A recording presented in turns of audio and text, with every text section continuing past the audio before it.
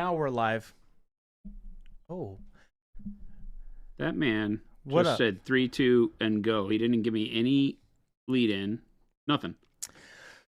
Nothing. Lumberjack, Alex, Brent, Plumpy, Rattlecan. What up, Chris? Is starting. Yes, Blacksmith. Go to painting. It is a miracle. Go to paint. I'm already painting. Go to paint. You Yeah. mean go on paint? Go No, on painting. Go on means when I say a Go on. thing. Go Go on to paint. Go on painting. You don't go on 5. Go on painting. No, that's not That's what like a camera 3 go. Camera 4 go. Go on painting. No, you don't go on painting. That's incorrect language. Go on painting. That's not. The term. Not. Welcome in, Travel Cedric, Blacksmith, Zilfer. What's up, nerds? Happy Friday, first day of Christmas break. Hey, Awesome. Christmas break. We're so glad you're all here. Today does not feel like a Friday. We're into that part of the year where it's like everything gets postponed until the New Year's. I feel like. Nothing gets postponed to New Year's. Never. Well, that's the way I am. Why do you feel that way? This isn't Because good. a lot of the things I'm trying to get done in my business persona are like, nope, we'll get back around to that in the new year. Oh, We'll touch base in the new year. you'll touch base? Hell, he'll touch base. It's a Christmas miracle, says sarcastic grandpa. Chris started the stream early. I did. I almost said Happy Christmas. Happy Holidays, Merry Christmas, all that good stuff. There you go. Brent, how was bingo last night? Well on your way to your Merrill run? Yes. We have all figured Oh, out. I know why. I have to be in the bingo hall by 6. We have all figured out that you are the one how you who get the does votes the and bingo Carefree. calling. That's how you get the votes in Carefree. Were you on the stream when I said that? I don't know. Because that's exactly what I said. Because am I always on stream? I think that's exactly the real what I question. said. I said that's how you get the votes. I'm always watching, Jason. That's what I said. I said that's how you get the votes. Stan says, when you get those fake parking fine notifications and stuff, had a little think before pressing the notification when Chris is ever early. Hey, but this is Christmas holiday. Chris, you're fired, says Blacksmith. Right out the gate. What? Right out the gate. I started early and I've been fired. I was like, wait a minute. I don't Chris know is how to doing handle everything that. right. I got to defend him here. What do you, so you're going back on the trim here. This is warm brown, right? Yeah. I don't think it's I don't think it's Christmas yet, but it was a miracle. We started early. Jason was over here on the other side of the building sitting around, and I knew what he wanted to do. He wanted to get in there. It was like a little kid wait for the bus. He's like, I want to get in there, man. I'll get on that bus. We're like, let's go start early today. I And don't he's think like, there's any kids that want to get on the bus. and then he's like, really, Chris? Really? And I'm like, yeah, man, let's go. No, I didn't even ask you. I just came over here and started. And you're like, hooray! And then he skipped all the way over here. It was glorious. You did not start on time. I did, Blacksmith. I did start on time.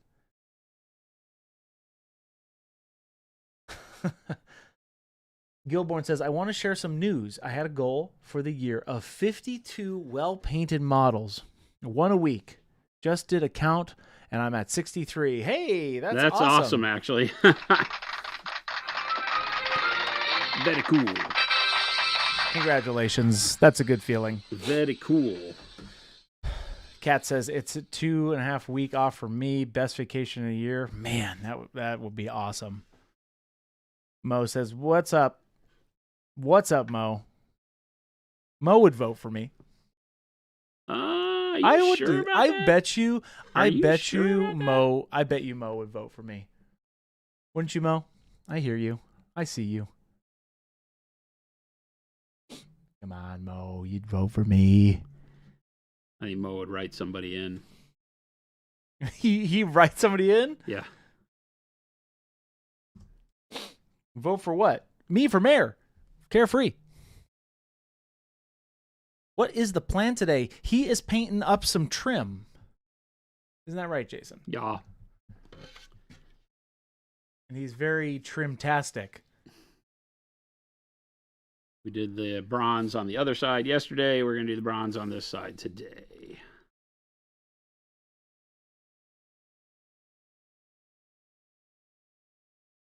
Photon says, hi, Chris and Jason. Hope you guys have a great Friday. It's a decent Friday. It's very good. Don't listen to him. Veltree says, any tips for painting wood? Not that kind of stream. Sorry. But we do have suggestions probably on painting wood. Jason, what are your tips for painting wood?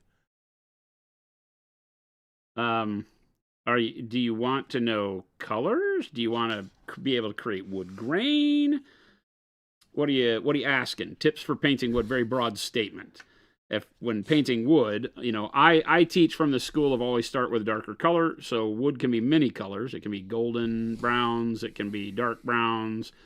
If it's a cut plank, it can be tans, and khaki style colors, very light. It can be dark and bark with lots of texture. Tons of nuances to wood. Wooden shields. Wooden carts. Wooden planes, All of them, I suggest painting from a dark color. So pick your poison. Start with like a dark brown, move to a mid brown, and then a light brown is the easiest way. I then tend to use our brown transparent paint and go back over it. So I use the light color in my arsenal. So for me, it's dark umber, light umber, and olive flesh. And then I take the olive flesh and use it to do textures like wood grain, dents and dings and things like that. And then I use the brown transparent over the top of all of it to knock the olive flesh back down into the midtones a little bit and then highlight it back up. I do the same thing for leather that I typically do for wood in most cases. But then there's times like when we did the wood grain on this surfboard, right? We did this is all just flat resin, and I did that, and that's all done in like golden browns and yellow ochres and things like that, and that's just, making the grain with the brush, just kind of creating a waviness and inserting some knot areas in every now and then, right? We didn't do the back that way. So there's, lots of nuances and lots of ability to paint wood in different ways.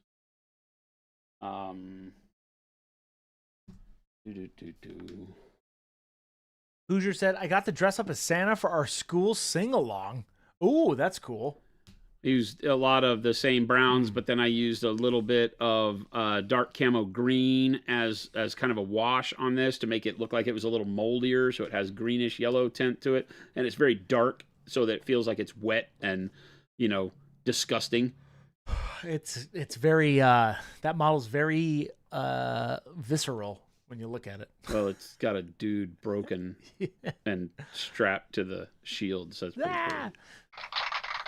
Super Duper John, 12 months. Thank you so much. Wow, 1 full year, Super Duper. Congratulations.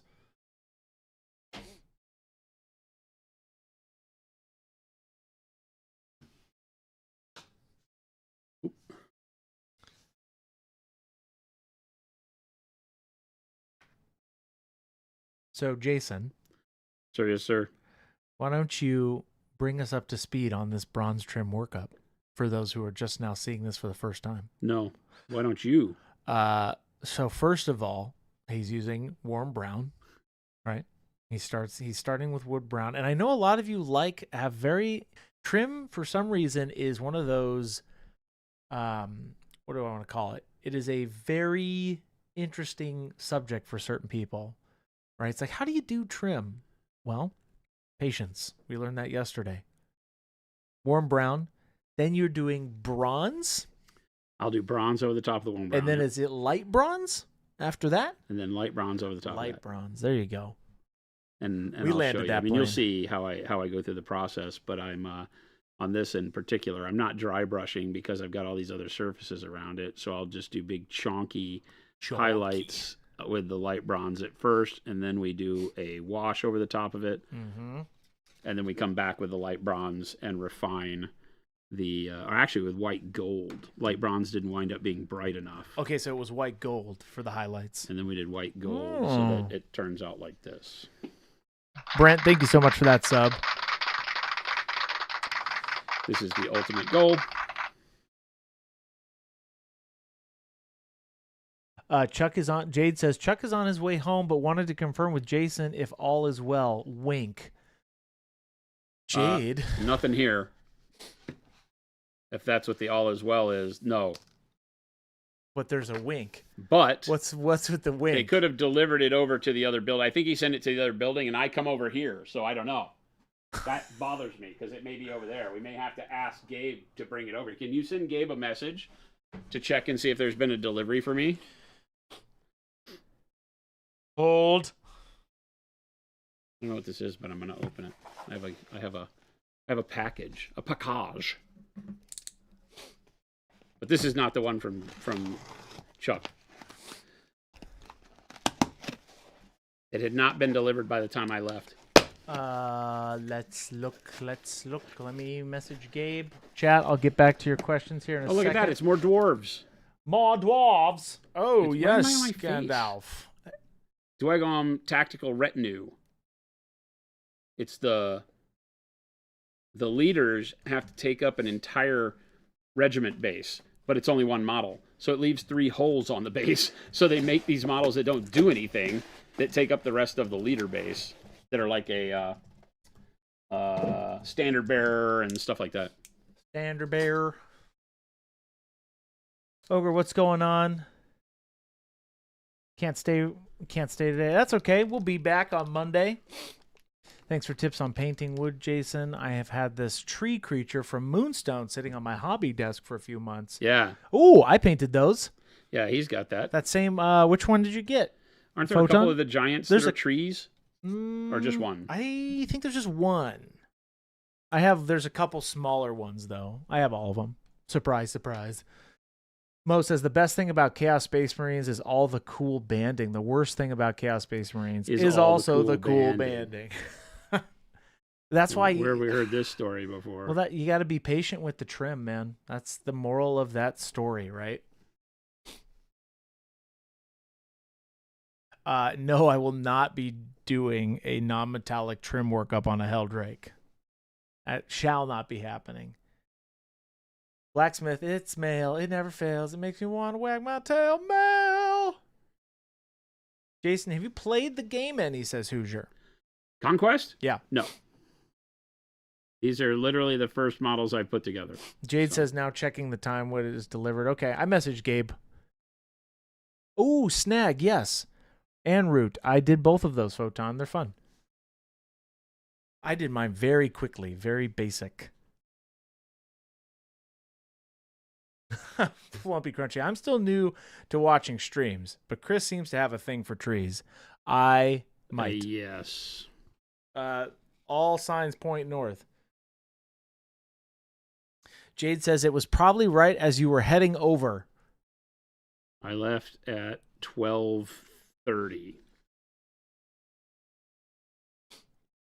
to come here because I had stuff delivered here too. I do like myself some trees. Bearpaw says, hello, Monument. Hello. Question. What was the workup on the gray looking spikes bits? Oh, like this? The spiky bits? These? His armor plating on his skin? That stuff. Black primer with the overspray and dry brush of everything else. I haven't painted them. It's funny. I'm not mad at how they look, but it is literally just the black primer with the dry brush of the bright pale green hitting some of the things that hit here, and the dry brush of the warm flesh from the flesh hitting them too. So it really is not meant to be that way, but it gives it kind of a stone feel. You can see how it's more yellow on the tail because of the warm flesh, and here it has a little bit of the pale green on it too. I wasn't trying to do anything with it. It just kind of turned out that way. I'm going to do those last. Christofferson as abnormal realtor of the plastic variety. Are you a good gardener in reality? Yes, I do love gardening. He has a green thumb for sure. Yeah, my family's been gardening for years. I definitely grew up around it.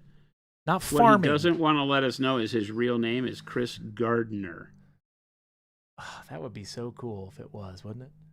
I mean, you can make that happen. Chris Gardner, I hardly know her. Shush. He's a great guy, though. No, Shush. I do gardening. Unfortunately, I don't have a lot of land, so I can only do it on my porch and such, but Because I you're in still like do a it. townhouse, yeah? Yeah. I don't have like a backyard. I have a bunch of patios, but that's pretty much it. No actual green space. No, nothing in Everything's the got to be ground. potted. You can still do some really cool stuff with Oh pots. yeah, I have now on the other side of that, I have huge pots on my patio. Huge ones. Even in Arizona, you can get away with some really cool succulents. And Mm-hmm. I, So, on the other hand, have an absolute brown thumb. Anything I get that is oh, not a dog dies. a brown thumb. That's interesting visual. Okay, I got myself a brown thumb. Oh, really? What are you saying, Chris? I sounded like a poop joke. No. I got brown thumb. I feel you. I recently got into Moonstone and having a lot of fun painting the whimsical models that Goblin King Games produces on the topic of tips. What about fur on a jackalope model? Man, I want that one too. How would you paint fur, Jason? Oh, geez. At first it's wood, and now it's fur. These are Yeah. very broad terms, man. You got to Fur help me out here. How on do you paint fur carefully? how Is about kind of the term what I about give. fur what about brown fur like on a rabbit? Like Yeah, the thing with fur that I'll tell you that is pretty much static across any model is that not all, well, very few models in our world have the fur actually sculpted in very well. So it might give little, tufts of hair that pop up every now and then, but by and large, you're having to create the illusion of fur on your own. So put your base coat color down. So if you're going to do like brown fur, do a dark brown base. And then as soon as you start into your mid-tone brown, you start applying it with texture, right? And you cover a lot more with the mid-tone brown and let the texture kind of, it isn't highly visible, but you paint with, separated strokes to be like little hairs that you're painting. And then as you move up through your highlight colors, you will start to see, if you paint every layer with that kind of, like if I know I'm using metallic paint, but if every layer is applied doing this, yeah. and crossing the lines over, and we call it cross hatching, right? And if you're just doing things like that, Right. that doesn't read well at all. Here, let me get some of the warm brown. There it is. So if I am painting like this, right? Because normally when I'm painting an area, I'm kind of doing this, right? I'm trying to fill it in. So you're filling everything in, and you don't have any texture. Yeah.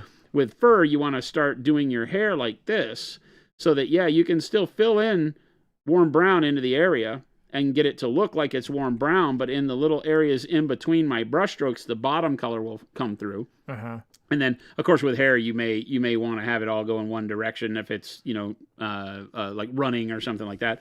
But with every subsequent color that you put over it, you don't have to trace the same lines. You just got to be kind of in the same direction, and it'll start to build up and look like fur. Yeah. Trying to think of what we've painted that would have that on it recently. If you go watch Baby Not J painting the recently. dog from Marvel Crisis Protocol, it does. And then like with me, we did this bear, right? And this guy doesn't have any fur. He's smooth plastic. But you can see how as you get to where the bright colors are on there, that it looks like he becomes fuzzy. But that's because every layer is painted with that same texture. Zoom in real close. Right? You can see how the darker blues, you can see stripes, right? And then the lighter highlights, you can see stripes. And that is what I'm talking about. It gives it a depth. It makes it look like it's thicker fur. That's the biggest thing to think about. But I still work from dark to light the same way I do with everything. Mo, you know. We know, Mo. Lumberjack says, question, is the go bag Neo, I think that's the one I got, the one that's a little go bag. Yes, that's the smaller one. Supposed to have a little bulge when it's loaded with paint and has a wet palette in it. I just got the little Game Envy one, and it's a bit too snug. Will the zippers hold up? Yeah, the zipper should hold, but it'll bulge out for sure. Will it fit in the back? Can you put the wet palette in the back? Oh. Instead of in the front? I put a, you should see mine is comically loaded. But I've stress tested the crap out of mine, Tim, so I don't think you're going to have a problem. Zippers are super high quality. Yeah. So they should not have problems. Now, that doesn't mean you can fill it to the brim and like have to yank the zippers with the back of your truck, like tie it to your tailgate. to close it, then all bets are off. But it should be fine. There you go. You're welcome, Tim. Take that one to the bank. Oh, Tim says it's too long for the back. Yeah. Oh, okay, yeah. I load mine up a lot, especially on the front there. I'll do multiple of those tin pallets that makes a bulge there, but I've never had a problem. Old man says, "Hi, Jason. Did you see the Titan Force came out with a Eve War for new Eden board game with sweet miniatures?" I saw it at Interesting. at Gamers Guild this weekend. It What was is a it? huge box. Oh, really? And it had minis in there for Eve. So I had never heard anything about it. I was just, while I was sitting there waiting for the guy to get out of his own way and tell me whether or not they had what I showed up for, I noticed this big, huge box. And it was literally a huge box game. And so I looked around on the back of it and saw the colored board game style models. I didn't pay a whole lot of attention to it beyond that. While I like Eve Online, it's not something I'm looking to like have a board game of necessarily. Gabe says, yes, it's here. It's in Jason's office. What is? Oh, Jade's thing. Wink, wink. Hey, Jade, is that for everybody or just me and Jen? Jade, are you there? I don't know. I think that was the for everybody one, and if so, then Gabe should let people have some. Jade, come in, Jade. Are you there, Jade? What's up, Avian? We got a large lizard. That's correct.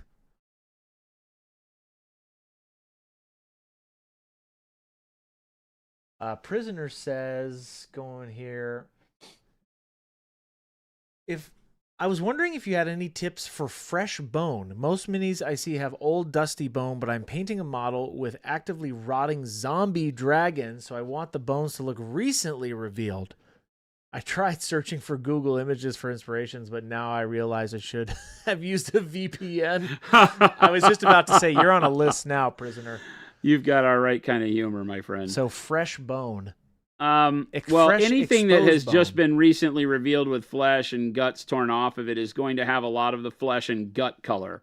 It won't have the bone color. So while I still start it typically with like a light umber, and then work into like an ivory, I will typically do washes over it that, I don't want to usually make my models overly bloody because it looks too fake.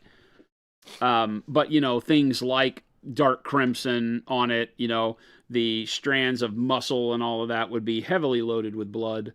Mm-hmm. And so there would be a lot of red, not fire engine red though, right? Mahogany, dark crimson, that kind of coloring to it. And then, the grosser yellows and things like that. Lumberjack says, it doesn't. I cut my thumb off and the bone was the whitest thing I've ever seen to that point. Really? No, that's only until the capillaries start bleeding. You're wrong. I mean, you're right, because I've done the same thing. I hit my shin and tore the flesh away from my shin, and I could see the white bone or the whitish bone of the shin, because the shock that your body provides instantaneously, you don't just instantly bleed like in the movies. I mean, I guess if a sword cut you, eviscerated you, you would have blood dump out. But when the skin parts, and then you see those little bitty red dots, and then all of a sudden it floods with blood. He's talking about zombies where the skin is not like immediate white, but it's freshly off, like within hours and walking around is my assumption, right? I turned into a zombie, the flesh is sloughing off, so there's going to be a lot of blood and gross nonsense on it, for sure. Jade hasn't responded yet, so I'll keep an eye out, Jason. Avian, when will you get into baking? We need to taste this magnificent bread Jade is providing. I don't know, Avian. They shared the recipe with Jen. That's pretty good. Pretty good. Nobody's asking me when I'm going to bake, are they? Yeah, when you get a bake, dude. Not happening. You ain't getting into the baking, man? Nah. Oh, he's baking. Nah. Chuck, I see you. I had a question for Jade. We got a package well, it's a from question you. for him. He sent it. She was just the forerunner. Oh, I see. We didn't think he was here yet. Chuck, is it for just Jason and Jen, or is it for the whole office? Hold.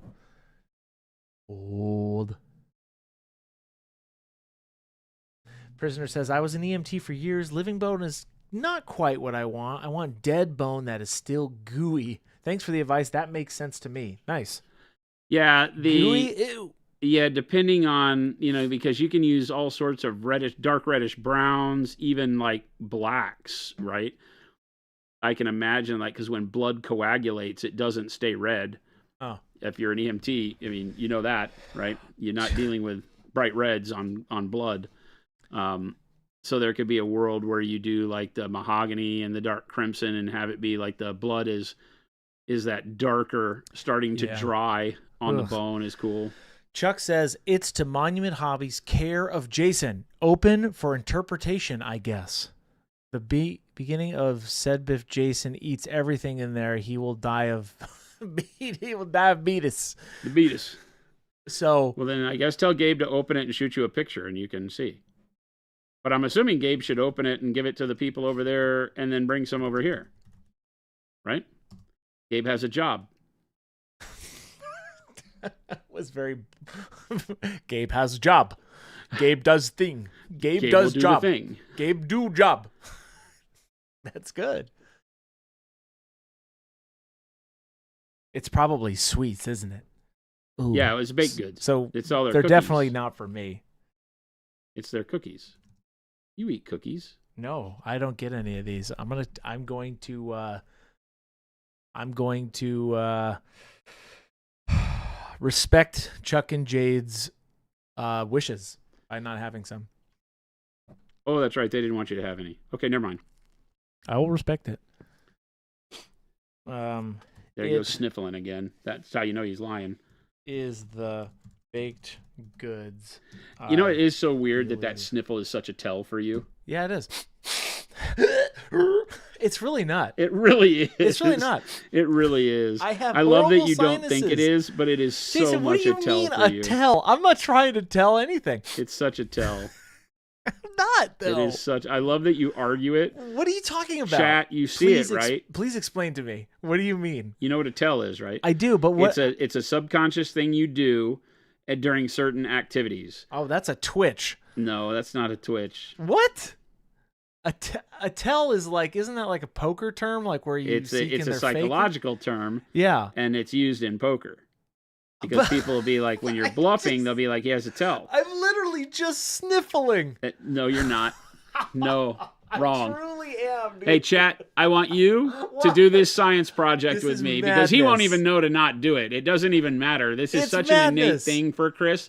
I want you to, we need to come up with a term that we throw in chat every time you get it. Every time you see it. What? There you go. Now I'm going to bring my breathe strip thing on. I have one of those things. It doesn't. You could put a breathe strip on. It's not going to change it. I guarantee you, it's a tell. It'll help with the noise though. It won't. The noise. It's totally a tell. Exactly. It is a monumental tell.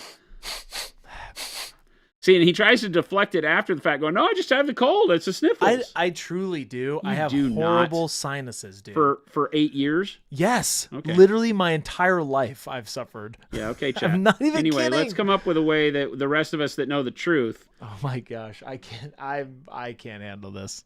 This is who I am. It's so bad. Because you want to know what's funny? Because my mom mentions that all the time. Like, hey, you're pretty sniffly. She's been saying that for 8 years. She's like, why don't you take medicine? I'm like, I don't want to take any medicine. I have horrible allergies. Speaking of allergies, not doing it. I don't know what I've done to recent past Jason, but I don't know, man. I'm just trying to go with the flow.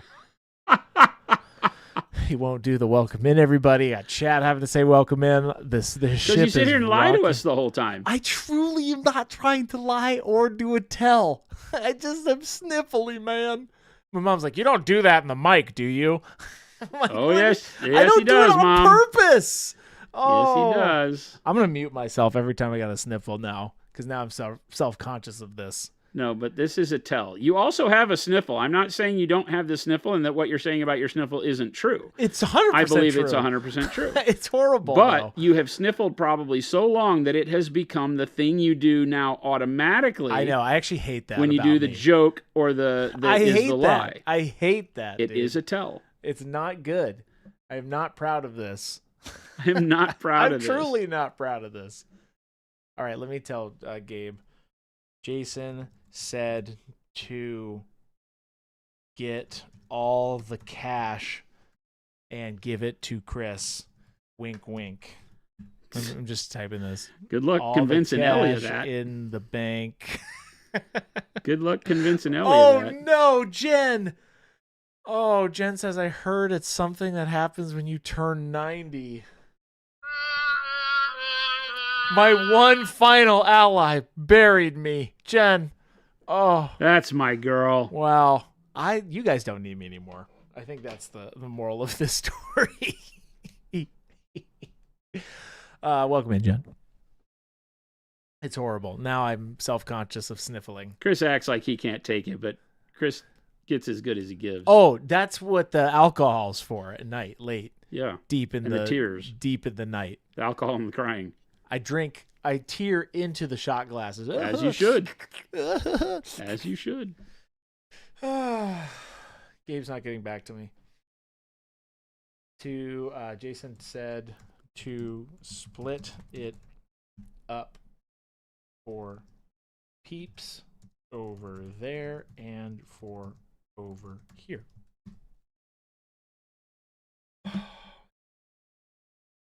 I've done my best, and I shall continue. No free puffer, said Chris. Photon, well, Chris, you shouldn't have revealed your age with Spotify rap. I regret everything. I regret all my decisions. All your decisions, like forever? No, I have zero regrets. No regrets.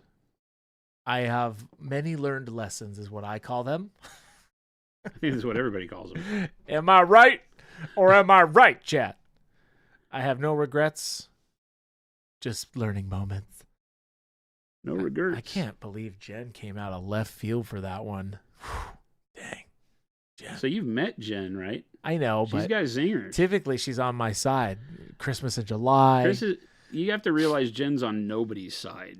No, I believe. In my reality, Jen's on my side. I'm going to stick with it.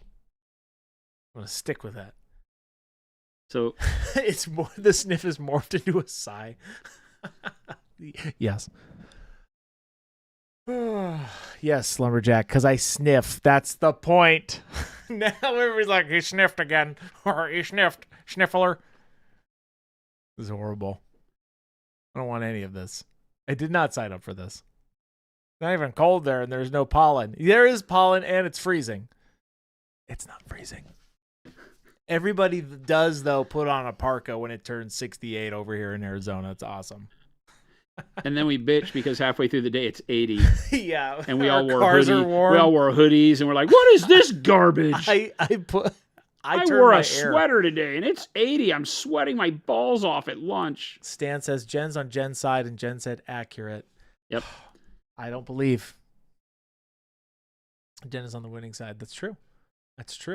Also true. I've watched her watch sports. Billa says, Who's your "Except favorite for team? sniffs." The one that's Hey, winning. Thank you.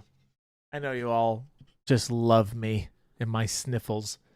We do love you, Chris. Now, if I actually The love has nothing to do with your sniffles, though. We're just calling you out for your tell. This is not a promo. I will bring that in on Monday and show you guys. Bring what in? The thing that goes in my nose that I wear at night. Nobody cares. I do. Okay. I'm going to bring it, and you'll see. It doesn't matter. It's You're not understanding what we're saying. Hey, for everybody out there who does suffer from that, try it out. It's actually amazing. I don't remember the name of the brand. No free pub. But it's the one with the stickers and the magnets on it.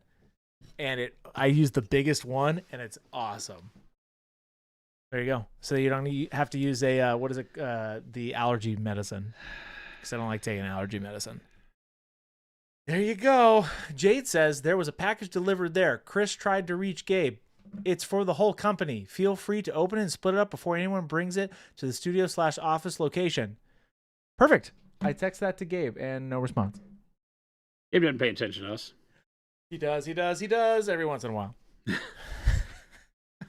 The stickers and magnets on. Yes, November. That's the one I'm talking about. It's awesome. monument version for the commercial. I'm telling you, it's great. Darko says, Chris eating some French fries, maybe a weekend to wash it down. If we need to, we can. Hey, the Wambulance? Oh. Now they're getting you. I don't know what to do. Chad, I'm here for you, regardless. Regardless of how you treat me. Regardless. I know you deep down. I keep this train on the tracks. I like that Jason, when I came in here today, I'm like, what are you doing? He's like, oh, I'm painting the boring stuff. I'm like, you know what, Jason? I'm going to say none of this is boring. Isn't that right? We're entertained by you. Plus, trim is a very hard thing to do. Well, I was doing the warm brown part. Oh, that was the boring under because they'd already seen me do that so much yesterday. So I was trying to get most of that done. But you are going to town on this model. You're flying through it. Trying to. It is. Anybody got time for taking too much time? Jason, did you not forget that you fired Gabe? You think you may be contacting the wrong person now. Stan, that's Gabe, true. you know what? He did. I thought Have that you was seen hilarious. Office Space? We just moved Gabe's desk down into Storage 101 and got his red stapler back. Lumberjack says Chris has the sniffles, but Gabe sounds like Chris with a stuffy. Gabe sounds like Chris with a stuffy nose. The world makes no sense. Chris, color of Chris's signature set, sniffle pink. If painting were boring, none of us would be here. That's true, Travel Cedric. Amen, brother. Amen, brother. Amen, brother. It's not. It's very mesmerizing. Is that the word? That is a word. No, is that the word? I don't know what word you're going for. I think when you're doing the trim, I don't think it's boring. I like it when you're doing your precision base layers with the trim. Really helps the people. Well, and I'm not even kidding. Helping. It totally does. What colors are being used on the trim, says November? Right now it's bronze over warm brown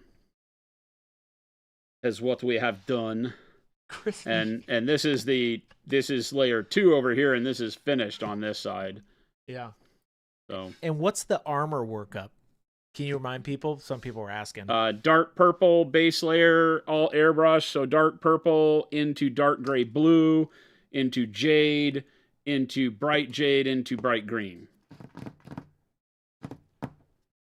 I am using metallics. Isn't that crazy?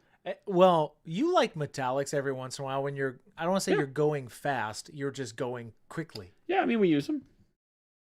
Oh, he uses them all right. Oh, I'll use it all right.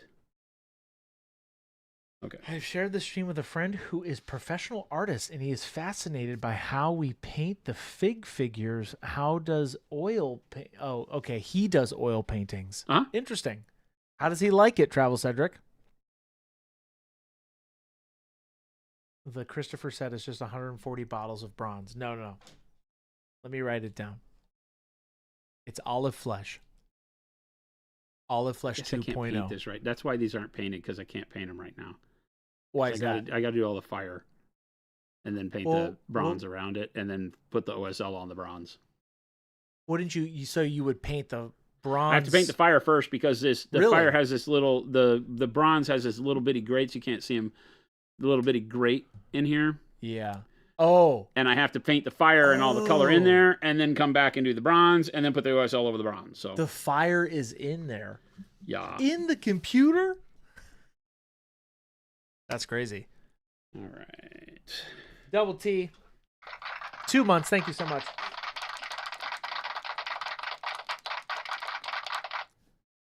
Emperor says, this trim is more exciting than the one I'm prepping.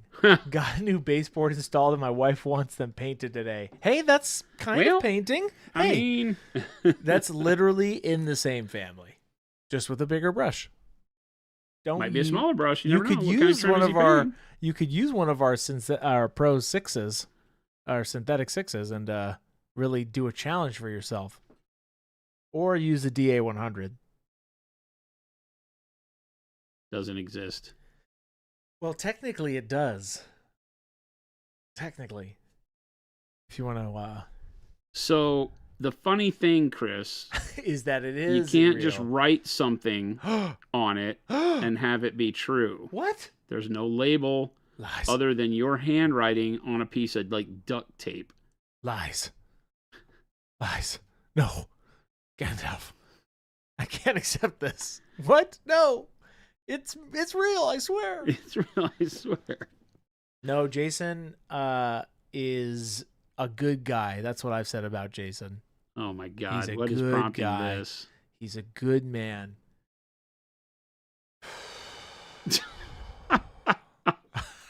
He's good. He's a pretty great... heavy sigh there, Chris. He's something, you know. Now this is the light bronze. Yeah, light bronze. Wow, what a day! What a day, chat. Why do you say that every day? It has been a day. It's not a bad thing. I think it is. When you go, what a day. It was a day. We got a lot going on, and then I sit. I have to change. I have to pivot. So I get settled in. I change gears. I literally change gears, chat. I have to turn the faucet off. None of this business happens around the office. I'm serious business 90% of the day. Isn't that right, Jason? He would totally confirm that. That is real fact. Travel Centric. It's Friday, Chris. Time to relax and get ready for the weekend. I know. But hey, man, when I'm at work, I'm at work. When I'm at home, I'm relaxed. I don't believe that. What? I don't believe you relax ever. Me? Yeah. No, dude. I do. I am very good at turning it off when I need to turn it off. Really? 100%. All right. That's the only way I can function the way I do. Okay. I would say, personally. I didn't hear a sniffle with Chris talking about Jason being a good guy. He's good. He's a good guy. Yes, I do. I do relax, Jason. Thank you.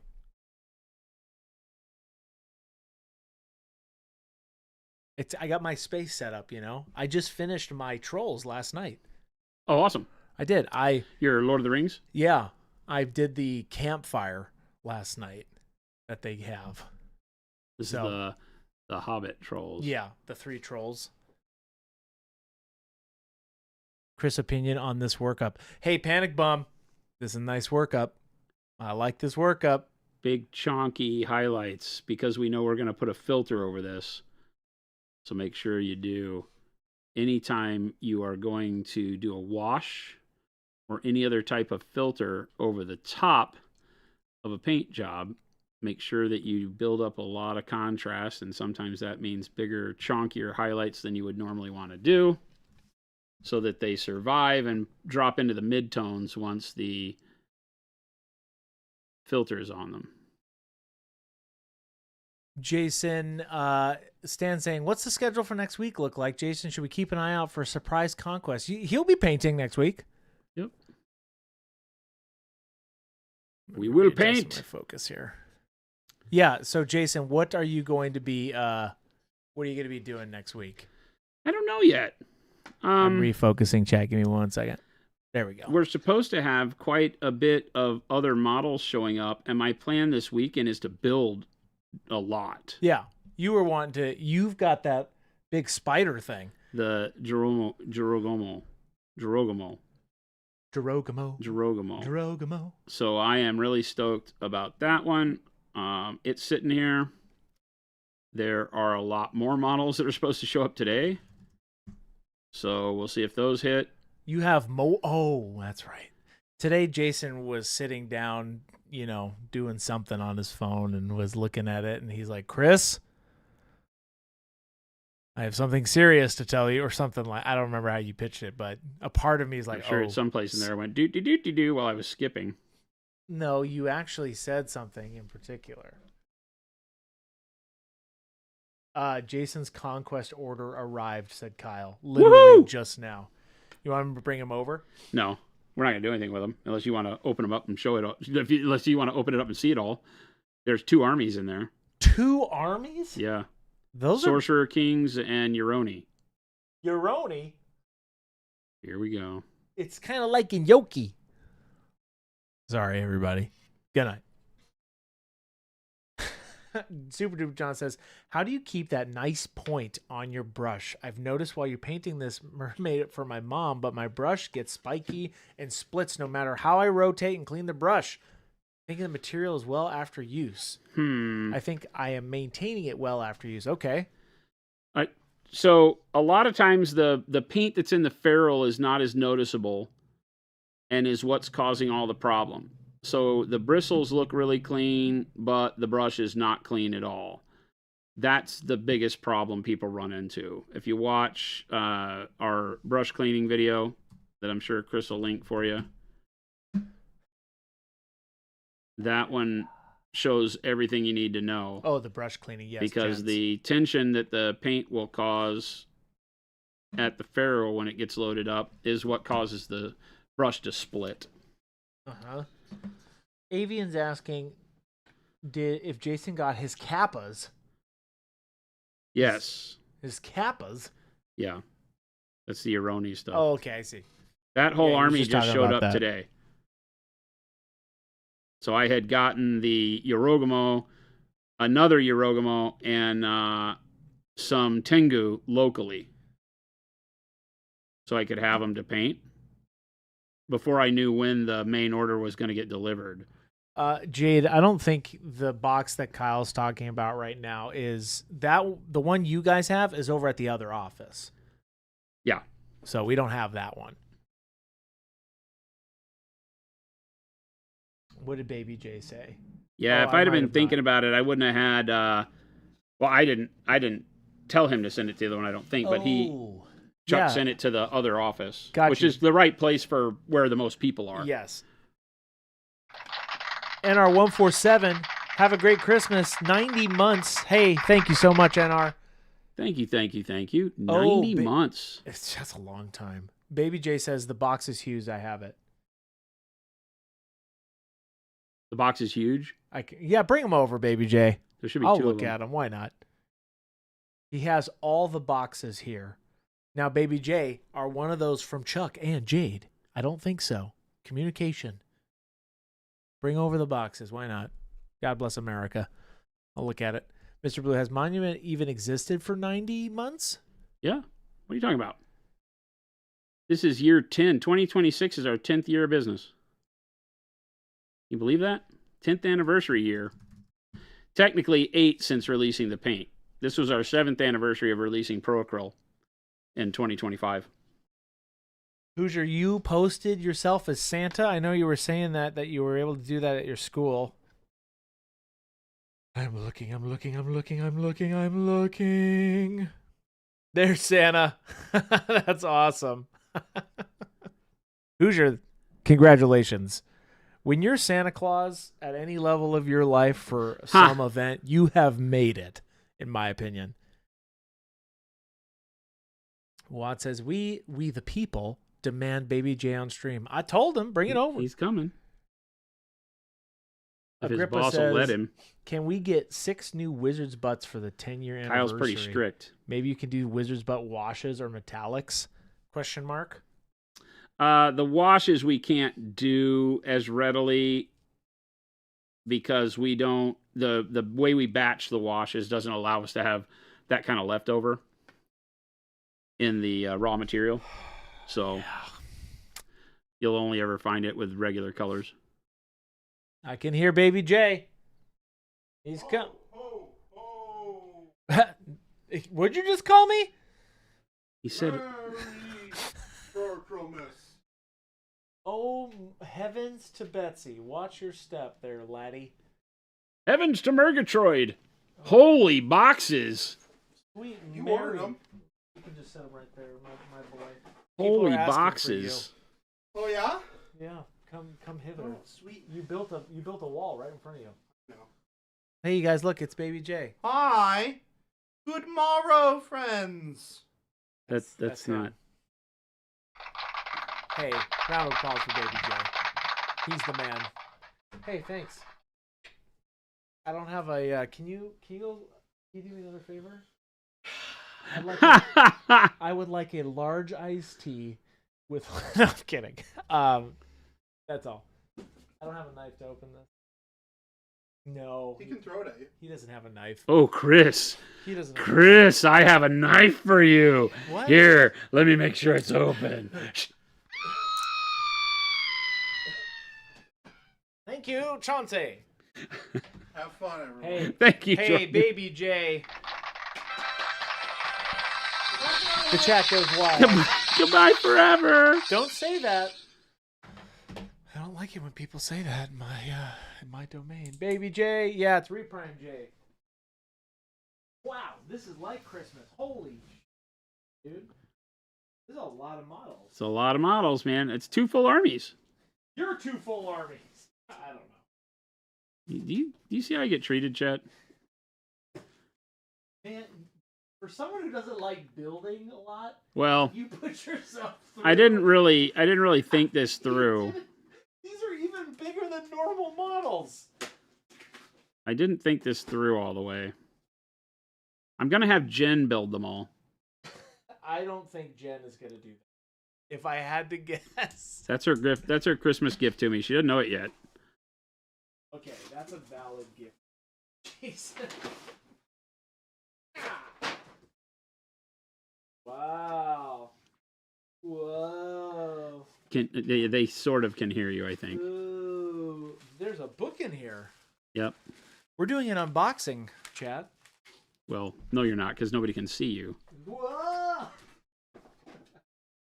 There's too much in here now. Holy smokes. It's a lot. Sponsor us. Are these frogs? Are these frogs? These kappa? These kappas? They kind of look like frogs, don't they? Frogs. Are those frogs? Your kappas. They look like frogs. They're kind of like frogs, yes. I would- think they have beards, though. Oh, are they turtles? No. Interesting. Okay. There is quite a bit in this box, Jason. Mind you, on the topic of clean brush tips, ways to avoid the tiny amounts of tip dry, especially when doing things like eyes. You get a tiny little burr on the tip, no matter how. Use a bigger brush. Right? Why is that? Well, the paint wants to wick down the brush onto the tip, Right. and it's doing that, and it will ball up at the tip if you let it dry. And when there's not as much paint, then it dries quicker. Yeah. So, yeah, the kappas are turtles. Gotcha. Turtles. Turtle-esque. Birds? Birds. Frick, yeah. Dude, there's a huge bird in there. These birds. And the other box from those birds is a Okay. huge bird. I'm into those birds. Those, okay. I see. Okay. Oh my goodness. Holy buckets. That's for you, Baldwin. Oh my. Chris is having the time of his life over here. It's like Christmas for Chris. Oh wow. These models are huge, dude. They're rad. These are big models. It's kind of a nice scale for. That's the whole point here. That's what we do, Chris. I don't know if you know. Nice to- I don't know if you know much about the company you work for. You know what? Is this Krampus? Yes.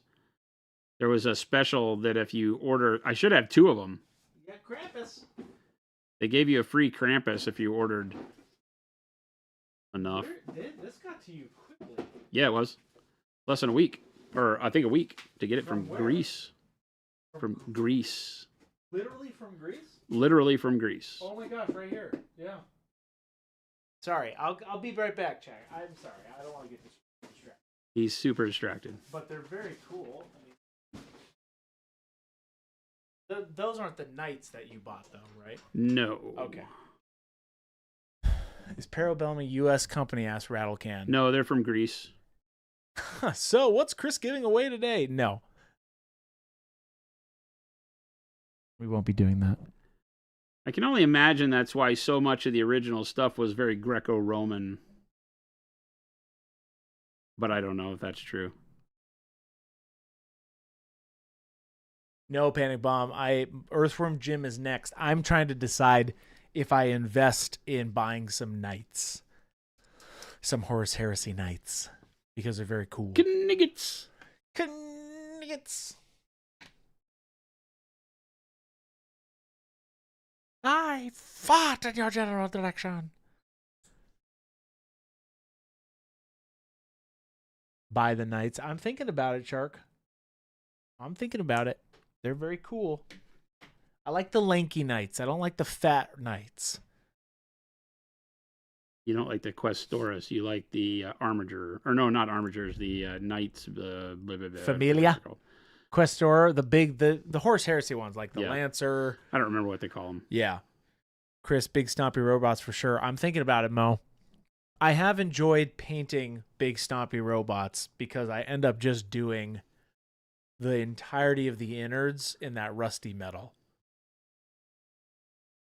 Chris is body shaming knights. I don't like the chunky I don't really ones. like the fat ones. I don't like the fat ones. I'm a knight. I'm a big knight. What are you talking about? Avian said, so will each knight have an armiger behind each of the coconut clapping together? Potentially, Avian. How great would that be? Hilarious. Somebody did that for their Hilarious. Bretonnian army. Oh, in I would. What is now Old World. But I would totally do that. there's been people all along the years that have done that where they've done like custom models with a squire running behind the knight banging coconuts together. I think that's just always, that is the gift that keeps on giving. Okay, Jade, I will make sure. Gabe's not answering me. He's probably working. He was doing one-on-ones, so Oh, that's why. Did you... We'll get it. We'll get it, Jade. they said it was on my desk. So Nurgle's really cool. I will probably end up buying the Nurgle models that are coming out for sure. they've been sold out everywhere. I know. I've heard about that last minute pre-order or something that was going on where they were just getting sold really quick. I want the fifth disc. Are they out? Yeah, they're out. No. Yep. No. Get Yeah, out. I mean, they went off a pre-order. They were delivered last Saturday, I think. No. No. I think so, because I've been looking at places that you can no longer, they went off a pre-order and they immediately went to sold out. Interesting. Huh.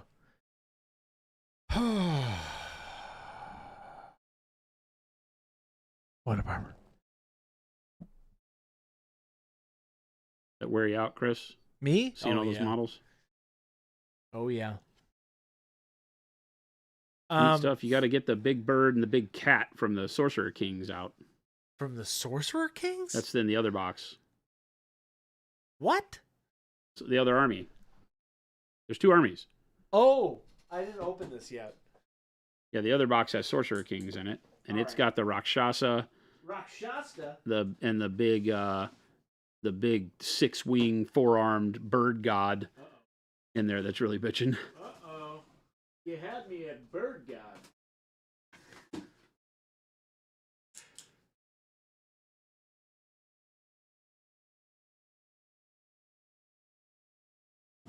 And everybody calm down. Oh, my. Oh, my. What am I looking at? There's like Ifrit and Jin and... Ooh, look at this big bird boy. Oh, did you find him? Is it this one? Oh my god, he's so cool. That's like one of the things I'm the most excited to paint. This is a big model. It's huge. Can you do him as a black raven? Yes, that's what I want to do. Oh, really? Mm-hmm. Perfect. Yeah, I'm going to do all the Tengu and stuff as Black Ravens, and that guy too. Oh, that's... Yeah. How to do black feathers. That's cool. There's a lot of cool stuff. I'm not smoking. I'm breathing. All right. Well, there you go. We own every army from Conquest. No, we don't. Not yet. Half. Oh. We own half. I don't play around. Yeah, I know you don't. He doesn't play around. Mr. Blue says, I know you say hue doesn't matter much, but What shadow color for orc or troll green? Question mark. Oh no, don't get me wrong. I say color matters a ton. It is not the most important thing, right? Your color choice is important, but when I say that it is like tertiary and not as important, I'm saying that it's not as important as value and volume, right? And so when choosing colors, rather than worrying about, what color blue is that or what color metallic am I using, think more in terms of, oh, right now he's using a brighter version of the base layer. And if you tune your head or to, your thoughts like that, then all of a sudden you'll be more on the road to making better color choices yourself. It's like if you just choose a mid-tone and then a bright tone and a dark tone of the same color, you're asking the right question, right? Because if you want to go underneath green skin, you said? Yeah. Orc green or troll green or whatever. Yeah, I like either like dark blue or dark purple. Dark blue works really, really well for green skin, though. Like I did on Hulk. Right. And I only didn't use dark purple on Hulk because he has purple pants. Right, which seems silly, but that's the key. Purple pants, purple pants, purple pants, pants. Nice. They're very cool models. Rucket, I ain't building those models. Oh yeah, you will. Me? Heck no. You're coming in on Sunday to Hobby. You didn't know what we were getting you into. No. I will not be doing that. I'm not going to build them all at once. Papa Chicken. Pick one of those armies and work through it. And a couple of models from some of the other ones to do like the fun stuff. But so this, popping closer. Yeah. So this was all done with dark blue underneath the green for Hulk. So I have dark blue, and then I go up into my dark yellow green, bright yellow green, and I did some magenta wash in between the muscles to give it a little bit of red and life to it.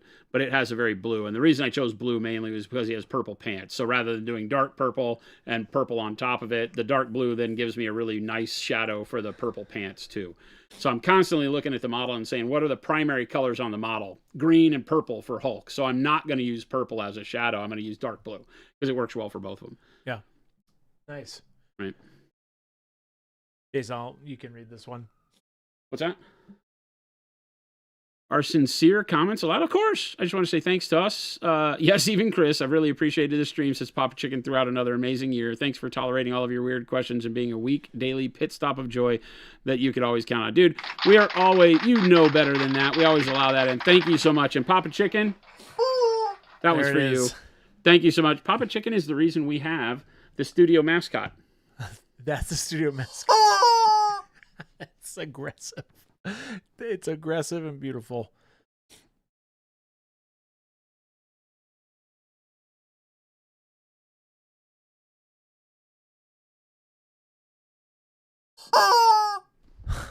That's great. God bless America and the troops. And the troops. Of course. That's why Thank we're you, here. Everyone. That's why we're here. Imagine having a boss that wants you to hobby with him and you still tell him. He tells me no all the time. Now, he says he's going to come. His answer to us yesterday when we said, well, it was Phil. Phil and I have been talking about hobbying, and he was like, what about Sunday? And I go, great. So he tells in our hobby group here at the company who wants to come. And a lot of people said, yeah. And Chris is like, well, I got to leave, but I'll be there for a little while. You led with how you can't do it for long. You know that, right? Look at him. He's not paying attention to us now, chat. He led with how he couldn't be there long. I'll be around, but I'll have to dip at 3:30 p.m. I'll be around, but I'll have to dip at 3:30, which means he'll show up at 2. I don't know what to tell you, Jack. I have a family affair. So you should be here at 9 a.m. Get your hobby on. You're right. I should do some work. Get your hobby on. I think we're going to be here at like 10. I'm going to be here at 5 a.m. working. I don't know about Well, you. This is when I get to work on stream stuff. It's when no one's here. Wilp. November says you should do tours of this painting room. I will pilgrimage. You get to come in and visit. We show should. people off at the studio all the time. Tom Foolery, hey, finally get to catch a live stream I usually watch while back at work. Hey, Tom Foolery, welcome in. Oh, I'm out of Chris, paint. you said you were into painting stompy robots, but I haven't heard a peep about you painting BattleTech. What gives? I painted my Urbies a long time ago, and that's the only BattleTech I really use. My problem is I painted all my BattleTech. You did paint literally all of your. Well, you've got. The I still have a mercenary- lot. I have more than I painted still. You have but- the mercenary box. You have a bunch of mercenary. Oh, I have stuff. tons. I have so much BattleTech stuff. It's not even funny. Yeah, I just use the urban mechs. That's it. But I put a picture of my current Titan progress in there. Kyle Kinghorn says, "Good morning, everybody." It's not morning. Morning, Fired. Good morning. He's just trying to get fired. you I know what he's trying to and do. you.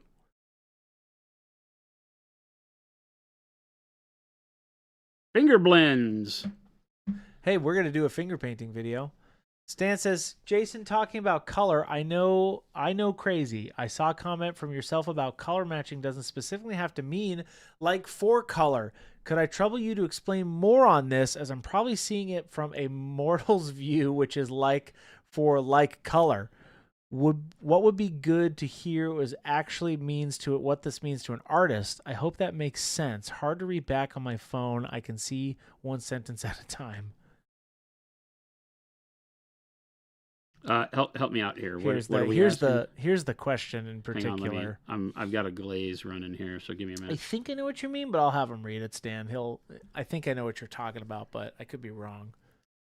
Give me just a minute, Stan. I'm gonna. Is this bright gold or light bronze? No, this is still light bronze, but Light we're bronze. glazing up Rocket. to our chunky highlights for all of the.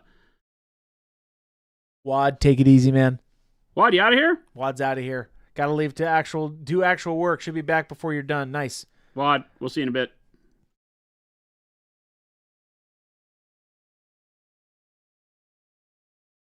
That's the point of Super doing the duper, chunky take it easy. Highlights, is because then I can come back with the bright gold, glaze it into the chunky highlights, and I can get my kind of the way I would do non-metallic metal here. I can get my bright spots all detailed out. But as a glaze, it won't be as immediately overpowering, right? It lets my metallic look like it has a bright spot, dark spot, bright spot, dark spot. So I get to kind of keep control of the metallic paint, which is something you don't get with metallics because they just reflect the light in the room. So I'm always trying to overpower them with my own light direction, and glazing the bright over the dark in certain areas is a way to help me do that.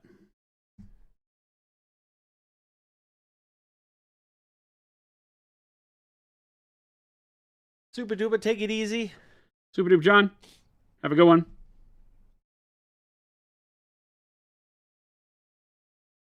Lumberjack says, on my way to my paint sesh. I'm in my natural stream watching environment, driving. That's one way to do it. You're going to paint tonight? Awesome. Lumberjack, I remember you said you had a group that does that. That's cool.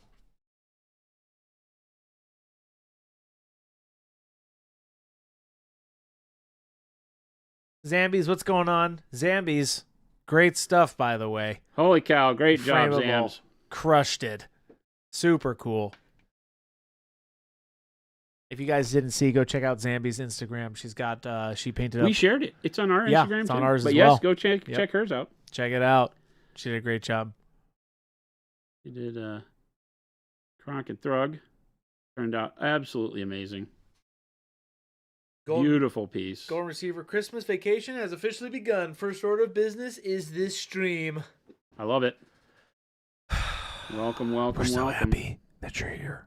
Welcome back. Nope. No, sir. No, sir. You're not allowed to sing. I can do whatever I want. I own the joint. Do you?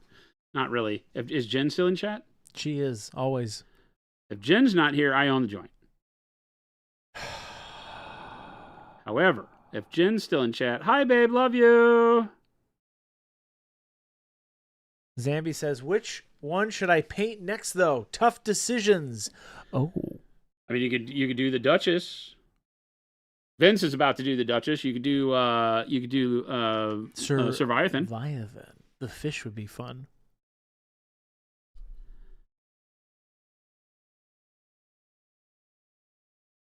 Vince has got the painting some Duchess on legions. Nice. his chopping block.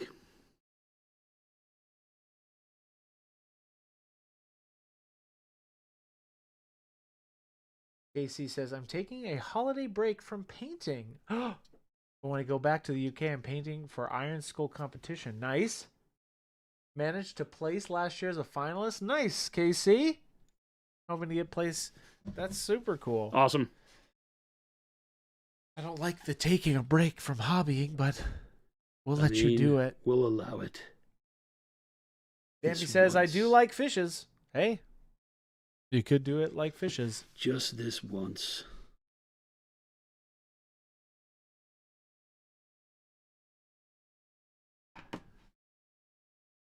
Dan says, Chris, one thing I don't. Hey, Stan, I can't compute. Beep boop. Remember, I'm a robot. If I can't understand your question, I can't say it right. All right, bingo. Me likey. I mean, if you're into that. Okay, so what was Stan's deal? Let me go back up. Here it is. I saw a comment from yourself about color match doesn't specifically have to mean like for like color. Okay, so when things are color matched, it's a broad term. You could be talking about, like, I need to color match this particular door paint on my car, and that has to be the same as the rest of the paint color, right? So there is that. When we say that we have stuff that's color matched, like our dark purple primer is a hair different than our dark purple paint. But they are the same hue. You're just talking about tones and shades of the same hue. So like the red oxide primer is darker because the primer is meant to be a base coat when you're using the color, and then the red oxide would go over that, because why would you paint the same color? The process for us is step by step how you would paint the model. Base it with red oxide, then use the red oxide as a mid-tone over the top of it, like you would if it were a black base coat, and except now you're color matched with that is the meaning for us, right? So Okay. That makes sense. yeah, because somebody in the chat, either ours or one of the other Discords I'm on, was asking about why they bought the red oxide primer and said it was color matched to this, and they were upset because the red oxide paint in the bottle is brighter. But you also have to remember that the paint in the bottle always looks brighter than when you paint it out. It will dry once it cures, but it still won't be as dark as the primer. What's going which on? frameable has sold the best so far? They were neck and neck. I would have to check. I haven't looked in about a week. I don't look at things like that, really. They're all selling very well, so. So what's next on this thing, Jason? What are you going to do? I got to let this dry, and then we'll do the wash.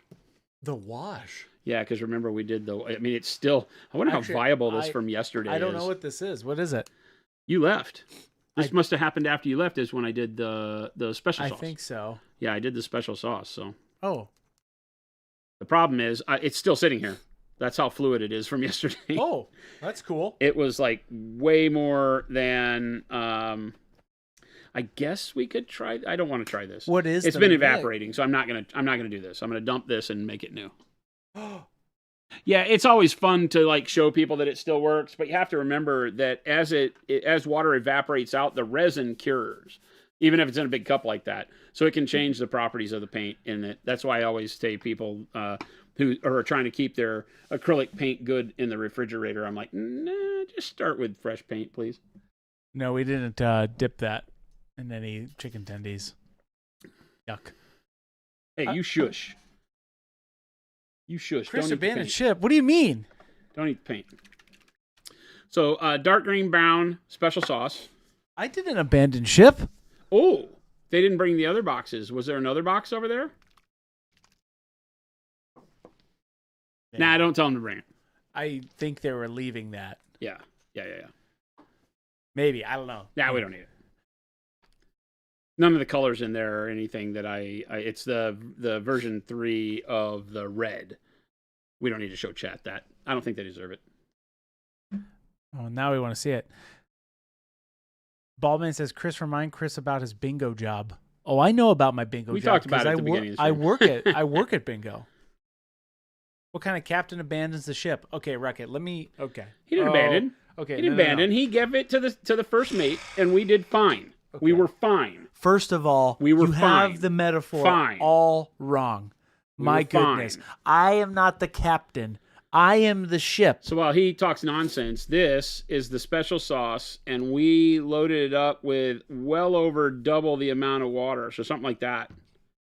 So we did like 2-to-1 water to special sauce. And I think I wanted actually a little bit thinner, right? So I'm just overloading.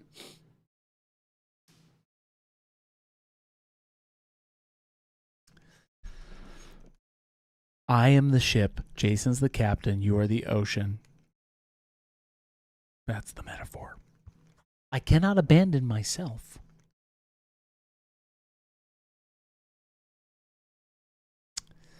See? It's a perfect trifecta.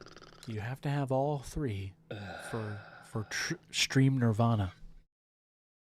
Just saying. Oh, a lot of sighs today, chat. A lot of deep, deep sighs. Blacksmith, is it no oil?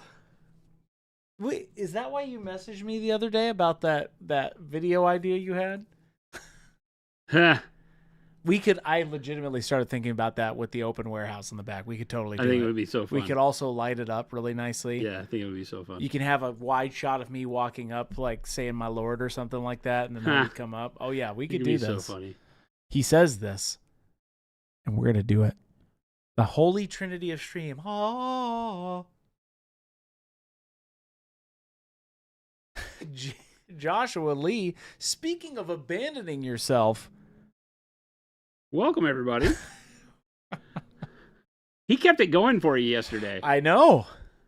Chat, if you don't think that I don't watch stream while I'm not in He stream, doesn't trust us you're alone. A fool. He doesn't trust us alone is what he means to say. Almost zoomed in for Jason when he went over there to zoom in.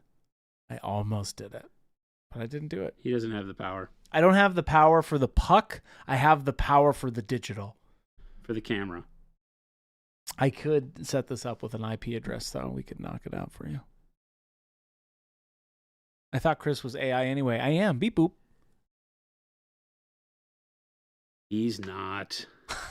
I like how Jason had to legally say that.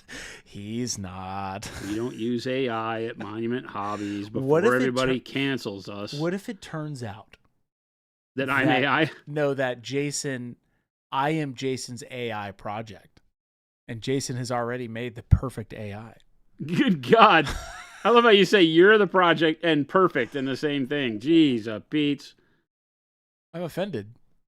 You've offended me. I'm a good AI. I'm a good AI. I love AI. I'm a real I love myself. No, I will not do a digital soundboard. No, I won't. I can't and I won't. Nope. We're an analog studio here.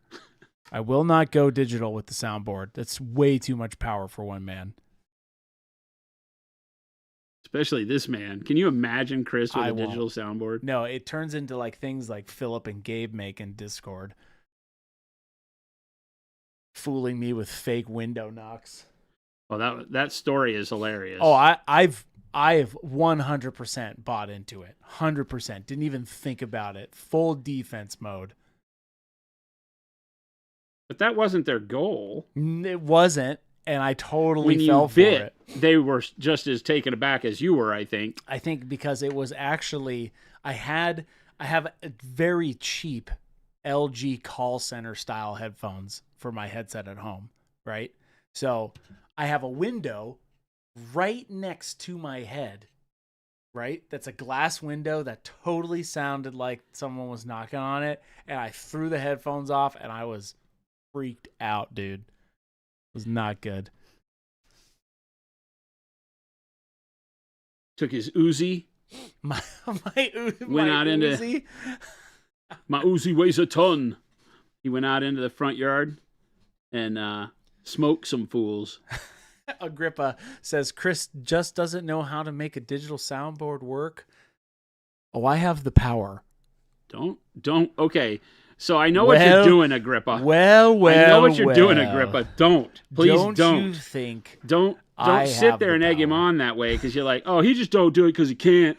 Because then he will. Don't tell me I can't do something. See, then it causes problems for me. And there'll be noises. No, we're not. Digital sounds. Look at this. I got so many. I got a basket. There was so much more fun.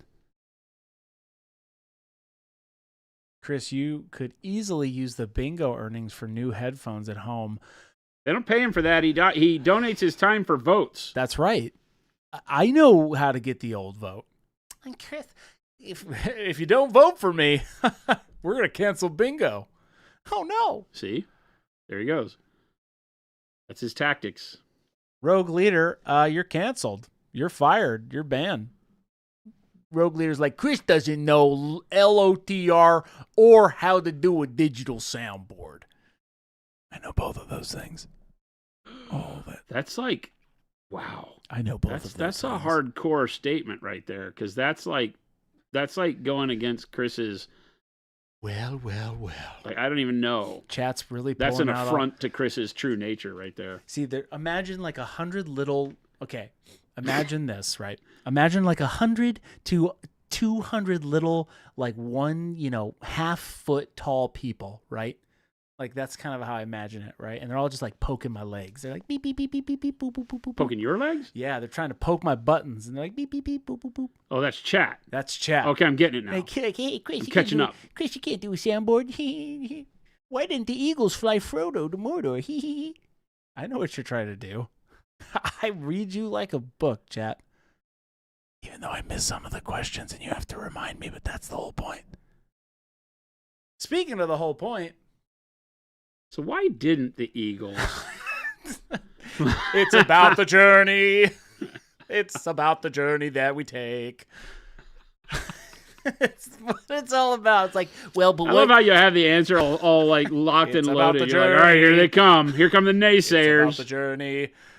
That's like saying, why do we breathe air? Like, come on, chat. What are we doing? It's Why- about the journey. Why is the sky blue? I don't know. It's Because not. it is. It's not blue. Why? Hey, but why is the sky blue, Jason? It's not. Is it because of the ocean? Is No. it the reflection of the ocean? No. Water is also not blue. And Vitals is like, well, why the heck do we breathe? Okay, that's the point. I just love the voice. Why do we breathe air? So why do we breathe air? I don't know. Rings of Power showed me Mordor was made my run. Hey, it's about the journey and the story. And good night. So why do we breathe?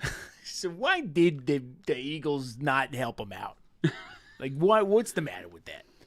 I don't know, man. It's called a plot hole, chat. It's called the plot hole, I guess. It's not about the heroic journey of a small, insignificant being taking out the world's evil.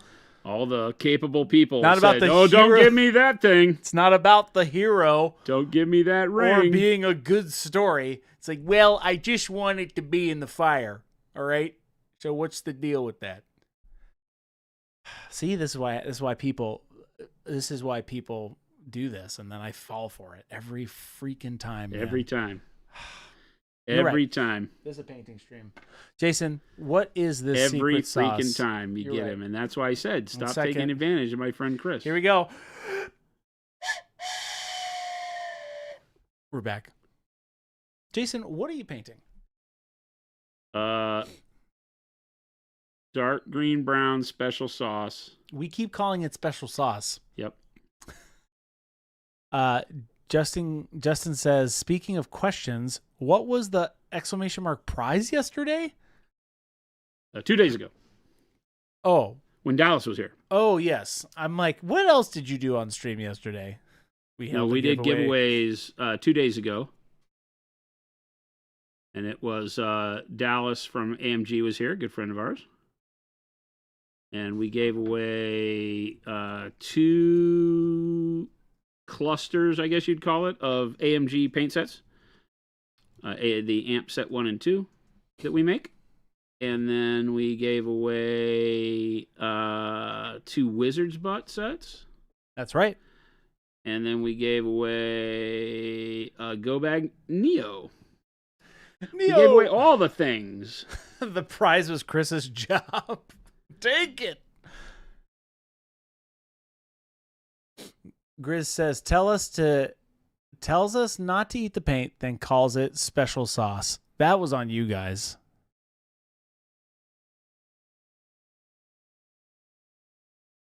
So I won't do that, chat. I won't do that. I won't fall for it. Now, He will. I am getting us back on track. I will not be baited any longer. Jason, why did you decide to do this wash over anything else? Why this color in particular? Because it would bring the bronze back into that kind of realm of greenish tarnish, oily green tarnish. Oily green, okay. Are you going to wash anything else on the armor? I don't think so. I like it. Pikmin says, any info on Adepticon announcement? It's happening. Any info on like the competition? I bet you that's what you're talking about, Pikmin. My goal is to announce on at the first of the year. I might do stuff beforehand, but I'm still awaiting judge confirmation. I want to be able to announce it all at once and be able to do some of the name drops of the people that are working with us, stuff like that. So I'm working on that. I had a lot of emails today. It's going on in the background. So I'm hoping to have good stuff here pretty soon. If that's what you're talking about.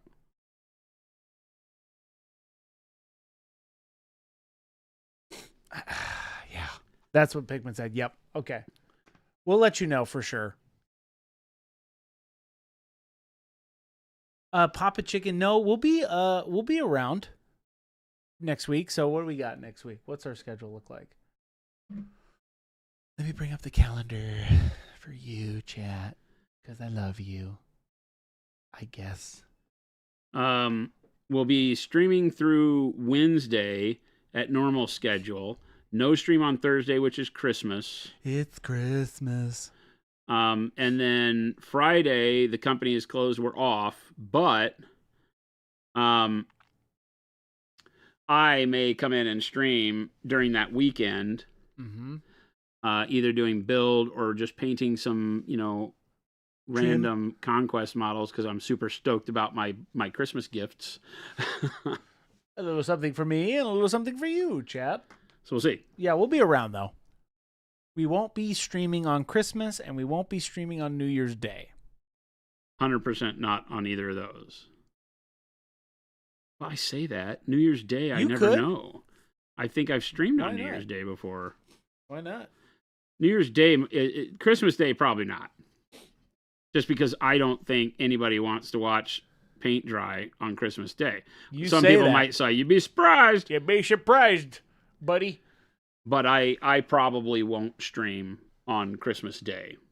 New Year's, on the other hand, I've had good success in the past with people, wanting to hang out on New Year's Day after, cookouts and barbecue and all that kind of crap. So we'll see. All that kind of crap. All that kind of crap. All that kind of crap. This year, we streamed on January 3rd is when we started. That was the first day in the new studio. And by new studio, just the new setup we did. Yep. And this year it'll be January 5th, and we'll be here. We're not redoing the studio.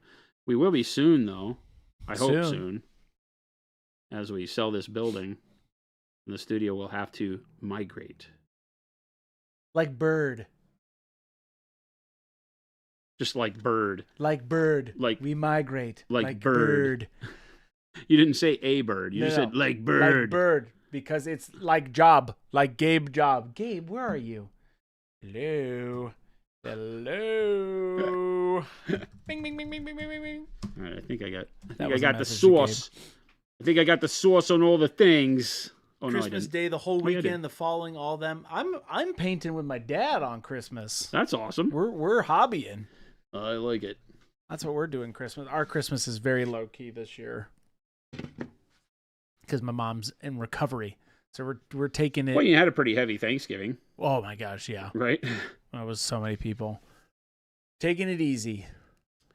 So you can see how the filter, and I'm just using our upcoming, our answer to contrast paints. I just thinned it way down 2-to-1 water to paint and put it on over the top, and it gives a really good consistent filter.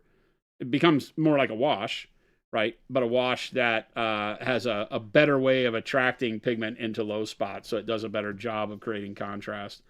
So that kind of greens out the bronze, and then we'll go back and highlight it, and that's where we'll get to this side, the way this side was. Sorry, I'll get it back in focus there. So that's fine. Thing looks pretty cool. This is also a huge model. It's really big. Chris, after 1-ish year of producing, what have you learned? What are your big takeaways? Where do I start? First of all, dealing with your crap. My biggest thing is that what I've learned in particular is that Hey, Chris. Why don't you spend some time reflecting on that? He's not letting me answer this question. I'm going to answer it. I have that learned. Thing knows too much. I've learned how much liquor one man could have in one evening without dying or passing out. That is what I've learned from a year. Hey, how many Kleenex does it take to wipe away your tears? Do you know that number yet? I stopped with the Kleenexes and I used this microfiber towel because it was way too much money. Do you wash it every night? With the tears. It's like it's its own little ecosystem. Tears aren't self-cleaning. Papa Chicken, I've learned nothing. I've learned that life is a cruel joke, and we're all just living in it. Papa Chicken, for real this time. I'm being serious. That one man can take so many slings and arrows and still have a strong center. There's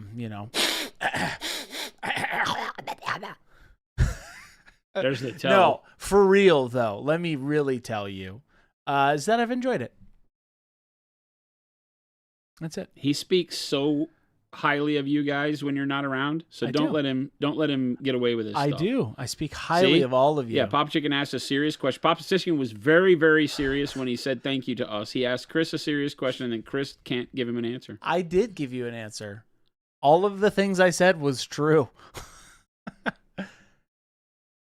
When you first streams and you have the big Mao Ying Dragon Mini for the orange skin, is that the Age of Sigmar one? I think so. Is that the one for the... Let's see. Is airbrush dry brushing the best way to do large scale skin, or can you paint the skin normally? That's what I did here, but yeah, it works great. It depends on how fast and what kind of quality you're looking for, right? This was airbrush followed by dry brush, and then we did a filter over the top of it, and then dry brushed it again. So it can work really well. I'm going to go back and do the same kind of brush. You can see how I'm doing my brush highlights on the armor to get the chinks and the dings in the armor worked out. I'll do the same thing on the skin too. So it can be really good to go fast on a larger model like that for sure. I typically say do the dark mid-tone highlight. If you're doing airbrush or brush, doesn't matter, but do your dark base, your mid-tone color, and then your highlight color with the airbrush. Then dry brush an even brighter color to catch scales and things like that, but be very easy with your dry brush so you don't deliver a lot of texture onto the model. Once you have those highlights all done, then you can do like a filter over the top and then re-highlight it if you need to, so it gives you a lot of room to play. Chris, do you feel a much more confident painter now than you did last year based on what you've learned painting-wise? I would say yes. Yeah? Well, it's kind of that's the reason why I know golf, right? Oh, from filming it for so long, right? Because you just kind of hear it enough, and when you're out there doing it, you kind of remember what you've heard. And it's just about repetition, But I have definitely been more into painting this year. That's for sure. Tom Fuller says, Chris, please don't become a motivational speaker. But yes, I've definitely learned a lot. Panic Bomb. Everything I said was 100% fact and true.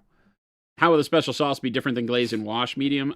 Because the way that those contrast style paints work is that unlike a wash where you want it to apply a fairly even filter and then build up in the low spots, the contrast style paints want to be kind of a semi-opaque finish, so they deliver way more color than a wash would, right?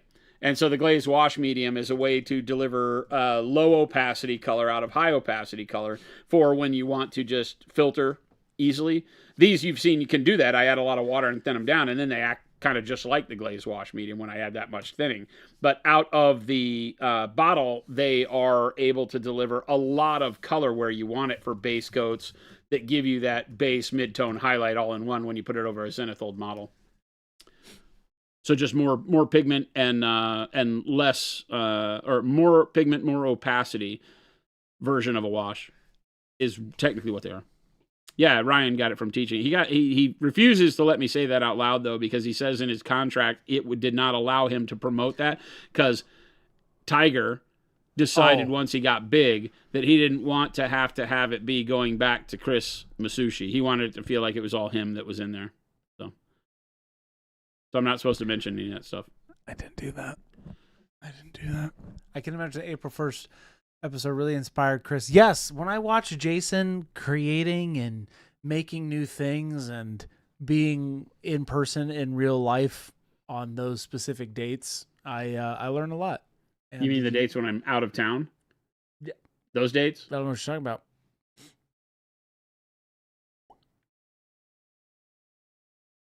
Ryan, yeah, no problem. I didn't. Yeah, it's fine. It's fine. We don't talk about this stuff. Are you guys coming over to the UK in 26? Sadly, it would be very expensive to come to you. Tom Filler, yeah, we'll be over in the UK. We'll be at UK Games Expo. Possibly some others. We'll be in the EU quite a bit. If you want to zoom over to some of the stuff going on over there. We'll be doing SMC, Contrast, Spiel, Luca Comics and Games, I believe. There's another big one in France. A lot of littler shows too. So we have a lot of shows we'll be attending. Will you go to Camelot? I don't know Camelot, TK. You know what, Papa Chicken? I will answer your question. Is that a serious question, or are you saying will we go to? I think TK is in referencing Albion. I think he's referencing King Monty Arthur. Python. King Arthur. The Knights of the Round Table. 'Tis a silly place. 'Tis a silly place. Right. Papa Chicken, I have learned a lot from this year. From Stream. And learning Stream and learning how to essentially run it. It's definitely a very different format from what Monument was used to the last couple years. So, and I think everybody's really been enjoying it. It's a different vibe in the way of how you capture it, but that's how I would seriously answer your question. T. Schmidt, you got cookies? We have cookies, but they're in another building, and Gabe Gabe's not just answering us, texted which means he's stealing the cookies. Gabe says, I've been working. He said, eat the paint. Oh. Stan says, will you be at splittable. UK Games Expo personally? I may. It all depends on timing for me on what else has to be going on, but there's a good chance I could go to UK Games Expo this year. He has it, Jason, but they're not. They're not like super splittable up. He's got to. I see it. They're all in Ziplocs. And Well, there's pumpkin bread. I'm just saying, don't leave them there over the weekend. Let people have what they want, and then bring them over here. Is he coming back?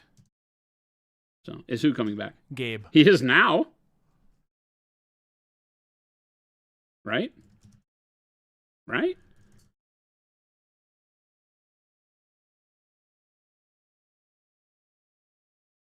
Ryan, you did your Space Wolves and used mahogany as your base. Shadow color was slate gray and cool gray over. It looks sick. Yeah, that brownish red would be really cool to give it a dirty look, I bet. I love it. Tadpole Jackson says, who is your favorite member of chat? Are you trying to get us killed? Like, that's not a question we can legally answer. Because we definitely have a favorite. We sit around and talk about our favorite all the time. We've come to, as a group, to know who our favorite is. We each have our personal favorite, but we know who the top dog is. Can we ever say it out loud? No. Now everybody's wondering if it's them. Oh, I bet it's me. We all love you. We love bet it's everybody. me. We love all of you. It's Chuck, isn't it? Definitely Jade. No, it's not Jade and Chuck.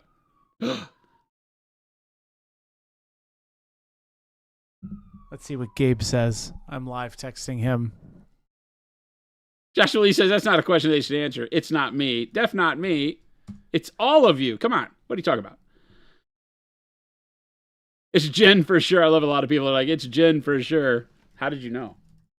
That was supposed to be our secret. Jen has to be our favorite chatter. You know that's the right answer. Collectively, as a group, we pick Jen. She's always watching. Is it Little Billy? That's Chris's favorite.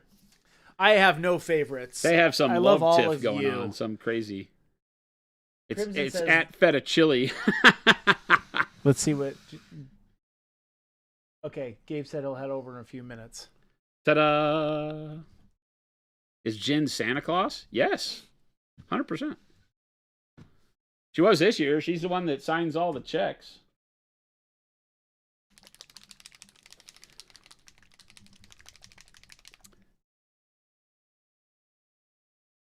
We'll see if Chris asks what color I'm using now.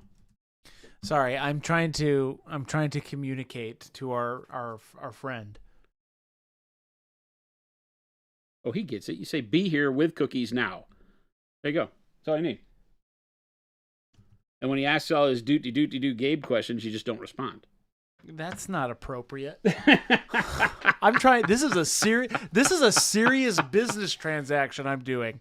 There's cookies at stake. There's cookies This is involved. not a. This is a serious thing. I am not trying to fool around with cookies.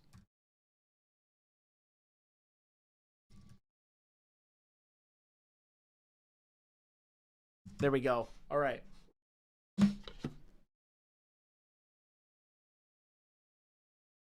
Some over there. Okay. As long as some people over there get some and some over here. Here. Yes. That's the goal. That's the goal, Jason. But they show up before, like right before everybody leaves is the problem. Yeah, he's got a bunch of stuff going on. I think he had a bunch of one-on-ones today. He said he's going to try to get over here by 4. Before 4. I mean, he didn't have to rush it unless he's doing it for himself. Chuck says it's the biggest shipment to date.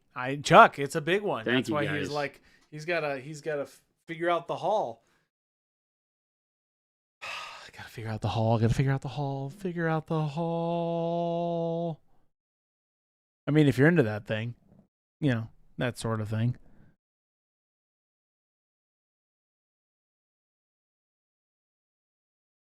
Speaking of I'm not doing it. Speaking of not giving Chris $1 million, Also not doing it. no, you said I'm not going to do it. You get it? That's It's not like how a, that- it's I like an said- no. a. Oh my god. Welcome in, everybody. We're painting today. Hopefully you are too, or you're gearing up for a nice holiday thing. You know, Chris, what exactly is that type of thing, and how does one become into it? Great question, Tomfoolery. You know, if you're into that sort of thing, then you can just be into that sort of thing. You know? It's Thanks for that, Chris. Hey, Very informative. that's why I'm here. For you, the people. Love the workup on that model. Yes, I do. And I love this workup on Jason's model. And Anna, I believe that's what you're saying. You're saying that you love this workup. I mean, if you're into that sort of thing, you know, people might be like, I don't like this. It could be. I don't know. Hopefully it's not. Tomfoolery says, have you ever thought about a career in politics with such a concise answer? As a matter of fact, yes. Remember, he's running for mayor for by Carefree. giving away free bingo nights. Hey, ladies and Watch gentlemen, this guy. you can come to my free bingo night Watch as this long guy. as you cooperate. Watch out for Chris. Chris is steadily moving in on your grandmother with bingo Ladies night. and gentlemen of the jury, I would like to present to you bingo night. Stan says, I'm coming to the part of the model where I lose motivation, really trying to push past it. Jason, how do you do? How do you get past it? Besides, I have to admit, like, I've said a million times that I keep another model that I can go to, and I don't get mad at myself for saying I need a break. I don't want to work on the model that's in front of me. Like, if I were getting tired of painting this guy, I would move on to something else, and I'd have another project that was not just another model in this army, preferably, because it's just going to be the same colors, right? And give me the same stuff to work with. So I typically like to look at it like that and say, I've got something else on the desk that can take my mind away from the colors. Because a lot of times when you're bored of painting a thing, for me at least, it happens at the time where I'm doing the details on parts I feel like I've already painted 60 times. It's like, oh God, here I am doing the highlights again on the nose. And yeah. And it's just the way it goes. You just got to be like, well, you got to keep powering through. Stan says, yeah, but that's why I started this model.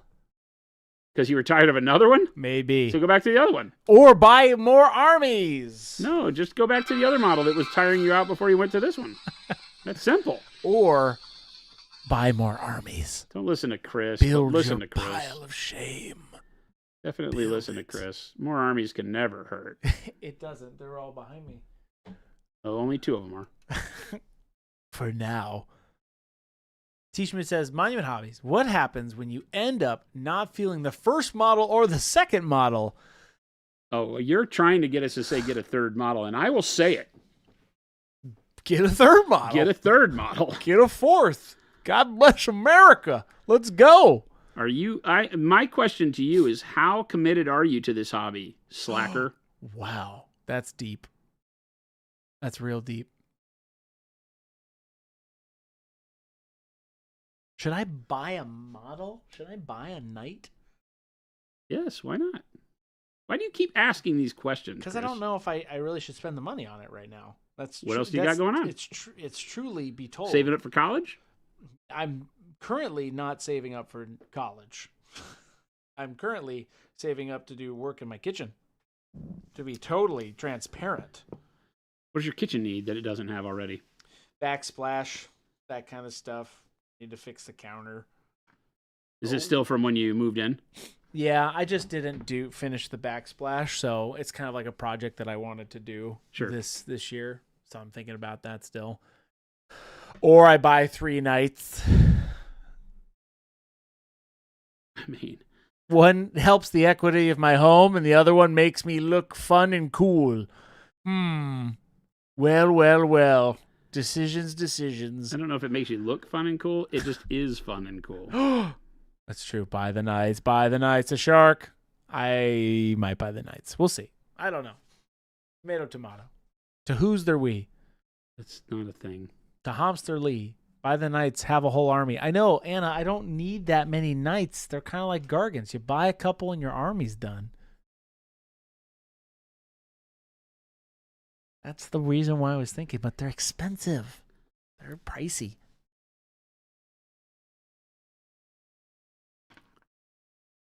Go on and buy them used. There's a lot of people that get rid of that stuff. Used. You can get on eBay probably and get some knights really cheap. Don't be afraid. I see. I've done it a million times. No, I've bought so many models off eBay. Depending on if they have the base.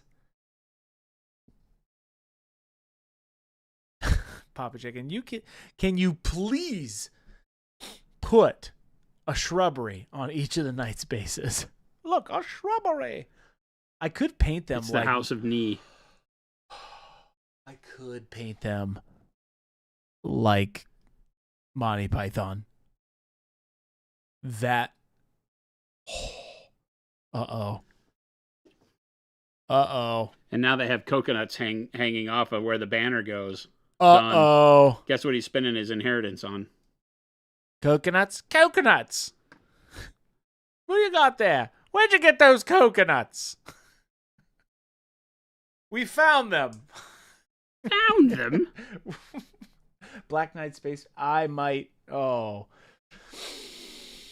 That's You realize this is the next Earthworm Gem project, though. It'll never see the light of day. Jason, you keep saying that. I have no faith. I don't have a 3D printer. Here we go. I need to do that. I have too many projects. One, I can't play with Earthworm Jim. I can play Horus Heresy with the Knights. Or maybe I'll just make all my Knights Earthworm Jim. You could play Horus Heresy with your freaking army you already have, too. I can. I would like another army. No. If I do these Knights, now I'm thinking, gosh darn it.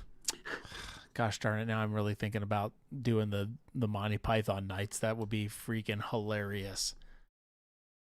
That would be really cool. Gosh darn it, you, chat. Darn you! Thank you, chat. Thank Jason, you I for would making like- Chris's decision. I would like a an Adepticon award from me to be the best theme. Best theme. Best story. Best Easter egg. And best tree. You'd have to give them all the funny, like, helmet finials. I dude, I could. I found some ST. Oh no. Oh. What's the matter? I figured it out. Chat, I figured it out. I found STLs of alternative knight heads that I was looking up the other night. Yep. And they're knights. Like classic looking knights. There you go. There you go. We just spent his backsplash fund. No, I got to get the blacks of the backsplash. No, you don't. I should. I should do that. You trying to sell your house? No. Then you don't need a backsplash. I do need the backsplash. It does nothing. It really does, though. It does. I would like it for the look. Because it would look nice. And the backsplash really is not that expensive. The tile that I'm getting is very, very basic. So I might be able to do both, actually. There now you that go. I think about it. Knights and backsplash. Done. I could do both, chat. All right. I guess I could. Bloody an hello there, boss. I'll do it.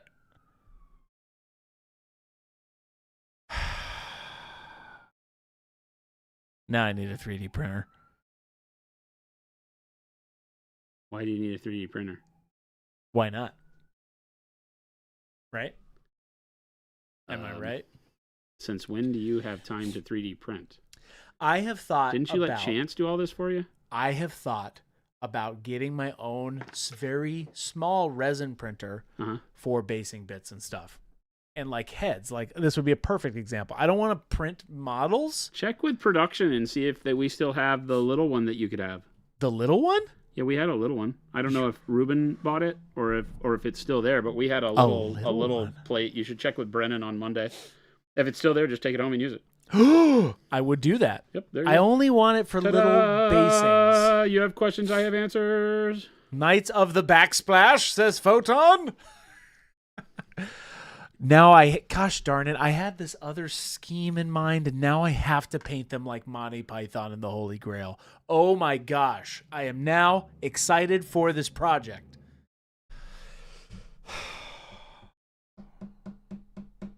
Wow.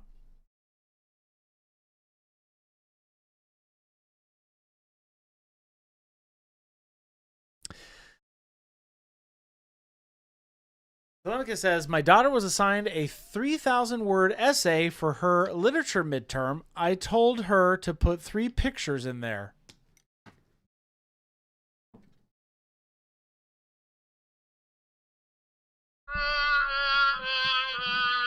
That was a Wait. Is that because Is that Chris, wait. Is that because a picture is worth 1,000 words? Mind blown. I think I got it right, Chad. I think I got, it looks the same. The good thing is you can't stare at both sides simultaneously, so if you're a little off, it doesn't matter. Chris, no. The idea tomfoolery is that I would get little Mechanicum knights, little Mechanicum units, and put coconuts on them. Like little knights, not even the armigers. I'm talking about like little Mechanicus units, and then I would put coconuts in those. I think it could be great. I think there's greatness attached to this. I can't. Dude, look how close we're getting. You got this going on. Just like Stacy's mom.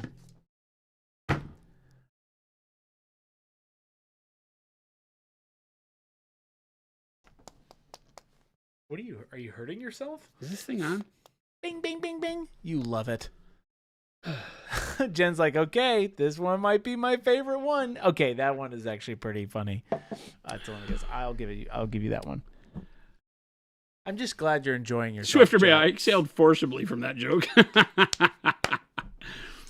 Chris, you you're spit too stuff old. out your nose. It's not good unless it came out your nose.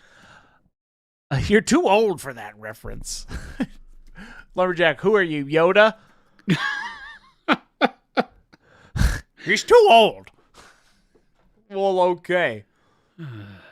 I'm sorry you have to deal with me, Jason. I am too. That was a sincere apology. I am too. And you're not the first who's gotten that. I've had to say that to Gabe.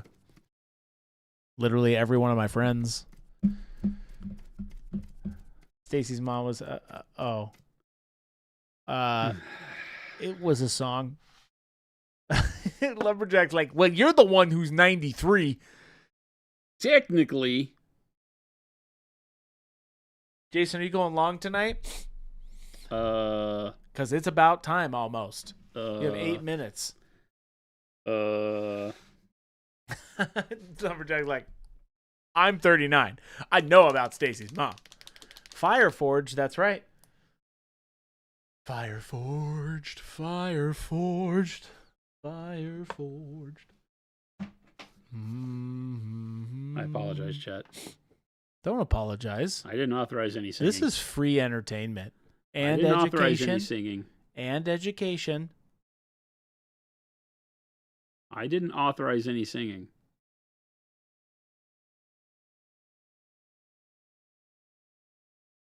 All requests for song must go through human resources. I could be normal for once. Welcome in, everybody. We are so glad you are here. Where do you come from that that's normal? I really like that you are in chat. Have a nice day. Chat? What? Shiggly, slabby. You have to deal with. Speaking of Stacy's mom, Not doing it. this is from Joshua Lee. Speaking of Stacy's mom, welcome to the stream. Hey, welcome in, everybody. We are Monument Hobbies. This is Jason.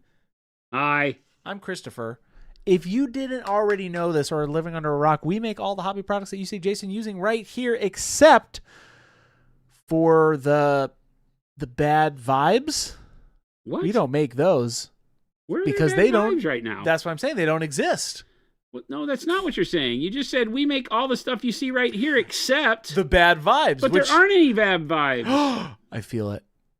You hear that, Chad? He's yelling at me. That's the bad vibe. He's yelling at me. I'm just trying to have fun, trying to get you guys to paint. He's like, there's no bad vibes. Ah! Chris, as a producer, when it's easy to produce with Twitch or YouTube, I have something called Restream. Ooh. It helps If me I do was told both. there'd be bad vibes, false advertisement. I'm suing. Both. I integrate them both, so I'm able to show Jason the chat from everybody. He's got this beautiful little presentation right here, and then I go over here and Somebody says it's beautiful. blow It's my a crappy brains little out. screen. Jason, What? that screen, you can get yourself a new screen. I'm too busy cleaning my own brushes. Sorry. I don't even think you clean them. I don't. That's what I'm saying. You can't use that one. Well, I've been too busy cleaning my brushes. When? Never. Okay, this is not even a joke. I think the last time we cleaned brushes in the studio is when Jen did that video. 100%. 5 months ago. There you go.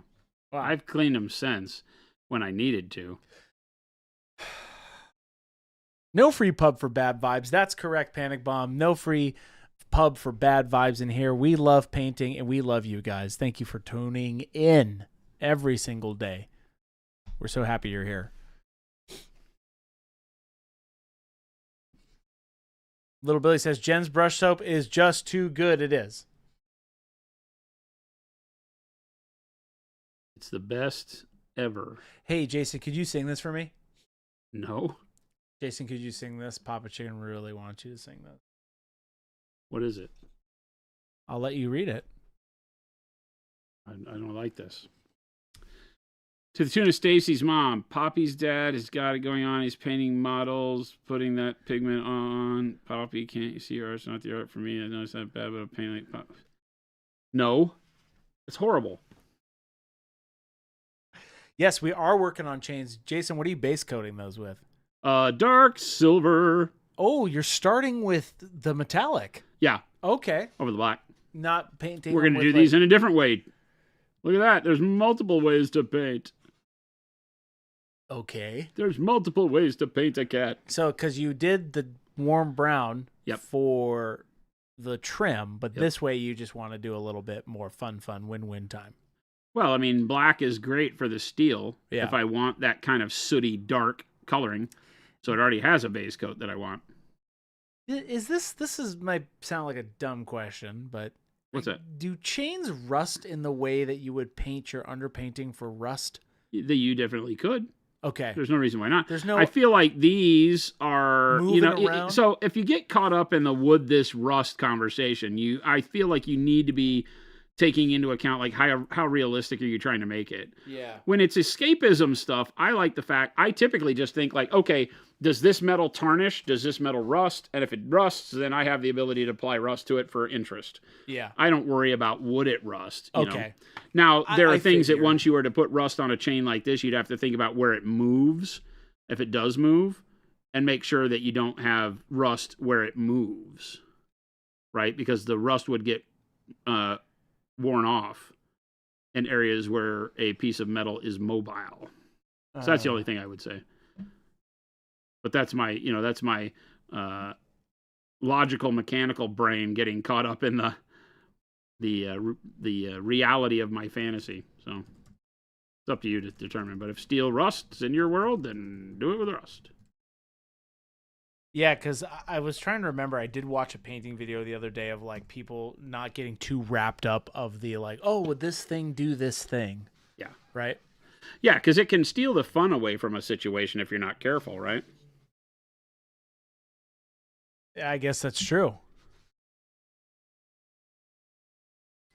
It most definitely can.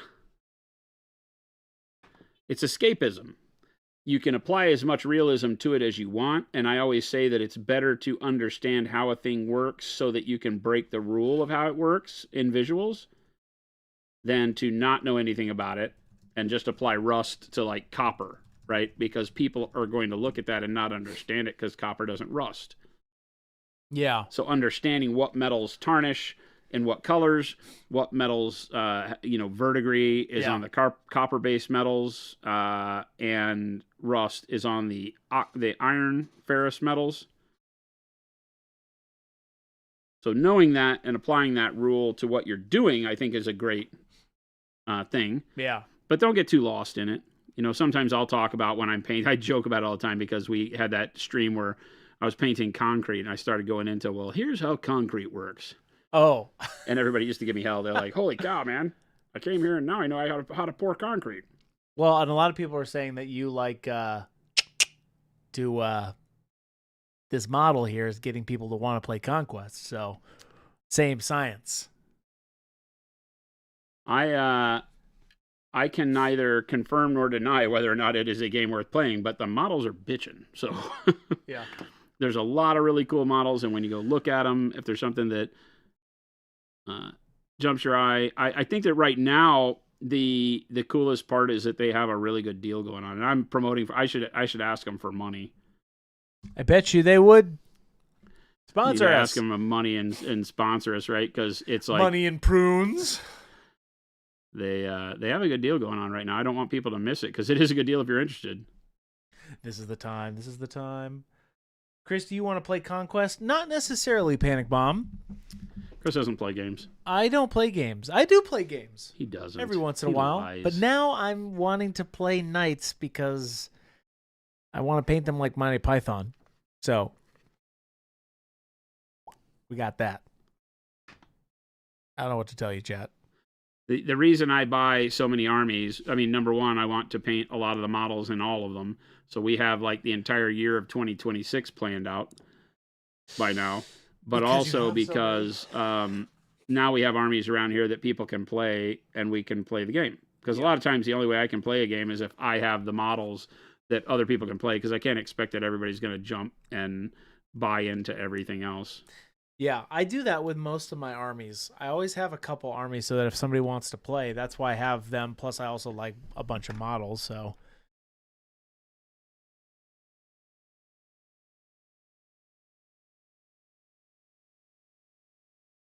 T. Schmidt says, don't you use boing? Don't you use Warhammer dice for Conquest 1s and 2s? It rolls low. It rolls low. Except on charge Yeah. distance. So the only die roll that I know of that you're looking for a high roll is charge distance, because you roll 1 die plus your movement for your charge range. And that's all I think there is for that. But every other die roll is low. So you want 1s and 2s. Most of 1s are auto passes and 6 are auto fails. So very unique in that. Well, I say very unique. I mean, it's turned it upside down for no reason other than to be that. You know, it doesn't. Yep. It's just a choice. It doesn't actually play any different. You could play the game and say, nope, I'm just so tuned into 5s and 6s, I'll play it that way. And you could play the game that way. I've heard people talk about how they just house rule that it's the other way around because they can't. They mess it up all the time while they're playing, because every other game that uses D6s, his high rolls are good. Wait, But- do you hear that? What? Is that a Gabe? I don't know. What kind of cookies do you have? I put all of the different kinds in a bag for you and Jen. Look at that. Did you get some? I'm about to go get some. Huh? I'm about to. Okay, good. Holy cow, let's look at the cookies. How do the people feel? Great. Yeah? Feel good. Nice. People feel invigorated. Yeah? Energized. Oh, yeah. Look at all of these armies. Where'd you get these, Jason? Greece. Holy I went to Greece. Okay, look at this. We have a cookie bonanza here. What are these? Holy. That looks like drugs. Describe the taste. Describe the taste. Lemon. I hardly know her. Oh. Okay. What else? Lemon. What else we got in here? Fun. Chuck and Jade's like lemon fun. spritz. Thank you. Can confirm is drugs. Thank you, Chuck. Num num num num num num num num. That's a lot of cookies. Jen's going to be excited. I'm going to have to hide these from her. Oh, Oh look, my! it's the kind that have the jam. You Those gotta go look over there and wonderful grab on some jelly. before they're gone. It's cookie day. Oh, Jordan it's will cookie take your day. allotment, Chris. No, Gandalf. Don't do it. Thank you, Jaden Chuck. That's amazing. Don't do it. That's amazing. Little Billy says, "Can you send me some of those along with the super secret serious business new paints, please?" Yes. No. Oh, Sorry, Little sorry. Your Billy. mind control worked on me and not Chris. Nah, sorry.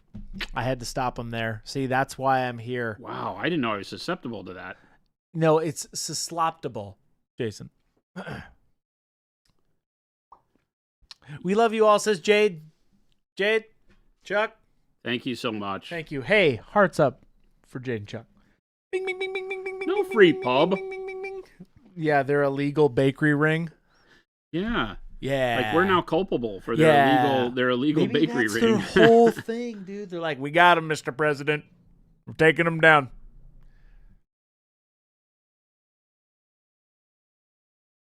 Little Billy, we're getting close to where you can't be nice to me anymore. I don't know what's going to happen. Oh, is it? Does the clock strike 12 at New Little Year's Billy's and then like, it's back honestly, looking into Chris's beautiful eyes, I don't blame you, Jason. I think little Billy was abducted. No, he's taking over a new leaf.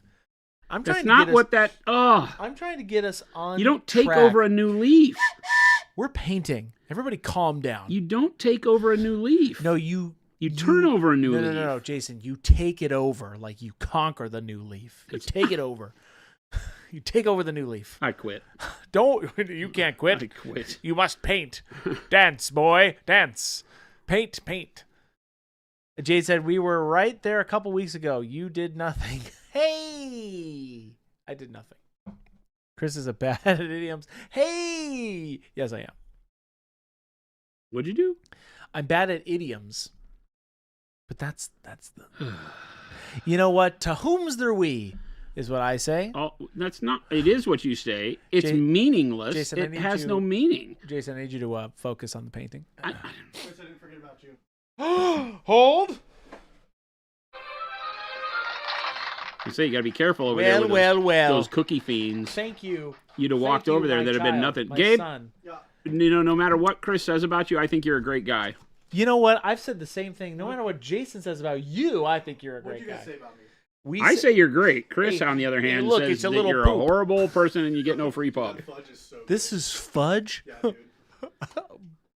Chris says you're a horrible person and no free pub for Gabe. That's what he says constantly. I just put that whole fudge in my mouth. Oh, that's delicious. Hey, Gabe, thanks, man. Hey, you're welcome, man. Are you leaving? doing? Huh? Are you leaving? We're gonna see you on Sunday. I think so. Uh-oh. That was very non-committal. He's not going to be there. He won't be there. I won't either. I'll be there. Mm. I gotta go pick up a grill. Mm. Oh, nice. Who's not? You didn't have a grill at your old house? I have a Blackstone, Yeah. but I'm getting like a Weber, like a cheap, just like Uh-huh. No, he's talking about a grill, man. Yeah. Like Oh, what like a- Tim says. Like a lumberjack Tim grill. Yeah. Okay, Gabe's gonna go get a grill, Tim, A touch of bronze, am I right? because he heard you said he sounds like sick Chris, so he's gonna go get a grill so you like him again. It's true. Mmm. Yummy. Monument Hobbies, have you seen the game Ember Obsidian Protocol? I don't know. Bye, Alright, Gabe. Well, have a great weekend, guys. Take Bye, it Gabe. easy. Thank you for Well, bringing we'll over see the you cookies. Sunday. Yeah, I'll see you Sunday. Thanks for bringing over the cookies. Maybe. I should stop eating these. Shave me from my shelf. I'm sorry. Jason really wanted to paint today. I did paint today. No, but you really wanted to, like, get in there, you know? I did. I guess so. Even though you were trying hard to not let me. What is this crack? Oh, my goodness. Paid professional, chat. Paid professional. Lumberjack Tim says, I know a guy. Send us your grill guy. We'll hold Gabe down and get a mold of his teeth and we'll get him a grill made. This is really good. The question about the Ember Obsidian Protocol, I do not know the game. Your question is, how do you paint minis with interchangeable parts? You can still paint all of the parts individually. You would typically want to do, drill. They usually have like pegs where they go in arms or something like that. Drill into those so that you can put them on a paper clip or something to hold them while you paint them. And you can paint up all the parts. You need to varnish them really well because, of course, you're taking and handling the parts a lot different than a normal mini. You're having to pop them in and out and all that interchangeable nonsense. So I have to admit, I don't play those games and I don't paint those models. I'm a big fan of models that don't have moving parts. Whenever I paint Gundam, I glue them stiff. I really know how Chris's hiring interview went with Jason. What promises did he make to get this job? I swear I will drive you crazy, but you'll be laughing at least half the time. And I said, you're hired. Not far off. So he was a friend of Philip and came in. And Gabe. And, we didn't know Gabe then. You brought Gabe to work on the commercial. That's how we met Gabe. I had not met Gabe until then. That's true. So Chris brought Gabe to work with him as an assistant, Yeah. a production assistant on a commercial that he shot for us. So we met both of them. And they were getting into the hobby and did their Age of Sigmar Empty Wallets YouTube channel. Mhm. And we're playing games and starting painting and all that kind of stuff and really loved the product. And so it was great. Chris has a real good knack for visual creativity. So bringing him in and doing the commercials was fantastic. I worked well with him. And over time, he just kept working with us more and more and more and coming up with more and more ideas. And he was bringing me ideas instead of waiting for ideas. And running his own business, and we just had to sit down one time, and he held a gun to my head and said, "Hire me or die." And I was like, "Well, I choose hired." So he's hired. So now that's the way it is. And he's alive. Thank God. Technically, there's a gun pointed at me underneath his table the entire stream. So very uncomfortable. We didn't tell Dallas about it because we didn't want him to get scared. But there is a 9mm right underneath this frame that's cocked and loaded at Jason at all times. very scary. That's why It's the fear that grips him. It's the fear that makes me paint so well, Chad. Could you imagine? I had many cookies just now. Did you clear that whole plate? Oh no, you still got some. I still got some. I wanted to give a little taste to Chuck and Jade publicly, and the one with the sprinkles and the peanuts. That one, take note. Sprinkles and peanuts? Yeah, those are like. I only peanut grabbed cluster. the one, and the lemon one. It was the one that grabbed my attention first. There's some ones that are like green. I can't believe you make all of these. There's some. Ooh, these are good though. I remember these. These are the shortcake cookies. They have some in here that I remember. I'm not a big cookie guy, right? I'm a chocolate chip cookie guy, and anything outside of chocolate chips I usually don't pay attention to. But you will to these.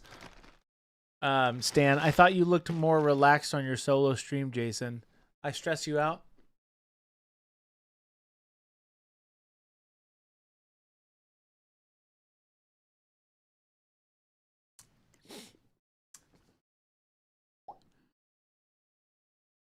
Why would you put me in this position, chat? Why would you ask me such a question? Well, well, well. The truth is yet to be revealed. Well, well, well. Blink if you need help, Fuse. I've been blinking the whole damn stream and you haven't helped me yet. The silence speaks volumes. I see. Double T says currently eating chicken strip wraps. Ooh. That actually sounds good too. Jason, you going to keep going? Mm-mm. Are you done? What's your deal? What's next? What are you doing? You just did the chains. What's going on next? What are you doing? Look, show this guy. What is the... Okay. So what's your plan? What's the plan here? I mean, the plan is to finish him. A model? Eventually. But tonight? What's your plan? Tonight, I don't know. Are you done?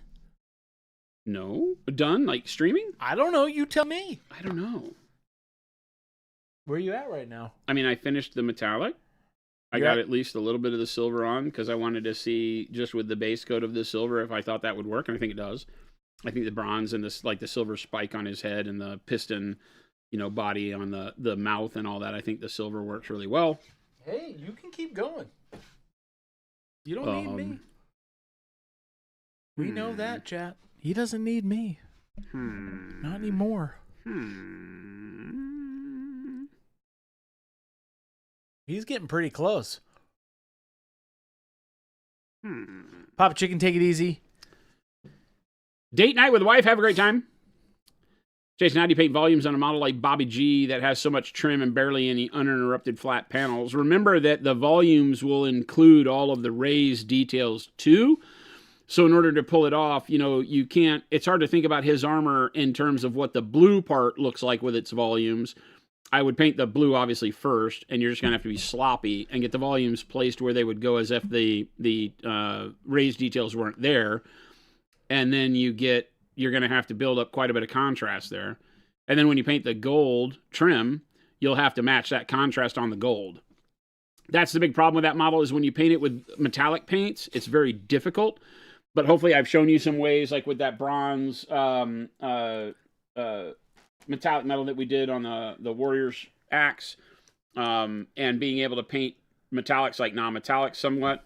You're going to need to make sure your metallics brighten up very intentionally along with where the bright on the blue is, and then that your metallics darken away from that spot. So with washes and things like that, so you kind of remove a lot of the metallic shine of the paints. Yeah. Then that'll hold the volumes together. That's a big problem with that model in particular. It does have way too much trim, like a Helldrake does. Just too much trim. Stupid. That's why you've never seen me paint that model. I hate it. It's too much trim. Dumb. Overly Baroque. No reason. And makes it to where it's not very painterly. It's still a cool model. I love the model as termed as like, being that it's Rabute Gilliman. But I wouldn't. I just doesn't inspire me to paint it. Little Billy says, would you like me to send the entire list of insults I've saved all at once or in pieces throughout January? The answer is yes. Dealer's choice. Thank Pieces. I said pieces. you. It'll be a fun January. If you're not done streaming but done painting, we could do with a good view of the new models and how you envision painting them, Stan. I would think, yeah, I might want to build a model. I'll stick around and build a model. I'm kind of done painting for today. You got to a good point. Yeah, my goal was to finish the metallics. I did it. You I did. doed it, chat. You did the thing. I doed it, chat. Because before I go too much more, I'm now into details. Like these little doohickeys I might want to do as like glowing orbs. But I need to paint more of the dudes first. And figure out how the colors interact on them before I come back to this model and do it. Yeah. And then I need to do the flames and some other stuff here. But and obviously the silver stuff we started, eyeballs, mouth, teeth. Yeah. It's all little details and such at this point. But I'm really happy with where it is. I say it is. I also really need to do all of the remaining highlighting of edges. So that's a million miles of deets and doots where we did like this with the white blue last night. Yeah. On the armor panels. You weren't here for that. But we started doing that. And I need to do that on the skin. So there's just a ton of details. So this is kind of like where I stop models on the stream because the rest of it is too mind-numbing. Yeah. But if you want to see me do some more of that, that's cool. I'll probably do more of the little dudes, and they will have the same techniques on them, just not miles of it. Yeah. So we can focus in and show you what I do to finish this color scheme on the small guys, and then I can take time to do it on the big guy. Thank you, Chuck and Jade. The company thanks you for all of the cookies. Thank you. That's amazing. That must have been like 80 pounds of cookies. That was a All right, lot. I got to figure out what I want to build. I think I honestly... Here's okay. Here's your knife. I'll move these boxes over here. Make sure I'm not zoomed in too much. I think we're good. I zoomed out. I need to come look at what we got. Because there's so much good shit. There's so much good stuff here, chat. Oh my god. All right. Oh, there should be another one of these books. Do you have another one? Is there another one in there? There should be one in there too. I didn't dive deep in that one. Huh? I didn't dive deep in that. You want the book so you can read the book? Me? Yeah. I'll read it on Sunday. You can take it home. No, I'm okay. What's this? Hey, chat. I'm gonna leave. I've got some things to do this evening. I gotta go close up my have station. Fun, Christopher. I will. You have fun. I zoomed out for you so that What, you can. dice? Oh, They gave me chat. dice. We will see you later. Krampus. I should give the Krampus away. Good. Got all sorts of crap here. A lore companion. I don't know what this is.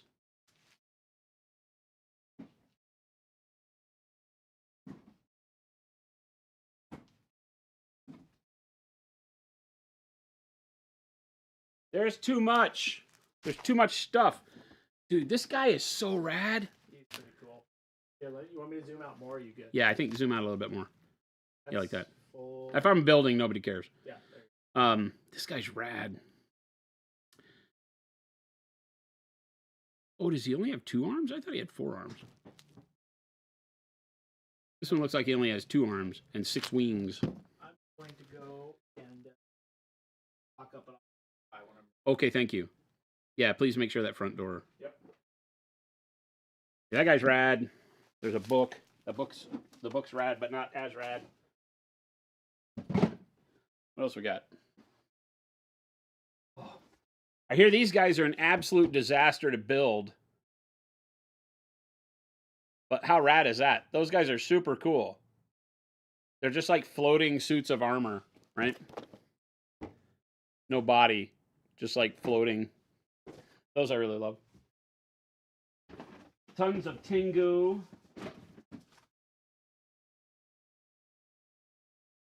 Kami. Kapabushi. Kitsune. Daimyo. Another Krampus. I should give a Krampus away on stream, yeah? I want to build the spider. We want to build like the big thing, this big spider.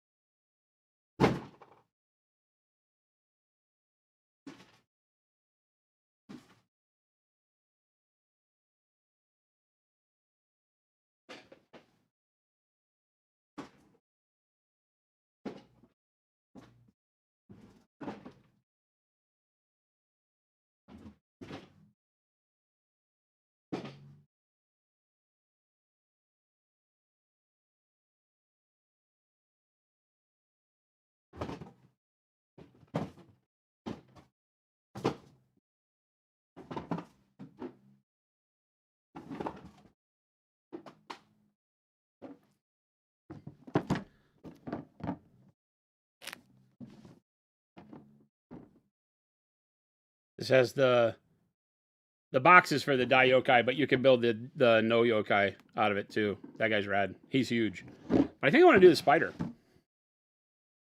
Spider. I'm gonna do the spider. Here's this other thing for you, by the way. Ooh. That's the. Ooh. Okay. Cool. I'm running out of space. That'll go there. All right. We open the box. Welcome to Monument After Hours, chat. The time where Jason doesn't pay any attention to chat. You have another box over. What? There's more over in here. That's the Star Wars stuff, right? No, that's your Conquest stuff. Oh, that's the box from the other day. Yeah, that's all the dwarf stuff. Grandpa brought in that other little box. We have a lot of armies. Oh, there's another. He brought you in another little box, didn't he? What one? No? Let me go. He said he had one. No, there wasn't another one. Oh, there was a USPS box. Yeah. I opened it. Yeah. Oh, you did. Uh-huh. Okay, got it. I just wanted to. Yeah, that was good. Everything from. Okay, cool. All right. Thank you, Christopher. Yep. We build spider. Oh, I finally got a code. Oh, I shouldn't show you that. You'll steal my code. I probably have 18 million codes in this thing, huh? I could hand out codes like to people. If you need a code for the app, hit me up. HMU. All right. Here we go. Here we go, chat.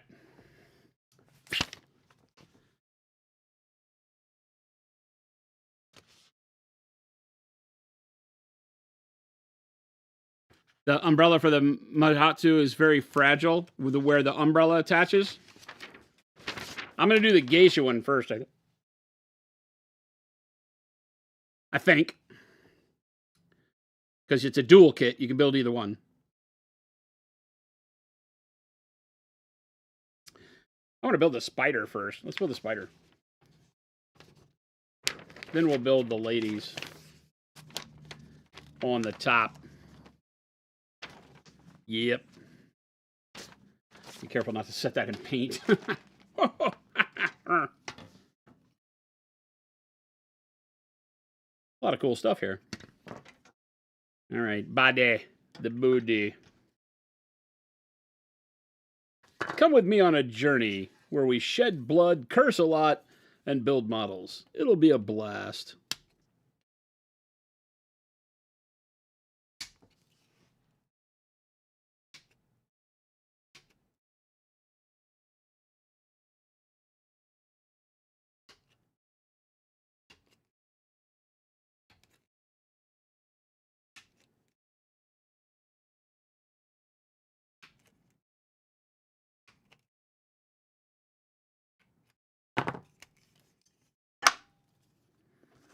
They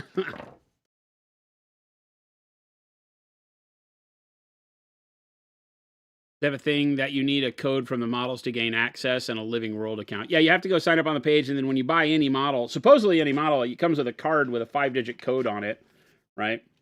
So I finally have a license registration code. But it's not like GW where you need a code per army. You just need a code, and it gets you access to the whole app, which is actually cool. So that part is nice.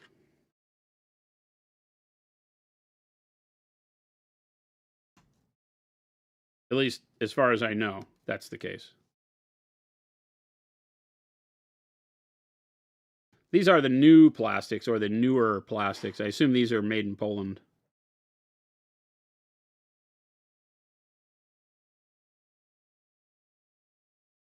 The Chris guy's back. He doesn't trust us. No, I trust you. I'm leaving. Okay, goodbye. Goodbye. Yeah, this is made in Poland by Archon Studio for Parabellum Games 2025. I like it. Mucho bettero.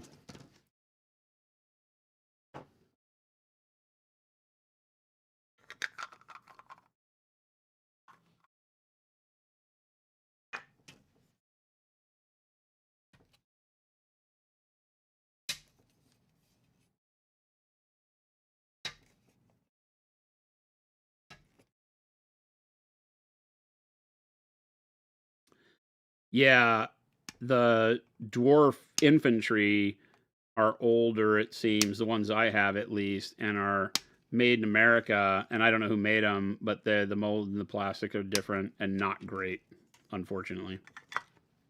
I don't know how to tell. People that have been in the game for longer than me know how to tell you what units are probably from what age of their production. But there are some glaring issues in the older stuff, but nothing insurmountable. I'll just say that it's frustrating as an old model builder to deal with, but nothing that I haven't encountered before, and nothing that makes it super bad. Just annoying a little bit on the cleaning and working of the piece after the fact is a little brutal because of the way the plastics were designed. But there's actually, I was complaining about some of the engineering initially, and then when we got further along, it wound up actually working well. The seams cover well. You still need to scrape a bunch of seams and mold lines. But overall, it was very good. So, top of the head.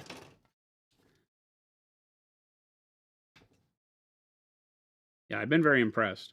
The only thing that I had ever had that kept me away from this game was the fact that the models didn't do justice to the artwork. The artwork got me really jazzed early on. When they first launched the game, we were at a show very close to them. I can't remember where it was. I don't know if it was Adepticon, LVO, something like that. But we were close to their booth, and so we saw the models. They had a bunch of stuff. I got the Frost Giant Michael Contreras model, which is super rad. They had some other ones. But for me, it was more of an issue of the models were a little soft. Now I know why, because you look at the plastics and the way the molding was. But big kudos to them, because for a company to come right out of the gates with hard plastic is like, holy cow, how great is that? Because the option would have been like, what? PVC could have been good. But not for models as large as they were doing, because their scale is bigger, which some people don't like, and that part I don't understand. Like, some people don't like the 38 mil or whatever they call it. I don't know what they refer to their scale as, but I'm a big fan of the larger scale. I like big chonky models anyway. The larger the model is, the more I think realistic the scale of things like weapons can be, because you're not as concerned with the haft of the axe breaking. So whereas GW has to make things grossly heroic scale, the hands are too big. The weapons, it's always like the old Thunderhammer, right? The hand doesn't even wrap all the way around the weapons in GW's world, because they have to scale it for the size, so it doesn't break. So anytime a model can be a bigger scale, I like it. Plus, I just like big, cool models. Gives you more to paint, more visual on the model, more detail for when you're done. Paint first, play later. Rucket, yeah, we're doing some after hours. I'll be building all throughout the weekend. We probably, I don't know, there's a chance I could stream a little bit tomorrow. Jen and I are going to go out to dinner tomorrow night. We'll see what I do tomorrow during the day. There's a chance I could come up to the building tomorrow during the afternoon and stream some and do some building and such. And then on Sunday, we'll have a group of people here hobbying, building. I don't think anybody's playing, but people will be painting and building. And it'll be an employee day, so I probably won't stream. We'll just all hang out and have some fun. Bring in a pizza or something like that. Go out for tacos. We'll figure out something. It's been rare that we've been able to get like a company hobby day together here over the last couple of months.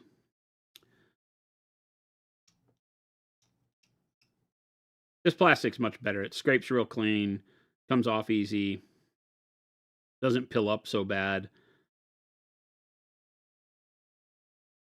as the other stuff did.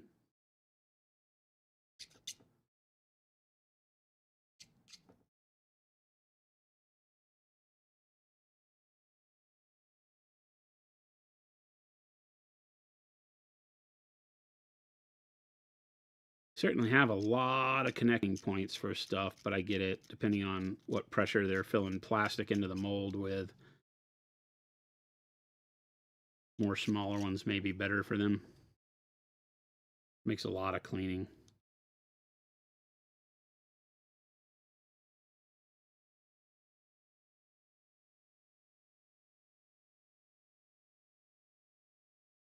It doesn't take a lot of pressure with the back of the knife to get the seam cleaned, which is nice.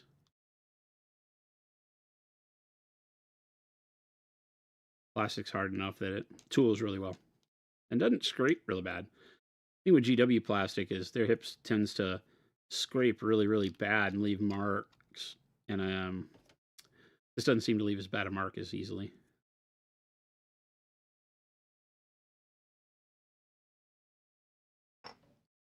Wow, was that the first piece that I cleaned, though? Oh, that's bad.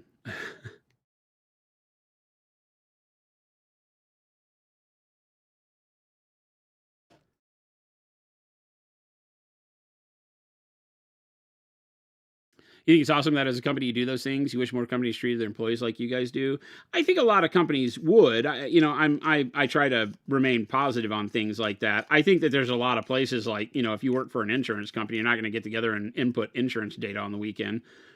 So a lot of companies just don't have something that as a group they share that is also kind of in line with what you do every day. So it probably seems a lot different. Certain companies they're part of a softball league, I know, right? People have done that. So there's other ways that companies can do stuff like that I think is really cool.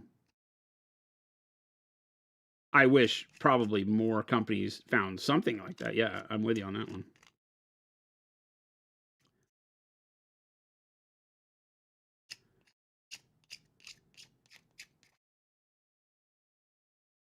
We've definitely been better at it in the past too, because it's been a long time since we've had like everybody in the same building. And so a lot of the people that would normally get together and like play games during lunch and all that kind of stuff, it used to be that we had miniature games going on during lunch. There'd be the guys playing Bolt Action, there'd be some guys playing like Marvel Crisis Protocol, whatever game you can imagine, there'd be somebody around here playing it. Not like 40K, you can't really do 40K at lunch, but maybe Kill Team or something small. A lot of Magic. They still play Magic over at Clarendon at lunch, because there's enough of them over there that have decks and play Commander at lunch. But we have less and less of the Friday night. We used to do Friday night game night every week. Then I got, I'm the one that would lock up and have the keys, and I got bored with game night to some extent. And so then that kind of bit the bullet. We had some locals that would come, and when they stopped coming, a lot of the guys were like, no, I'm just going home. Couldn't get a game for whatever game they wanted to play, and so it kind of dies on the vine. But we plan on doing that again here soon. What? Leaving. Okay, good. The Chris is here.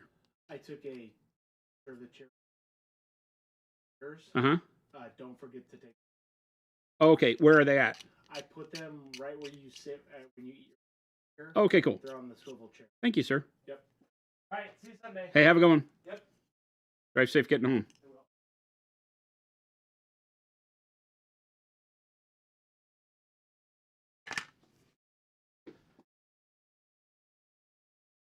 Katarina, take it easy. Have a good one.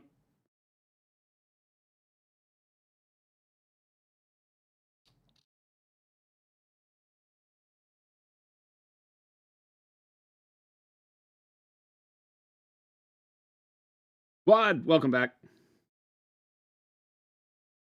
Again, my warning to everybody for all of these streams we've been doing where it's only me flying solo after hours is that I am horrible about looking at chat because I've been trained, like the monkey I am, to let Chris do all that. So please do not fret. If I do not answer questions that you have asked in chat, it is not for any nefarious reason or because I don't love you. It's because I am just very bad at it when I'm solo. So it's funny how for so many years, right, Jen and I did the stream, and I did the stream, and I would have to watch, chat, paint, do all that stuff all at the same time. I've gotten really lazy with Chris around. He does all the work. I just get to paint things and become exasperated with Chris. Great. It's great. What a life. A wonderful life.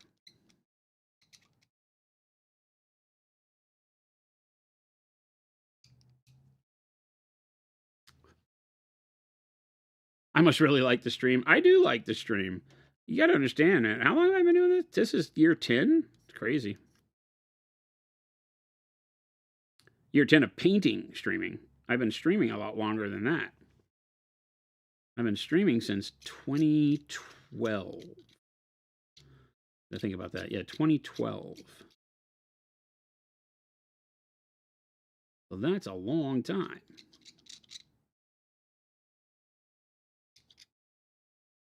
I love it. I can't imagine a world. It's not like I wouldn't know what I would do if they tomorrow said, nope, no more streaming. Streaming's done. I'd be really bummed, right? Because it's a hard time imagining a world where I don't stream.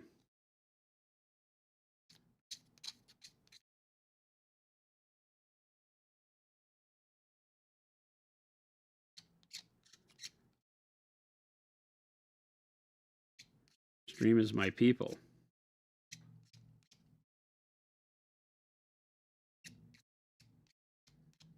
For so many years, this has kind of been my social hangout, my escape, my group, my peer group to hang out with. And it's been great. The one good thing that the internet has provided us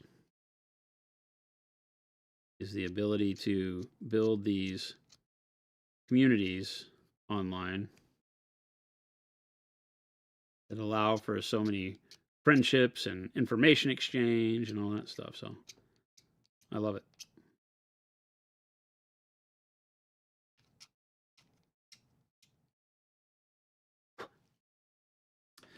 Rucket, this is the Yorogumo. It is one of the, or Jorogumo. I think it's Yorogumo.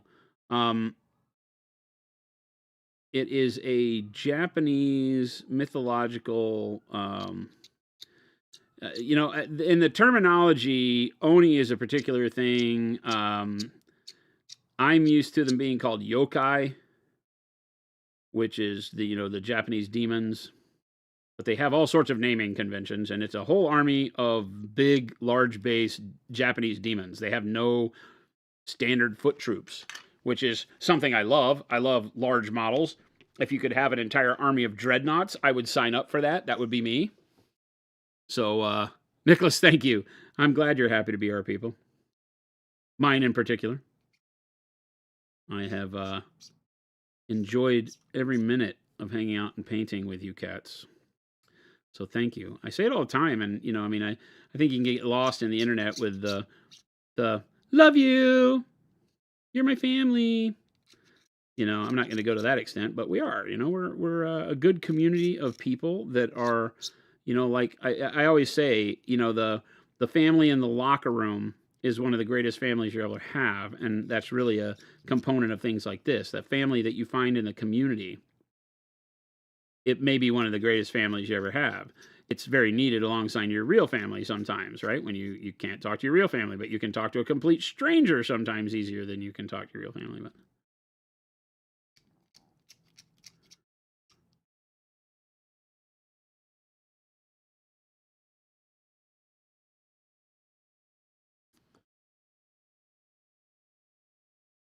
no, the seam scraper would be great for this too. I typically, when it's something like this that's in hard plastic and there's not a lot of tight edges to get into, you'll see me bust the seam scraper out when we get to smaller pieces. On the larger pieces like this, I can just cut the sprue attachment and then scrape it all with the back of the knife. And it works great. But yes, the seam scraper is right here, and we busted it out and used it a ton of times. A lot of people are like, "What is that?" It's magical, is what it is.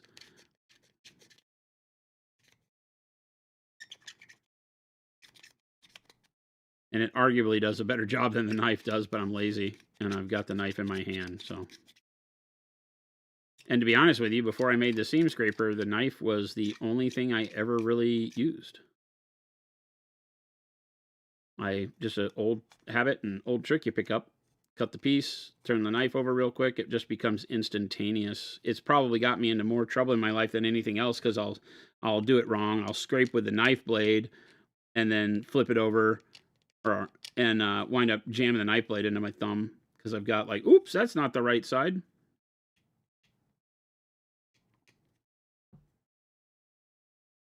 Builds character.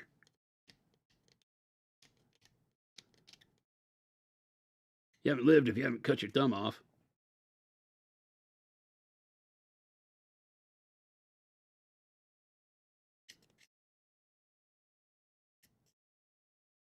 Yeah, this army of big, gigantic demon, Oni, yokai, Jirogamo. Got a bunch of really bitchin' models. Tengu.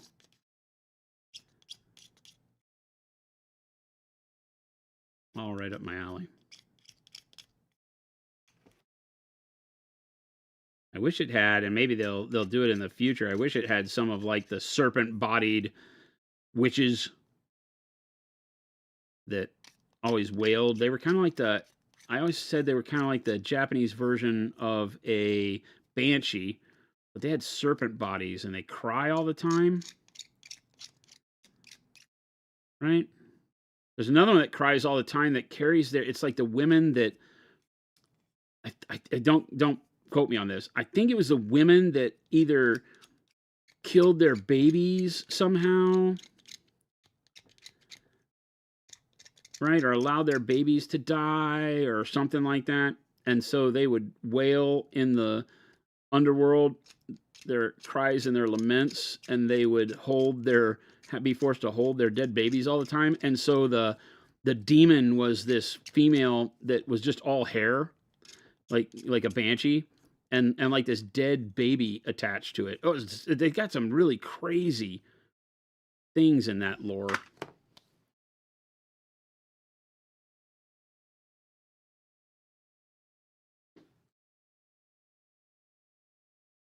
Oh yeah. They drown the children. Maybe that's it, right? That when they would find out the husband, that rings a bell. Yeah. Maybe that was it, right? Ryan Scurvy, Woman in White. The Western translation. Yeah. I think that's it, right? Crazy. Yeah, crazy stuff like that. Big spider butt.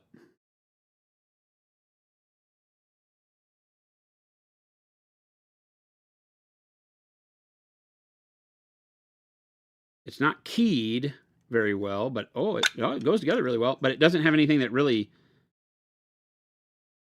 like, I really wish there was something that held it in its form. It fits together nicely, but there's nothing that keeps it from sliding. They don't have any posts or anything on them, but it does go together really nice.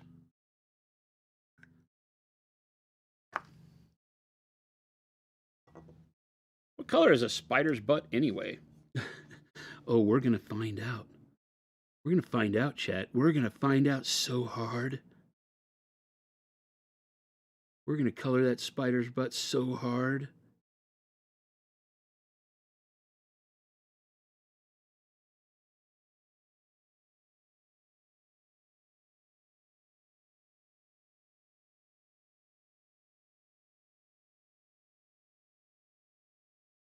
Sorry, I'm concentrating.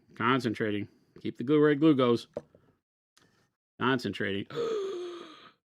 Hold your breath, Chet.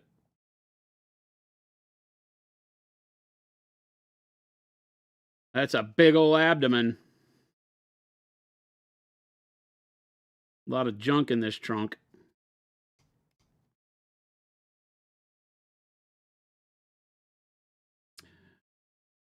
Chris isn't here to appreciate your bad editing joke.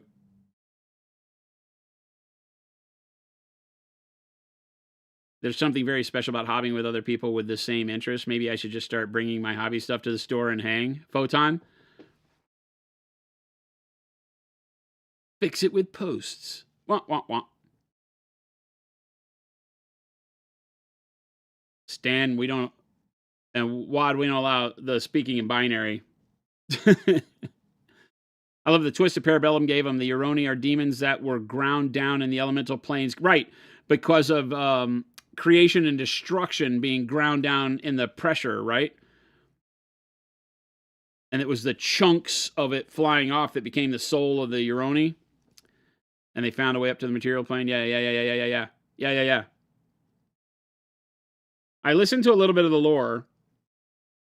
I kind of fell asleep. And I'm not going to lie. I kind of fell asleep to the lore on the Uroni one. It was a little too bland for me. The Dwegom stuff really kept me going, right? I really like the fact that the spires are flesh crafters, biomancers, and can take biological material and form it to their whim, Frankenstein-like. And so that's the Spires faction, and they have infighting between their different caste system, so they have their own cool story. And then the dragons are like in some stories, kind of like War Machine. The dragons are like this huge, like stellar race. The dragons would fly between galaxies, right? And the big ones. But as they aged, I guess they lost a war with the Spire, right? With the Spires.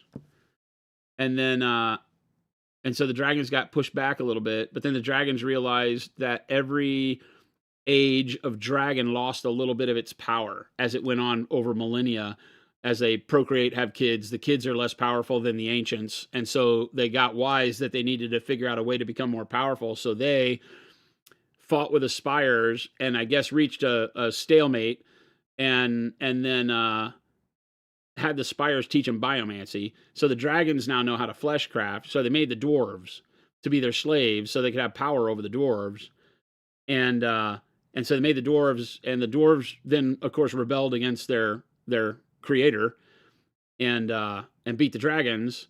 And now they ride on the drakes, which is where the drakes come from. They're the young dragon younglings, and the dwarves kind of rule over them now. That was a really cool story. I like that one. Phasmophobia? No. Yeah, there's T. Schmidt. Yeah. Yeah, there's a lot of stuff in this Conquest game that is really based off of like galactic. There's a lot of sci-fi in it. The Spires are a sci-fi race that have their planet died or got taken over by some enemy, and they escaped and came to this planet where Conquest is happening, and half of them are trying to figure out a way to get back and take their planet back because they can travel the stars. Yeah, it's crazy.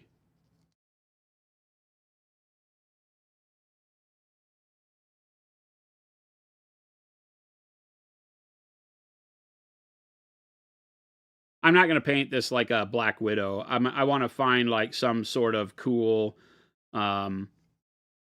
design. Maybe we'll make it up, or maybe we'll look at pictures in nature of crazy spiders. Most of the time when you get something that has a hard shell like this, it does wind up being more of a widow, though. I don't know how many of the glossy shell type spiders there really are. Okay, this one is actually keyed, so that's good. That's a good.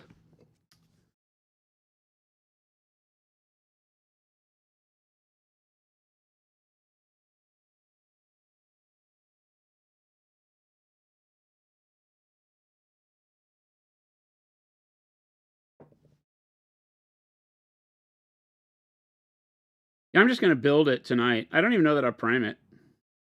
Maybe. I don't have an intention to stay here all night and to build it. Although I probably don't have to build the geisha that go on top. There's women that sit on top of it. I probably don't have to build them, and I'll paint the spider by itself, and then we'll put the geisha on top of it because the spider is so integral to this. I really want to focus on being able to make the spider really cool. So we will definitely paint this one in pieces, so to speak, right? In sub-assemblies.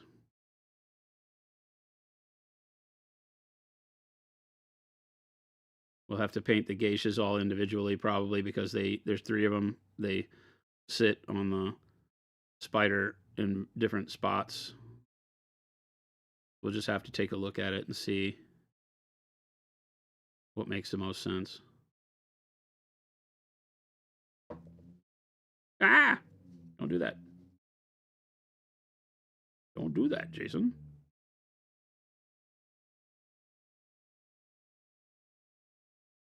That actually went together pretty well.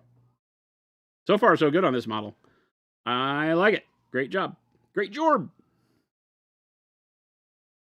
Wad. Look at Australian spiders. Yeah. Nice spooky ones there. There's a lot of them in Arizona, too. Mantis shrimp. Ooh. Yeah, why do we even have to look at arachnids? We could look at, like, sea bugs.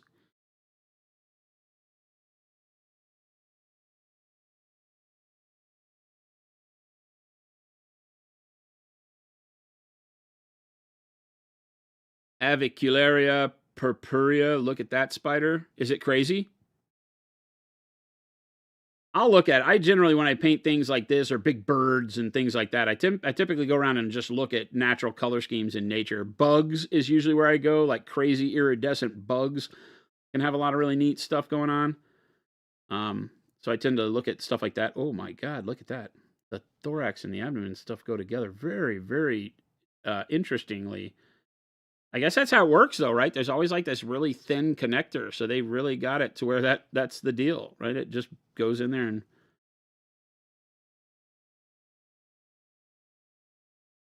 does its thing, I guess, huh? Okay, then.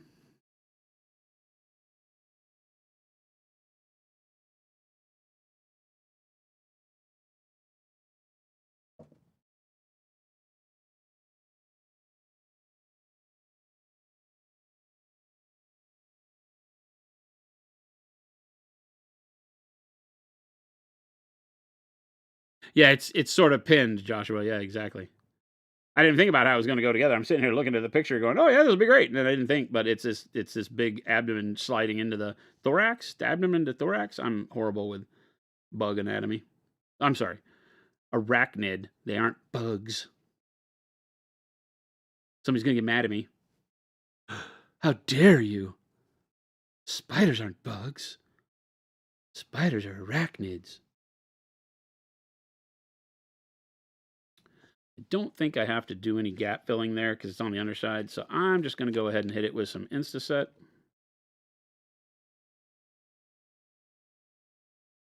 All along that area. Real quick like. Look at that. Oh my God, this guy's huge. It's as big as the Drake with its legs, I bet. That's crazy. That doesn't have a howdah on it, but with the geisha, it probably gets close. Now, the fact that I have to build 8 different legs is going to bum me out if they're in multiple parts. Oh, they're not so bad. Oh, that's cool. I was worried that the legs would be clamshelled together. They're not. They're complete. They're you don't have to put each segment together. You just put the segments to each other segment. That's actually rad. Okay, now I'm excited. Now I'm excited, chat. This should go pretty quick. It's literally 8 steps to build the spider, and none of the steps have a ton of pieces. So kudos to them. The models have gotten a lot better. 100%. Okay, these have numbers too. 48, 49, 47, 48, 44, 40, 39. Oh, that's crazy numbering. 41 be this one then.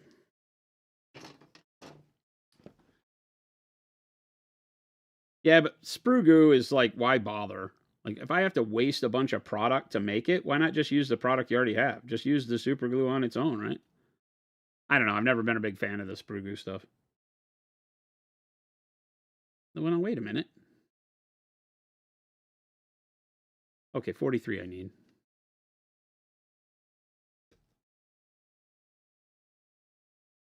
Baby J hates spiders so much.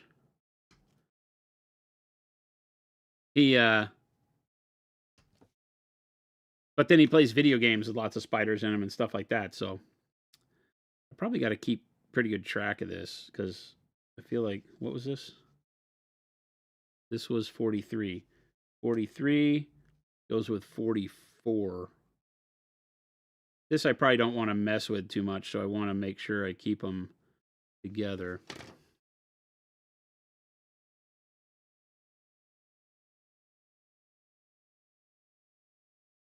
$41, $50, $40, $36. Huh? $42? No, it's $44. $38, $47, $46, $48. I mean, there's literally only 1, 2, 3, 4, 5. Oh, there's more over here. I'm like, there's not enough legs. There we go, 44. Look at me. Look at me, Chad. Big brain on Brad. Check the other sprue.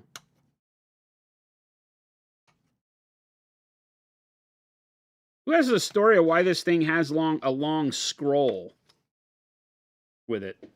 Like, why is it reading? The spider is reading a scroll. Does anybody know why?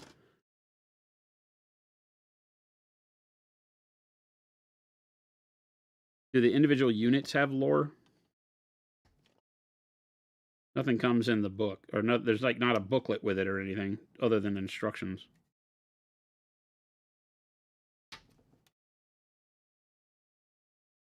$39 and $40. Spider is also Santa Claus. It looks like that. It looks like he's checking his list, checking it twice.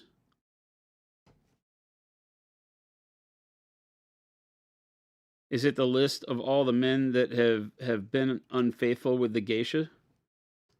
All right, those are a pair. That's a pair. Don't get the pairs mixed up. I may do this already or not find this helpful. I'm cutting off identical looking pieces. I just lay them left to right in ascending number order to keep them organized. I just pair them on the bench, right? I just put them in how they go together in piles. So I've got like this one, and then I just separate them out, right? So that they're paired up. Yeah, similar idea. 48, 47. 48, 47.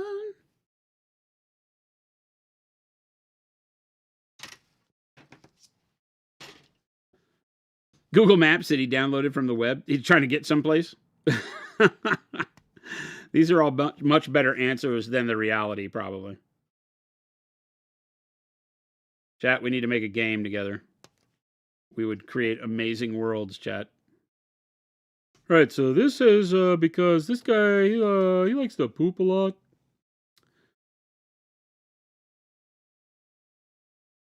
That's the middle one. That's the front one. This is the back one. 48, 47.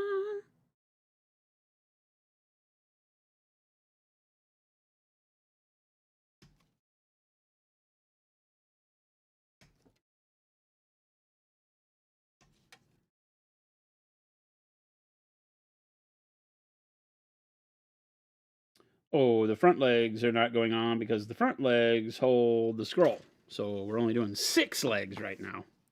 I see. I understand.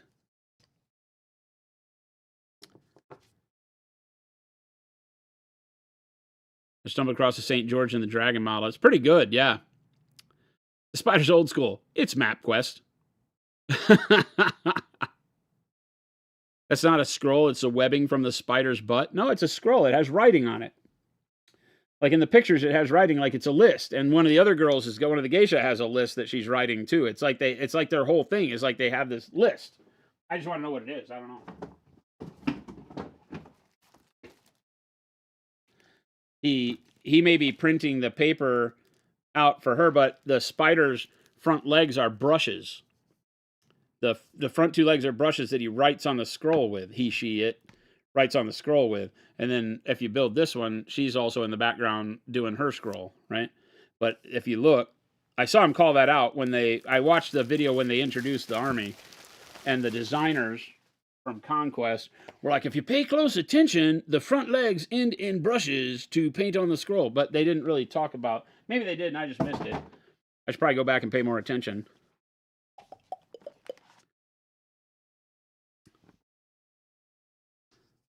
Yeah, they may not have painted anything on it, but when they were talking about it and in the graphical thing they showed, it had writing and they talked about specifically the legs ending in brushes because it did the calligraphy on the scroll.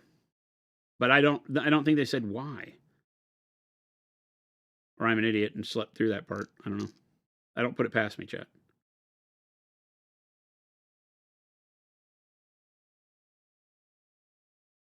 I'm not a smart man. Oh, this was really smart because the mold line follows the hair. Are you kidding me? Am I going to be the happiest man alive right now? Is the only place I have to scrape mold lines right here at this top edge because they engineered this so well that the mold line follows the tip of the hair where you don't even care if it's spiky or not. You kind of want the mold line there. All right. Somebody's getting extra gifts in their stocking for Christmas this year. That's actually really rad. I love that kind of stuff when I see that type of engineering in molds is great. That's somebody paying a lot of attention to the process and not wanting to build this damn model unless it was done right. When you have people that actually build models design, you are much better off. That's awesome. Oh, fits together good too. Mold line on the hair makes too much sense. Don't tell GW. Yeah, I know. They might actually do something right.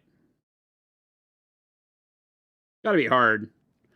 You know, I don't know. Like, is your mold engineering guy, the type that is going to stay at the business forever? How often do you have to hire and train those guys? Because they don't all do it the same, right?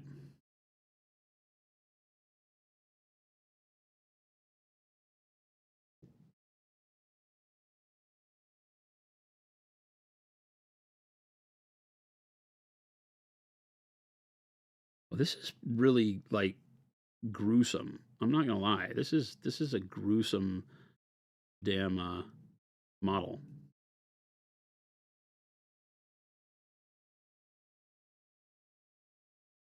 I like it.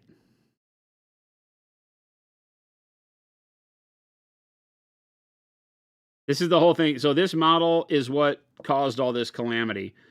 I was wandering around the internet and somebody had this damn model painted up on Instagram or something. And I was super stoked. I was like, oh, wow, that looks rad. What is that from? And it was from Conquest. And I was like, no, it's not. Conquest isn't that cool. Only to find out I had been missing them getting their act together over the last bunch of years. And holy cow, this model's rad. Yeah, and of course, the segmented legs on the spider is a perfect place for the joint. So the joint is exactly where the segment would go, so you don't have to clean it or fill it or anything. Makes sense. That's going to be great. Oh, God, this would make a great Shelob. The new Shelob is good, though, right? Chris was saying the new model's rad. I've seen it, but I don't remember much.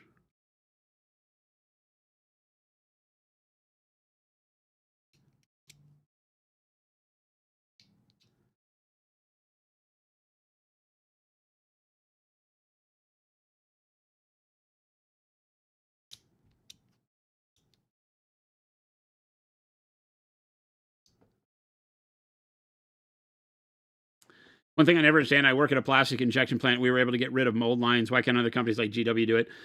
It's, I hear this a lot when I talk to engineers and sculptors and, sculptors who also know the engineering and can actually sculpt for the product they're making, which is harder than you would believe, right? There's a lot of people that understand sculpting from I can make things for video games that exist in the digital realm, but when you go to make things for the physical realm, it becomes very difficult for them. And so the way that it's been told to me is that it is the application of all the varied parts on the sprue because you're trying to keep, obviously, if you know injection molding, then you know that the sprue count is directly responsible for the cost of the product, right? Because each sprue that you engineer has a mold fee attached to it, and it's going to be pretty exorbitant at some point. And when you have so many different shapes on a model that the model needs, right, then you wind up with a situation where it's very difficult to keep all the parts without mold lines. That's makes sense to me when I look at the sprue and when I think about it, that aligning the pieces correctly when you have, I don't know, say you have 100 pieces on a model. I don't know if this one does, you know. You have 100 pieces. Those 100 pieces can't all line up perfectly. I mean, maybe they do, but they can't all line up perfectly to give you an edge that doesn't have the possibility of getting a mold line on it that would be visible. Maybe you can do 90%, maybe you can do 80%. I don't know. But it tracks for models with lots of dimension. Now, could you get better at the art side of it and fix it in pre, like Chris says, because you have art direction that knows this and doesn't allow the model to have a shape that lets it get too out of hand, and then you know can cut the model in a way that allows the 3D portion to, again, not have to have shapes that can't be aligned properly on the sprue. I know for my world in injection molding is based more around industrial design for electronic components. And the components there were very basic shapes. And so we could align a sprue because it had either knobs or flat button pieces and back plates rather than what is what here? Oh, okay, here. Rather than odd shapes like this biological spider thorax, you know, and legs. Because again, you want your models to be dynamic so people like them. So it's always going to be tough to meet in the middle.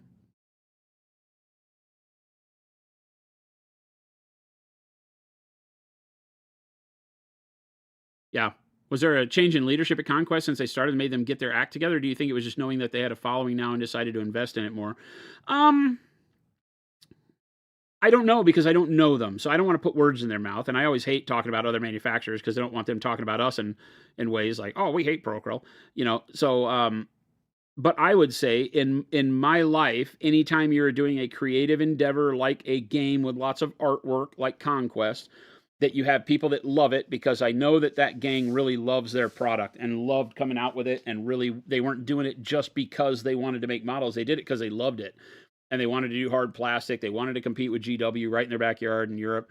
And so when it all comes down to it, they probably didn't have the means either through cash flow, right? A lot of times money in the beginning is a little tighter as you're investing and you don't know if you have a success or not, but they had enough to invest in hard plastics. And somewhere in the line, they were probably very frustrated when they were seeing the quality they could get for the money they had. That would be my thinking. Now, again, I don't know them, but I know that in my own journey, like I said, there's been lots of times where you have X amount of money and unlimited creativity. Your unlimited creativity turns out really amazing stuff because their artwork's always been really cool. Their storyline, their artwork, their love that you can tell is put in the game's always been really cool. The ideation has been really cool. And then it falls apart at production. Because when you take those great pieces of art and you get those sculpts done, and then you go and they can't be cut, or you don't work with a company that has anybody. You know, take in chat here, maybe you're working with a company that does lots and lots of injection molding, and you see the products they make and you're like, these guys know their stuff, but then they've never done a spider, right? And then you take them this, and all of a sudden they're like, and it doesn't work because it's not flat surfaces and more mechanical aligned pieces. You know, it's biological things and humans and parts that are dynamic and lots of poses. And the person that's cutting the model, the engineer that cuts the model, is generally not the sculptor. It's generally the sculptor makes the model look cool and gets the details on it and makes that rad. And then you hand it off to an engineer that says, okay, we cut this here, here, and here. And then these pieces will go on the sprue and lay like this and like this and like this. And they'll put it into a program that probably helps them with that. That's not my world, not my circus, not my monkeys. So That would be my thinking, and that they have ever since been wanting to make better product and been working on it, because you can tell you can't do that overnight. So they built relationships, found better factories, found people that could do it at a decent price. Because that's one of those worlds where you either invest in it yourself or you're at the whim of everybody else out there. That's just the truth. That's why we make our own paint, right? While we found partners that would allow us the ability to kind of, okay, what crazy ideas do we have? Let's start from scratch and build that, as opposed to working with somebody that was like, yeah, we make paint. Here's the kind you can use. Here's what we'll do. Same deal, right? You're kind of at the whim of your partners if you're not willing to do it yourself. And injection molding equipment, while not being super over the moon pricing, is still very expensive.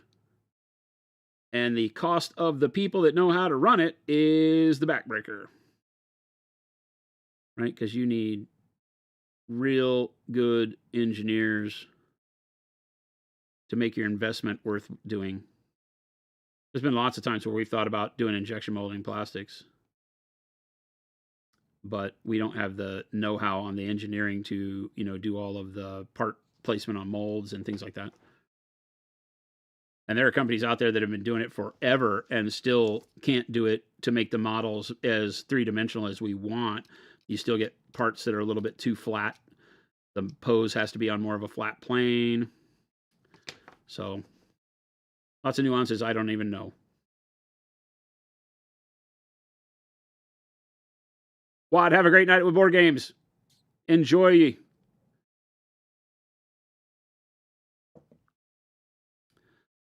Yeah, Archon does all this. I don't know. I assume Archon has all of the engineers that design the sprue and layout and all that. I don't know who cuts the molds or who cuts the STLs.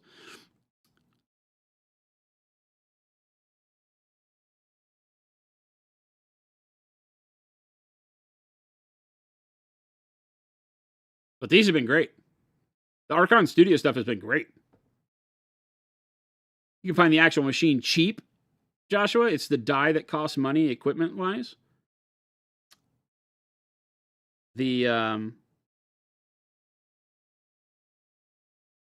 Depending, right, on the volume you're doing and the pressure you're having to do it at, that can be true.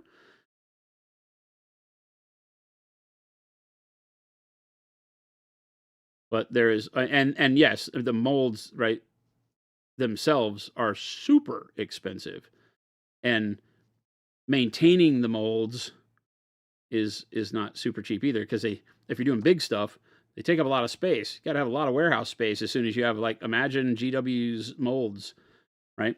Like how many molds they have. Where do all those go? They take up a lot of space. A mold for a sprue is pretty big. Even though the sprue may only be, 6 by 9 inches, the mold itself is pretty big.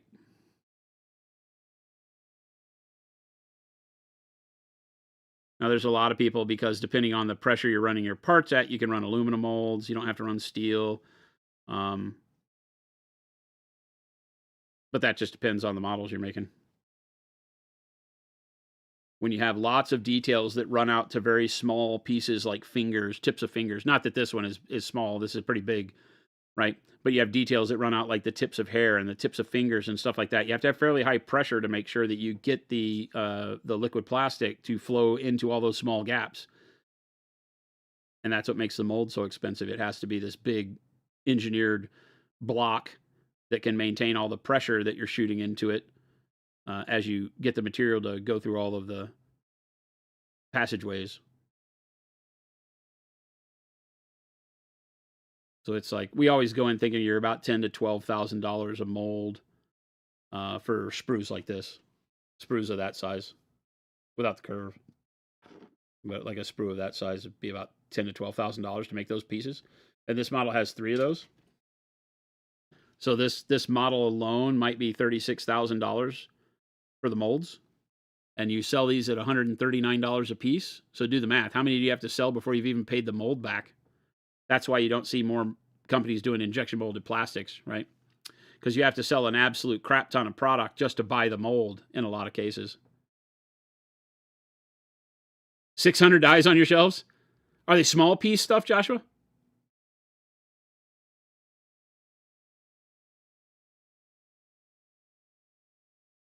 Yeah. Yeah, exactly.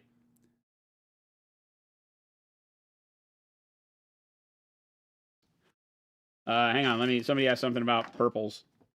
Well, let me turn my mouse on.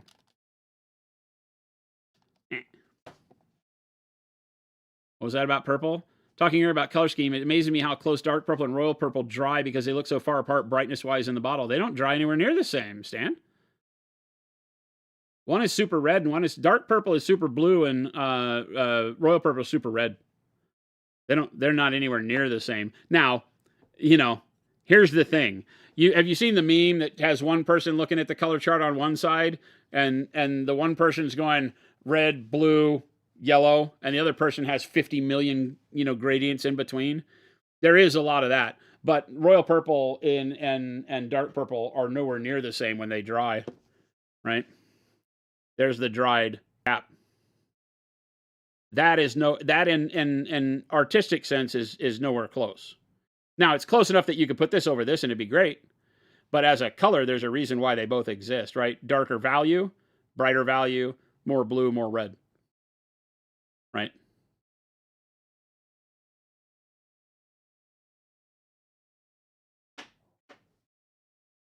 That's awesome. This is not Shelob. This is the Yorogamo. This I'll be building this one like the geisha version. So it's a Japanese demon that I don't know the history behind. So I can't tell you much more than Japanese demon. I do good, yes. I don't know the story behind it.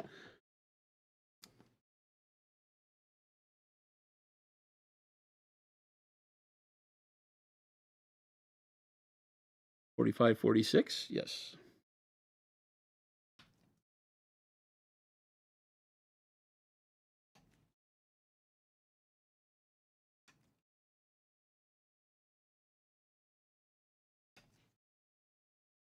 $45. Or that was $46. This is $45. I would like if all models I built were like this. I wouldn't bitch about building models as much. So we've gone from that individual dwarf warrior that we had to build where I was cursing. This one is not so bad. 38, which is 38. 42, 46, 50. What's 38? Is that... I don't understand. Is that one of the other legs?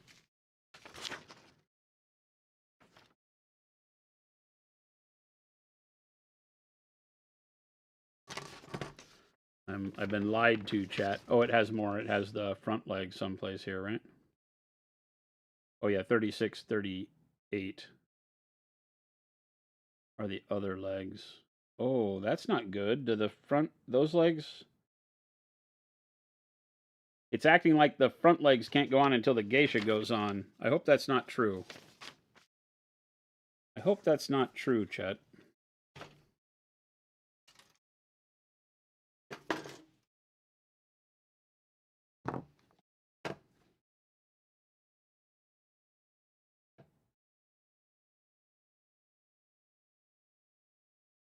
Yeah, Joshua, there you go. Average order length is maybe a 2-week production run. That's not bad. But is that mold to completed piece?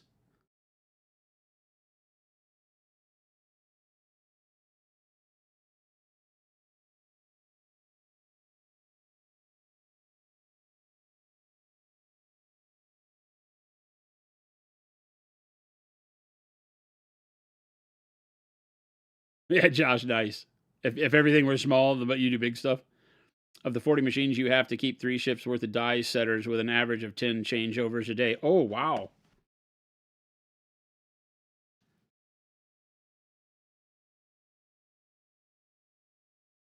What's the first one? 42 and 41. That's 49.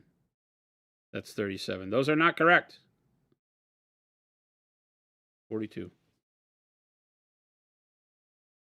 There's no rhyme or reason to the numbering on the sprue, but I get it.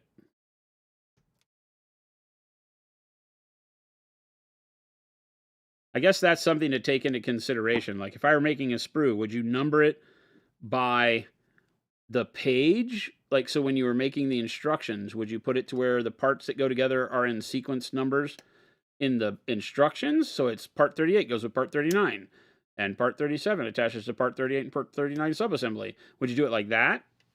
Or would you make it to where the parts on the sprue would go from like 1 at the top left, and then 2, 3, 4, 5, 6, 7, 8, 9, 10, 11, 12, 13, so it was easy to look at on the sprue? I tend to think I would make the instructions be numerics that didn't necessarily match, and do the numerics to where it made sense so you'd know where to look at the sprue very quickly. I think Gundam works that way, right? Gundam says A32, so you know which sprue to grab, and you know where on the sprue 32 generally is, right? I think I would choose that over this. This one is the numbers go in order on the paper, but I don't care that number 50 touches number 49. That doesn't make a difference to me, right? If it was number 50 touches number 15, I don't think that makes a difference to me, as long as I can pick up the sprue and know where 50 is, and then I can easily pick up a sprue and number that 15 is at. That's where my brain goes. Speaking of 50 and 49, that's what I need next.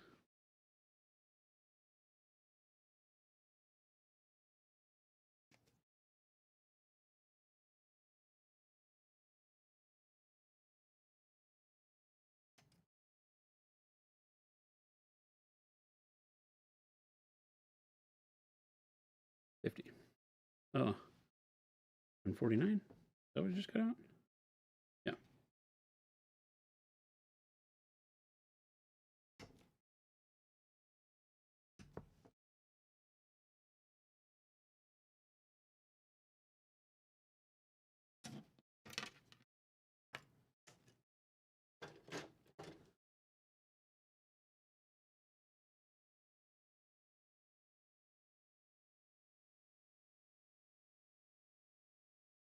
Melaninja, yeah. The thing I noticed with the dwarves is that the numbering was a little wonky, for sure. Not horrible, but these parts are great. If you like spiders, go buy this kit. So far, fun. I haven't built the geishas yet, but just the fact that these legs are easy, when with spiders, legs are typically where the kit falls apart. Because you have to do it 8 times, and they're usually all different shapes and forms if the kit is worth your while.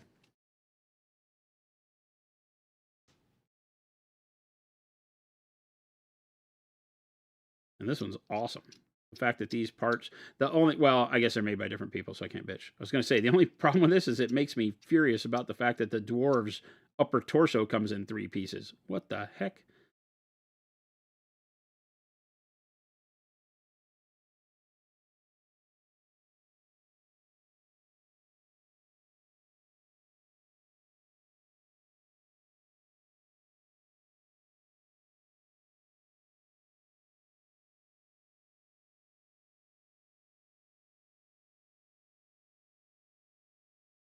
Yeah, the Fireforge knee pads were crazy, because that's one of the things I had the biggest problem with, mainly just because it didn't make sense. It had no contact point.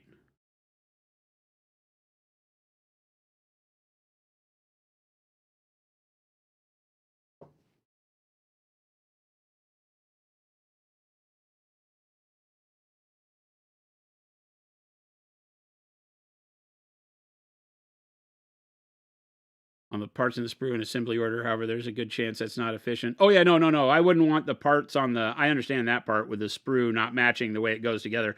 I want the parts on the sprue to be more economically, or more easy to find, more efficient to find the part on the sprue by its number. So whatever's in the top left would be 1, and it would go like you read, top left to bottom right, numerics, row to row, or around and a circumference or something like that. And then when you're reading here, it's like part 1 goes with part 13. So you know part 1's at the top left and part 13 somewhere in the middle.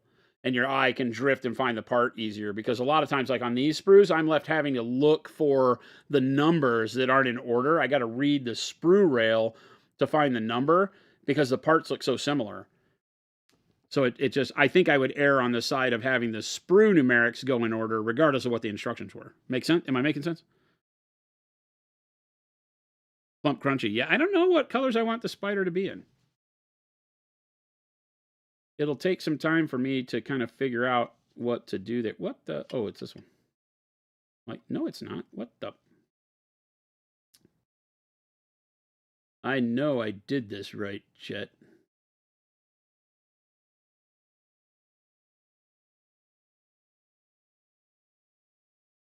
Or did I not? Oh, yeah, I did. It's right here.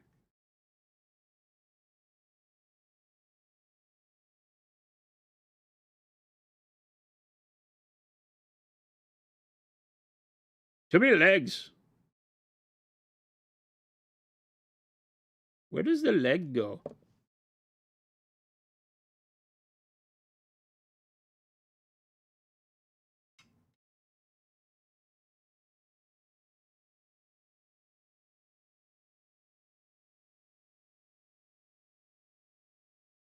Kentucky Fried Creature. Okay, I'm not going mad. Good. Kentucky Fried Creature. Love the name. I did the face tutorial for the second time, and the day after when I saw the miniature, it looks as if all the colors is very desaturated or something maybe I did wrong while painting it. Was I maybe painting too close to the lighting? Bald man? What color is desaturated? What do you mean? Are you underpainting? Or which tutorial are you doing?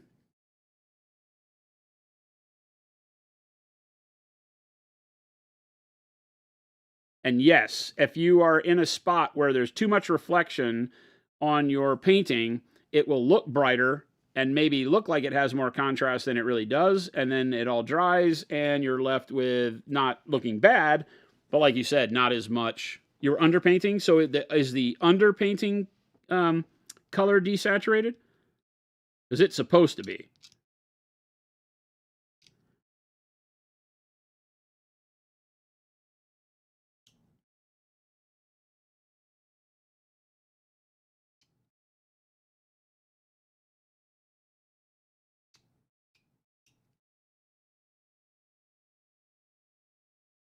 Again, everybody, for jogging in here, welcome to Monument After Hours. We painted a little bit of our ironclad Drake for the Dweg home from Conquest. For no reason other than right now, I am on a tear, rule of cool, enjoying some Conquest models.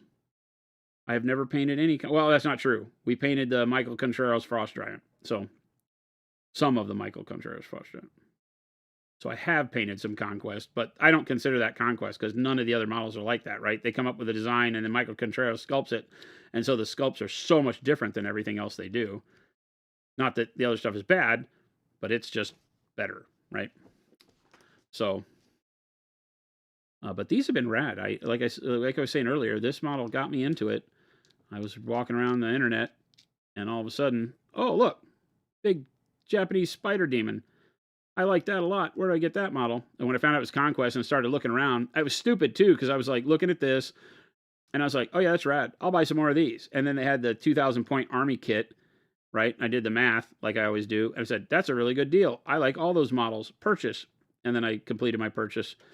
And then after I hit buy and had it, paid for it and all that, then I went and started looking around the site. I'm the worst. Anybody else do that? I'm sure you do. Who am I talking to? I'm talking to nerds that like the same stuff I do. You ever done that? You just do the instant impulse thing and you buy the thing that looks really cool. And then you go looking around at all the other stuff that's on the site. And then you're like, oh, but I want that too. Anybody else do that? Nobody, right? I'm sure none of you will admit it. You bastages. Yeah, right? And then I'm like, oh, so then again, in the same night, I made a second purchase. It was free shipping. It charges you $9 for customs handling in the States. So I paid an extra $9 technically. So I didn't feel super bad about it. I didn't feel bad enough to contact customer support because I know that's a pain in the ass for them. So I was like, yeah, I'll just eat the $9 for being an idiot. So then I bought a second army, which is the Sorcerer Kings. Yeah, every day. Yeah, they call it plastic crack for a reason, boss. Wait a minute. I'm supposed to know. I'm supposed to be impervious to this. I'm in this industry, right?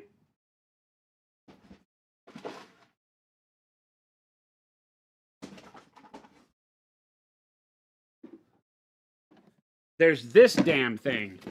This damn thing got me. A big flaming cat with 4 arms, the Rakshasa. That got me. With Jinn and Ifrit and Flaming Bros. And this one has a lot. This one has more regular troops than any of the other armies I got. But look at those guys. That's so rad. So yeah, this one's cool. This is the one the bird goes with. The big flaming cat got me.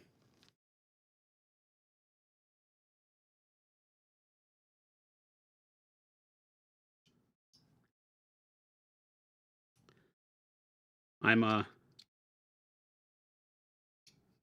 problem. I have a problem, chat. Where did I sign up for the 12-step program that I'm always talking about? It was one of those, maybe I'm the bad guy moments. Maybe I'm the problem.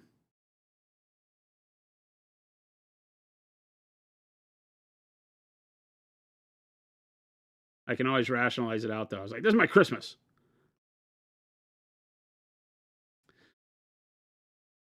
That's like the Iron Sultanate from Trench Crusade. Just looks so badass, you're going to try to buy it. Yeah, exactly, right? It seemed that I am not immune. You have to do that in Morgan Freeman voice, right? It turns out, in fact, he was not immune. I don't have a Morgan Freeman voice, sorry. Not going to happen. He was, in fact, not immune. You had to learn impulse control so hard because you kept falling for that. Oh, Joshua. Oh, they pay you? You get paid? You own a, wait a minute, you own a business and you get paid?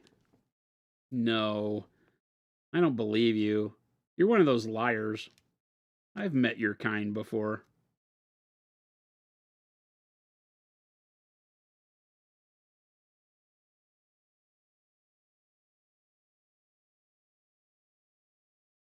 Joshua, we're like a match made in heaven. You got injection molding. Let's make some really cool models. I have some really cool sculpts. You want to get in the miniatures business? Wink, wink, nudge, nudge. With all your machines, and you want to do small run stuff? I'm your Huckleberry.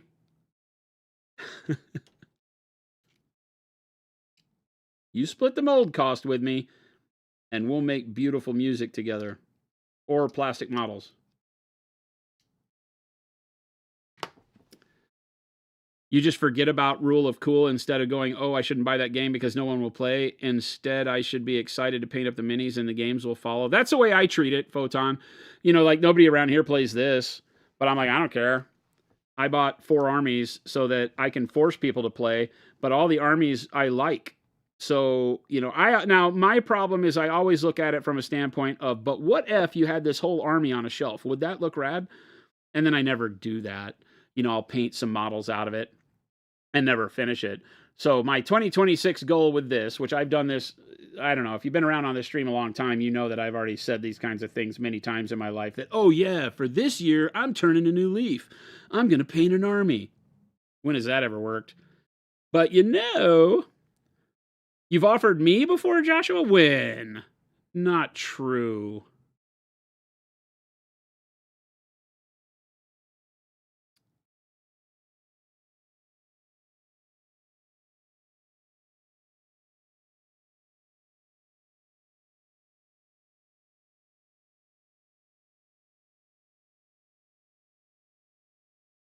I'm in the need of some molds. Like serious business right now, Josh, Vigilant Artistry. I am in the need of hard molded plastic sprue models right now. Shoot me a DM. Slide into my DMs. Let's get this done. Business. I really do. I have a couple of projects right now that really do need help in that arena.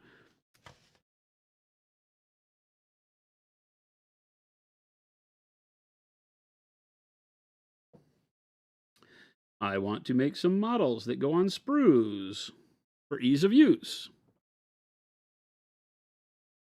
Oh, Joshua, did I say anything about it? Did I miss it? Did Chris answer you? I'm definitely interested. Oh, no, I remember. It's that I would have to redo all the texture trainers because they could not be put on sprue as single piece. I do remember this conversation, but I have new stuff, not the current stuff. I have new stuff that I would love to look at doing with you if you seriously have interest. Right? Business on stream. I no joke. I've got projects. The texture trainers will probably keep like they are because I would have to spend too much to redo the designs on these. We'll let these run their course, and with new ones, we might be able to, if you can get me trained on what I have to look for to make the sprue stuff work, then I'd be able to do the newer texture trainers for sure in a way that. Okay, wait a minute. How does this work? The first leg that doesn't want to attach correctly. What's happening here? You've all been so good. It doesn't say one has to go first. Am I just doing this wrong?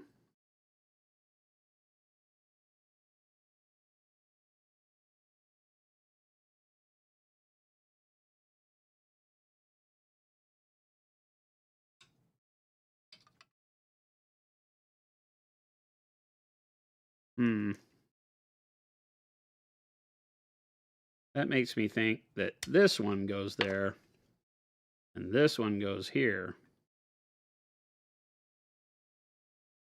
That's not right, though. Interesting.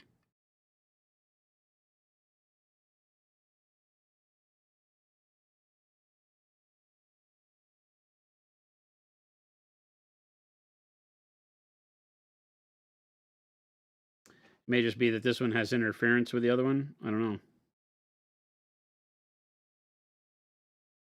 Panic Bomb, yeah, we did the Rhino. That was done with Siocast, and I was not happy with it. Siocast doesn't do, it shrinks too much. So when doing multi-part minis, it's horrible. It has way too much shrinkage. I don't know in percentage-wise, but coming out of the deal, it just was crazy. Is this right? This doesn't look right. Or maybe it does. Yeah, maybe it does. This one leg fits weird. All the rest of them fit so positively, and this one has a little bit of a problem, so it's a little disconcerting, but I'm going to go with I got it.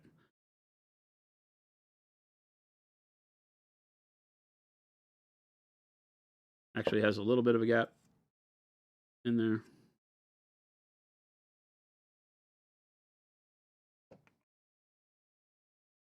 Too much shrinkage. Keep it warm.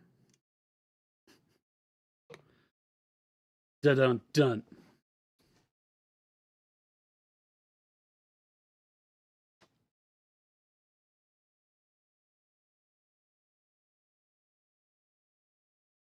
Yeah, they say they've gotten better with their resin for Siocast. I have not gone back to revisit any of that.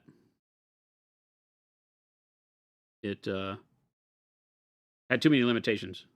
You know, it's so low pressure injection that the detail was not deformed or anything, but the resins that they were using were so liquid, and I think that was the big problem, right? Is that it had to be so low viscosity in order to go and fill the mold at such low pressure. The molds are all vulcanized rubber, basically, and it's a neat concept. It just isn't for big pieces.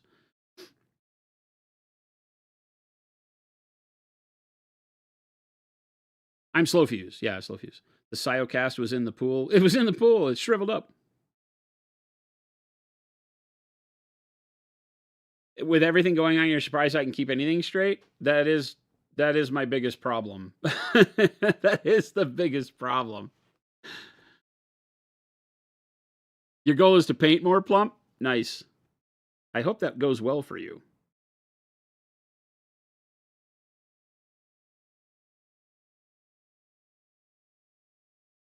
I always hate when the hobby gets interrupted. And you know, I keep bumping that mic. Sorry. You know, I get to paint every day, but sometimes, you know, it never feels like work coming in here and hobbying with you guys. But sometimes it gets, you know, kind of in the midst of my day. It does. The spider goes like this, butt up in the air. That's pretty rad.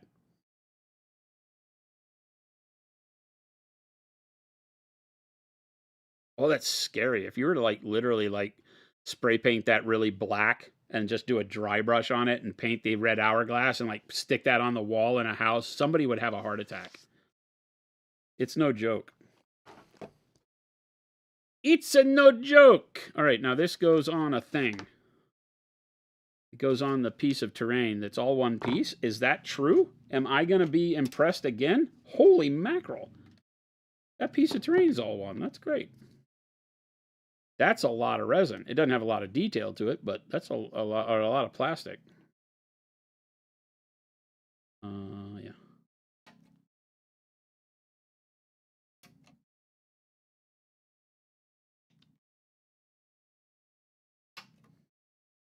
It's so wide, it goes to the extremities of the frame, too.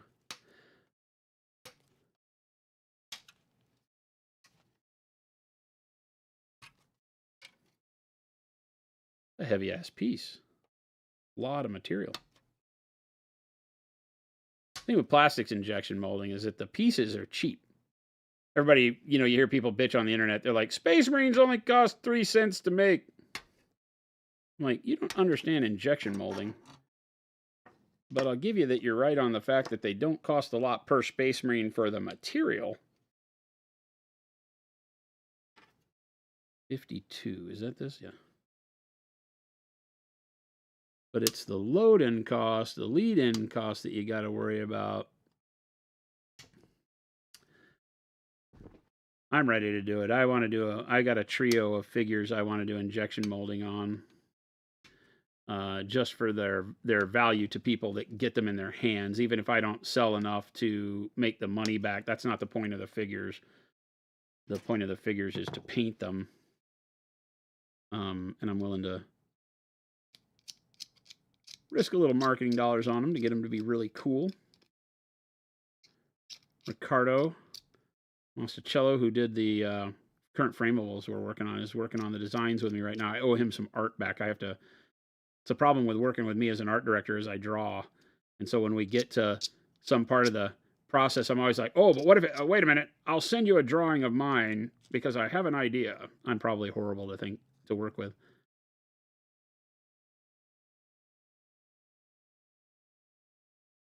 I owe him some artwork right now.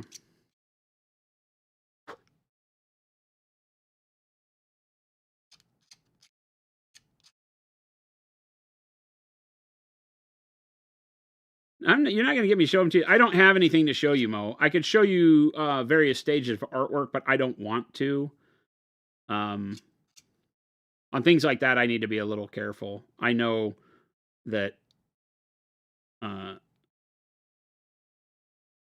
certain people that watch our channel would be ravenous to find ideas that we plan on doing that don't have a timeline on them and come out with those ideas before we do. So certain things I don't show off. Oh, yeah. We're on to you out there. We know.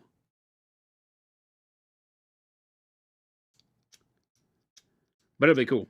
You know, you guys will see it. You'll be the first to see it when I get one because I'll be painting it on stream. You know, I'm like a kid. I can't keep away. Once something is ready to go and we have prototypes, I'm like, look at this. That's what Kyle and the sales team hate the most. As soon as I show something off on stream, their phones light up because invariably we'll have, undoubtedly we'll have one of our retailers watching on stream. We have a lot of our retail partners that will watch the stream. Some of them have it up in their store. So we have retailers that will have the stream going on in the store, and I'll show something they don't know about. Most recently, it was, guess what? It was secret sauce. We had a store call up going, like during stream, I think they called up and talked to Kenny maybe. They're like, what is this I'm hearing about a product that's like a contrast paint? You know, and the guys over there didn't know I was doing it on stream, right? So they're like, wait a minute, are you telling people we're doing this? I'm horrible. They gotta reel me in, chat.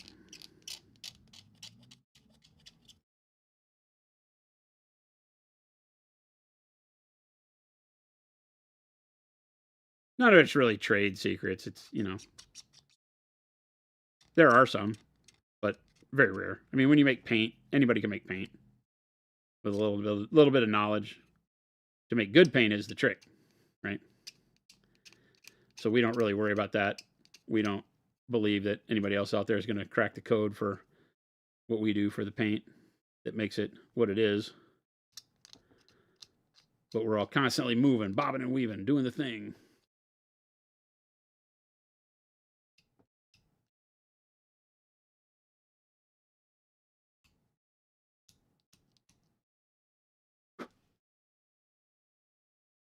So this piece is awesome that it comes off the sprue so easy. It's not so awesome that the mold lines run like on a piece of freaking like crown molding in all these gaps. That's a pain in the butt. This is where I should switch to the seam scraper. Doodly doo doo. Where did it go? Aha.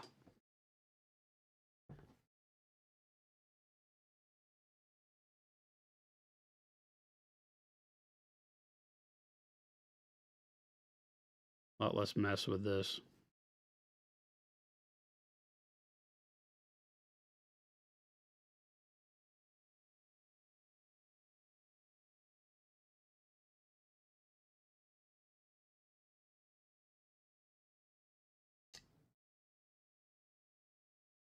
And it can get into the tighter spots. The nice thing with the seam scraper is that it will cut on both the push and the pull. So it's easier to get into those tight spots because like up in this, I can kind of just push across the mold line and remove it. Works a lot easier. Like in places like this where you can't really get the knife with any control, you can just kind of move it back and forth in that little cubby. Rotate it around this way and move it back and forth on the rest of the line. And it doesn't scratch badly if you hold it flat.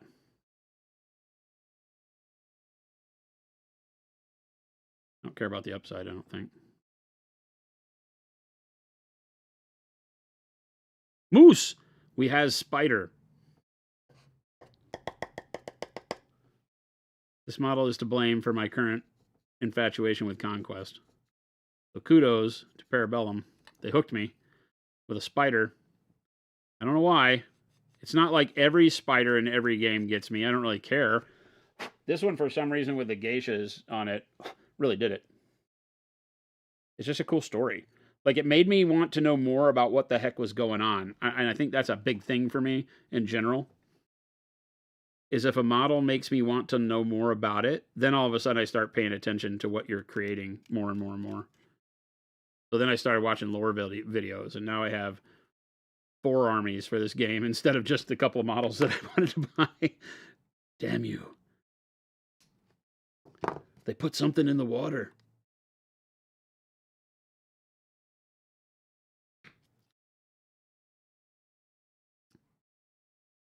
A phase spider for D&D.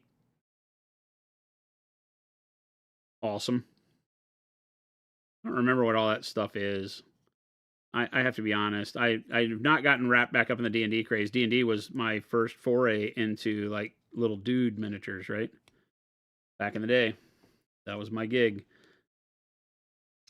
And then I got into Battletech and Starfleet battles, and it became robots and spaceships. Starfleet battles didn't really have many miniatures back then. They probably did, but we didn't have access to them at our age and at that time frame. So it was all played with cardboard chits. But I remember just dying and wanting, or you'd see like maybe there's a picture in the back of a magazine or something of the Enterprise and a 7D. Is it a 7D Klingon destroyer? Or Klingon cruiser. And you'd be like, as a kid, you'd be like, oh my God, I want that so bad, but there was no way to get it, right? You couldn't like mail order anything.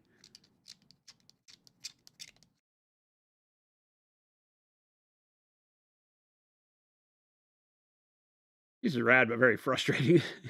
The hardest thing to clean.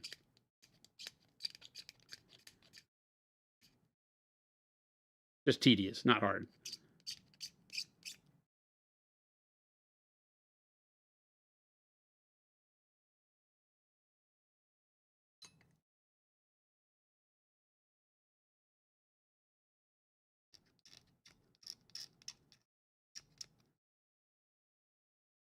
Got any advice for taking painting classes? You're looking to line up for Adepticon. Oh, great question. Hobe, you know, for me, it's always what interests you as far as subject matter or who you like, right? Some of that is just as simple as are any of the people that are giving classes people that you really love their work on the internet? It's always good to go and get the humanized version of that person, I believe. Right, so if you go in and watch Bogus Stupnicki, right, you watch Banshee and those guys basically go through and do really awesome stuff. Sometimes the humanizing of it makes it feel easier and more approachable. Because on the internet, you know, it feels like all magic and prunes, as Chris says. And you can demystify a lot of that just by having the person in front of you doing it. You're like, oh, that's not as hard as I thought. You know, look, I just moved the brush left and I moved the brush right and this thing happens. You're like, oh my God, if I'd only known. So yeah, there's a lot of that. So if you have people you like, I would say go do that. If you're coming at it as a new painter and none of that matters, names don't matter to you yet, you don't care. And I'm by no means saying that names should matter, but you know, if you do have them, that's a great way.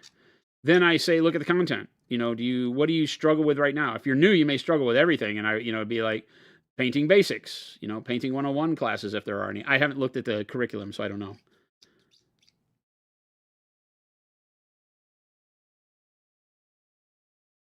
But if you want to learn how to paint non-metallic metal, look for those classes. I would definitely, when you find a class that you seem interested in, go look at the social media for the person and see their work and see if the work they're turning out interests you just before you dive in and buy a class. I will say that's important because you might go take a class from somebody that paints in all bright, vivid colors and you're trying to do grimdark. And if they go and paint and what you walk out of is nothing that is taught you anything because it's not colors or painting techniques that you think transfer well to your vision, then that's probably worth knowing. So go look at their work and see if it floats your boat. Nothing wrong with that. You're about to give money for a class, go make sure the class looks like something that will leave you with good info as you walk out. You're paying good money on the way in. Make sure you walk out with good info that you can retain. The hardest thing in the world with classes, you know, not everybody's a great teacher. You might give great information, but if you walk out not feeling like you could reproduce what you just did in class, that could be an issue, right?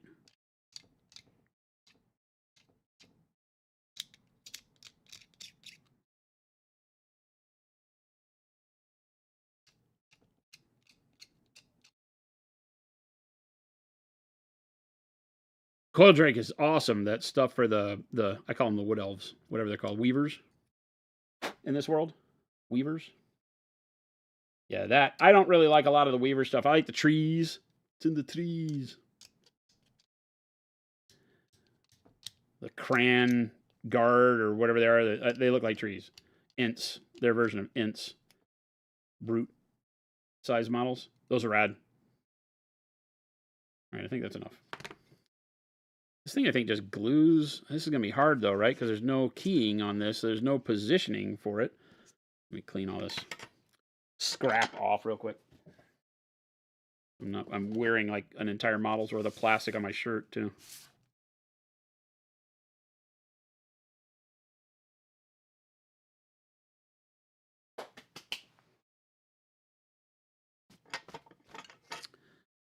All right, so the problem here, anytime you have a round base, it's like, where does this go? I guess we just try to dry fit it. Oh, it has part of this is on it too, right? Oh yeah, right there where it. Aha! That's keyed nicely. That's rad. Great job on that. That just like slipped in there and stayed. That's what I like. Keep leaving this sitting up here open too long and then my glue dries.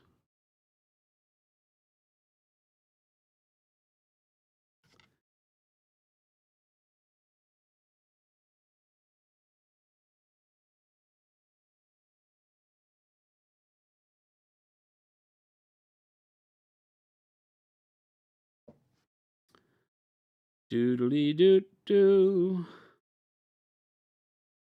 Doodly doo. Yeah, that fits. Awesome. Yeah, I need to get a mini vac. We have the blower, but we don't have the vacuum here. That would be great, especially for like resin dust and crap like that. It just is so much easier to just go keep your area clean. I will always be holding a piece. I'll clean it. It'll have some chaff on it, and I'll go like this. And as soon as you blow it and your pile of plastic goes over everything on your desk, you're like, I shouldn't have done that. But I do it all the time. I'm amazed I haven't done it tonight. This area actually doesn't have a lot of plastic on it. The other day when we were building the Drake, I'm sure you guys laughed at me a bunch because I did that like 6 times. I was like, blow the piece in my hand off and watch this go all over all the models and paint bottles all over my desk. Horrible. Don't forget to cap your glue. I'm horrible at that. And I'm not going to do it. You can't make me. Right, now how does this work? It says it has 2 points it connects. One of them is the butt. Oh, because of this. It is spinning out the claw. Somebody said that. All right, so it's a spinneret. It's butthole. Don't try to tell me it doesn't poop there too. All right, so that, and then this foot. This foot goes there, and that goes up in there like that. Oh. And then you just kind of wing it? I don't know.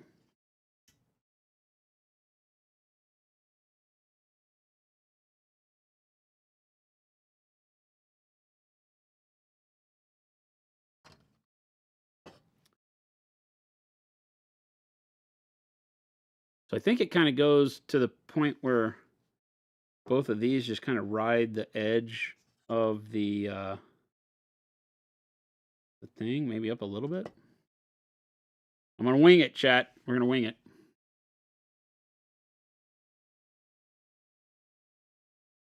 Does that hit the ground?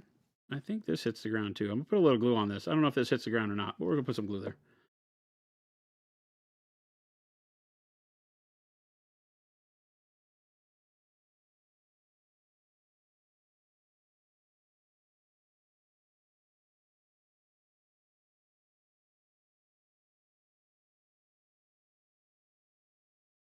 More scroll goes under the spider, so don't glue it yet. It says glue it.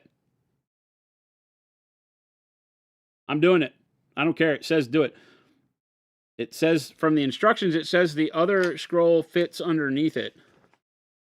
I looked at that a minute ago because I was looking at where... Yeah, the other scroll slides underneath it and touches that other one. I'm going to trust in the system here. I'm going to trust in the system.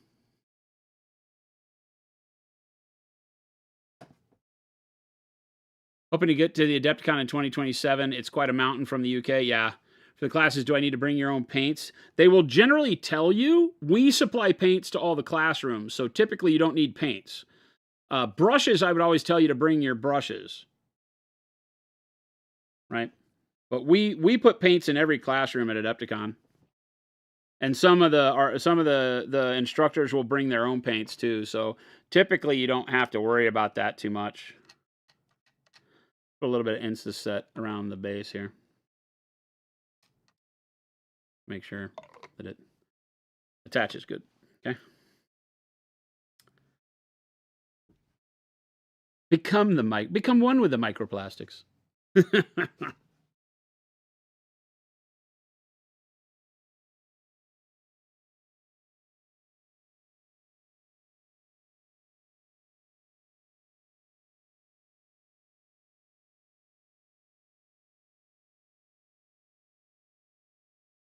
I would use tape on the Mini to hold it to the Torii gate to position it on the base. Joshua, you're too detailed. You haven't been around here long enough. We just make it work. And if it doesn't work, we break it off and do it again. And then I'll tape it. I'm like I don't need the map. Shush, I've been there a million times.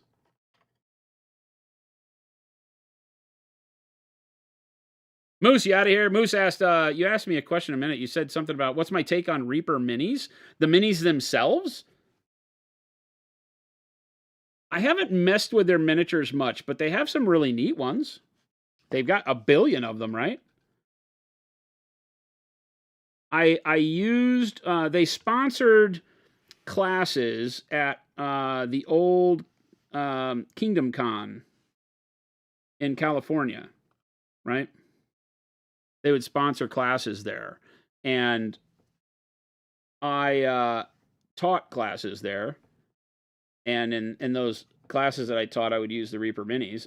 I did an ogre once, right? And the mini was great. Fulfilled its purpose perfectly. Okay, now this is going to be a little weird. All the feet touch the base, though. Or this thing over here. So all the legs except this back one over here get something, right? And then the butthole gets the thing.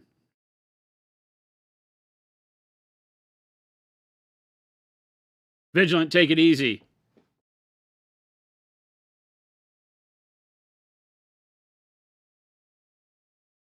Lunar Star says it might be easier to paint the spider and then glue versus trying to paint after it's all glued to the base.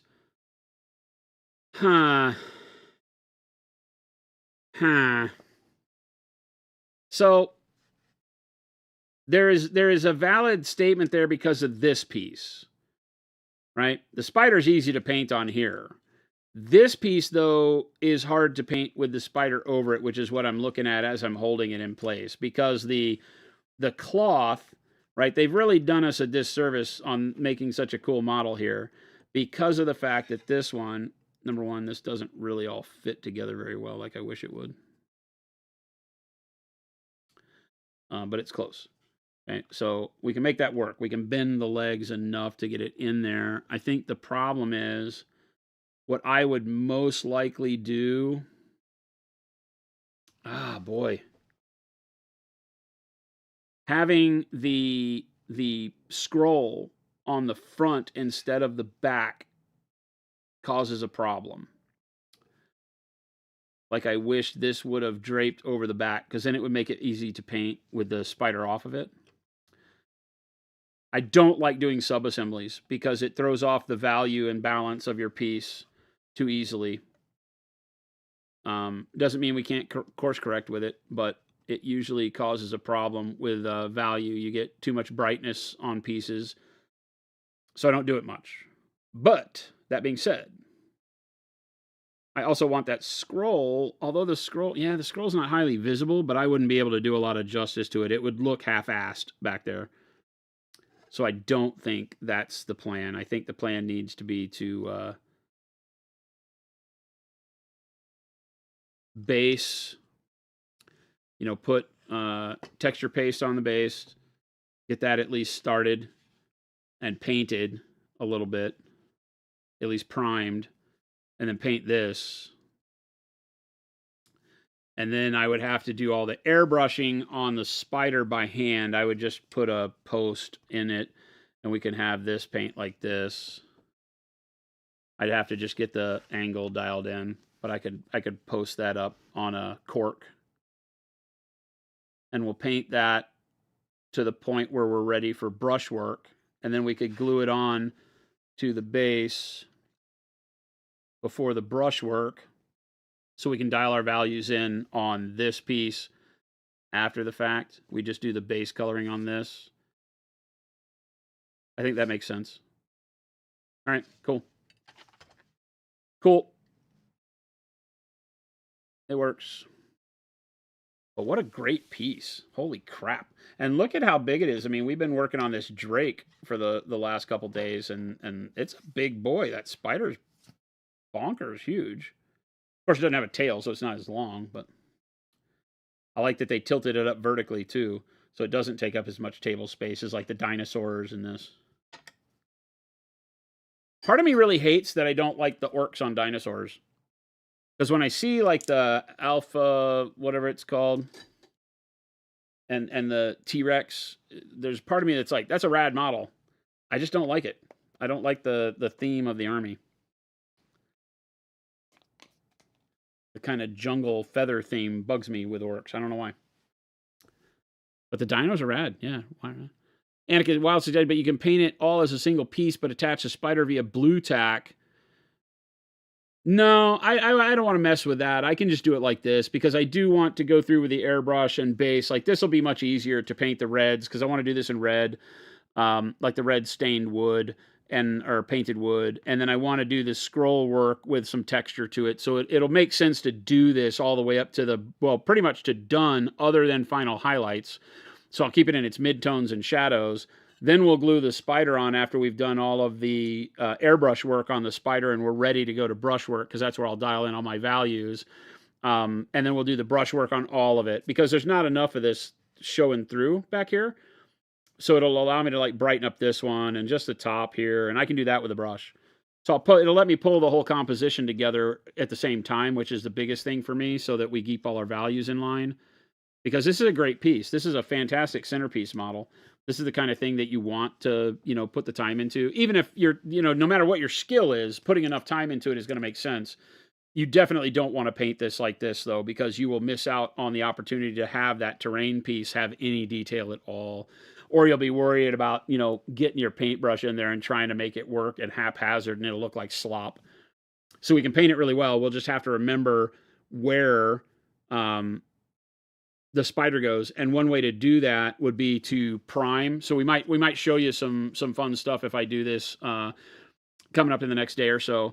We'll prime. I'll do some basing material on this over the weekend, and then we'll prime the base and prime the spider. Or we don't care about priming the spider, but we'll prime the base in black. And then what we'll do is we'll put the spider on it, and then we'll hit it with white from our sunlight direction, which would probably be over here. We'll hit it with white so that the shadow of the spider shows through. So when we take the spider off, you'll be able to see the lines where the legs are supposed to be. And then that'll show us what parts show through. It'll be white where the spider isn't and black where the spider is. And then I can paint to that and should have some of the shadow of the spider built in at that point. And then I can refine it when we put the spider on. So there's some fun tools that we can do that we don't normally do because we don't run across a whole lot of models that require me to paint them in subassemblies like this. But I think it's cool. It's cool.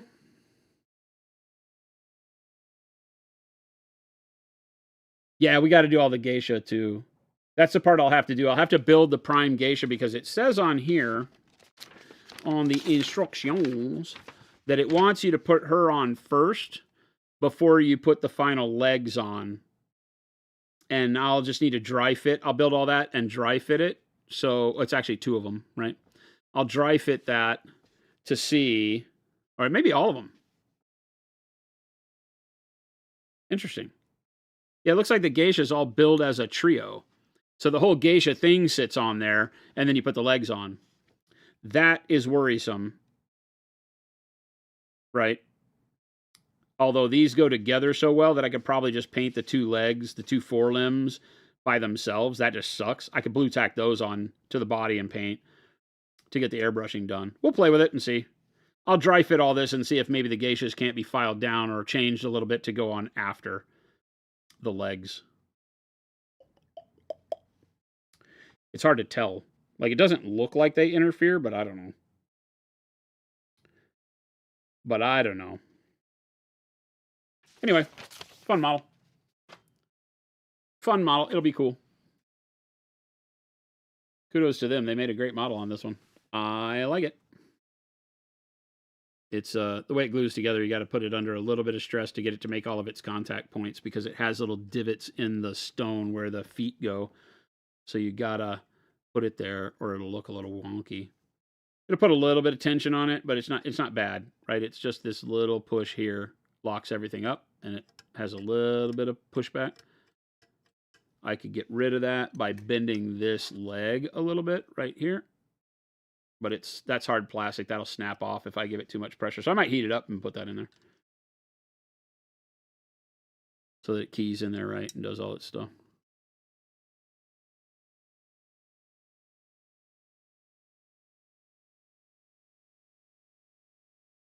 That's rad. For a part that has to be hitting so many pieces on the back plane and still be level with the ground, it does a really good job of just kind of willy-nilly putting it together and then throwing it on there. That'll be a good piece. I'm excited. It's going to be fun. Sugar Rush, when am I going to start painting it? I will most likely do maybe tomorrow. Maybe we stream tomorrow and do something. I would need to put the basing material on here, though. And I'm not going to do that tonight. Let me see. I might come in early tomorrow and put the basing material on, and then maybe we could stream, and I'll work on the Drake some more, or work on my little, whatever this guy's called, Flameborn, whatever this guy's called. Get some more paint on him to get my test scheme done. And then once the basing material is dry, then we start doing the airbrushing stuff. Jay Matthias, the great thing is I have 2 of these. So I will be doing one of each. I will do one with the geisha and one with the, or one the geisha with the umbrella and one with the instruments. So there will be another one of these that we build and paint too. We'll do this one first so we know what to do with the other one. Yeah, Lunar Star, the gate is just too nice as a terrain piece. If it were just like a rock, then I wouldn't care because I could sneak a dry brush back there and make it good. But this has enough detail to it that I want to make it nice.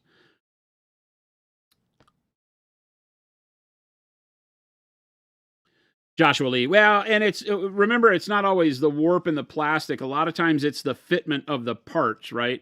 Because I might have glued one of these legs to where it didn't make quite the contact it needed to. It's a convoluted piece, so it's nice. And for what they've made, it's fantastic, right? But like with this leg in where it goes, and these 2 back legs, this one and this one, have keys. You put them in the keys, and then the butt thing doesn't fit right? So this is the biggest problem that I got to figure out. It doesn't seem to want to go in the butthole the way it does. But again, like I said, it could be I glued something wrong. But either way, it's going to look good. I don't have to convert anything. I would highly recommend this piece if you like it and you want to paint Big Spider with geishas. It's going to be awesome. I got to find a color and all that stuff too. So if I can go home tonight and kind of look at colors and come up with something inspirational, then maybe I'll do it tomorrow. I don't really have a plan. My plan over the weekend is to build a whole lot more things. I want to build the Rakshasa, the big fire cat. I want to build the big bird. I want to build all the big monsters, right? So I have the Drake that we have here that we've been working on. I've got this spider, the Yorogamo. I've got the Rakshasa. I don't even know how to pronounce the bird. What's the bird's name? Oh, the Trinavarta Sabha. Yeah. I got this guy. I don't even know what to call that. This guy's rad. So I want to build this. I want to build all the big stuff. And then I've got the whatever no yokai. Big giant dude. Right? So that's like 5 battle engine size things. 5 monster style things before we even count the second Yorogamo.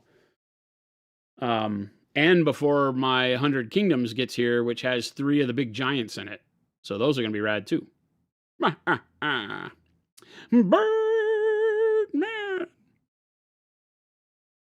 It's certainly something you do not want in your bedroom. Yeah, exactly.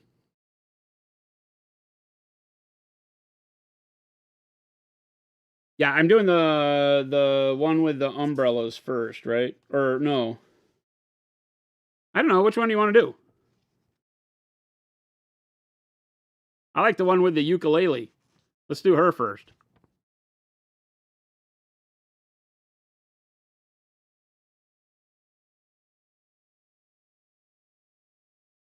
It's weird because there's like, there seems to be a lot of choices here.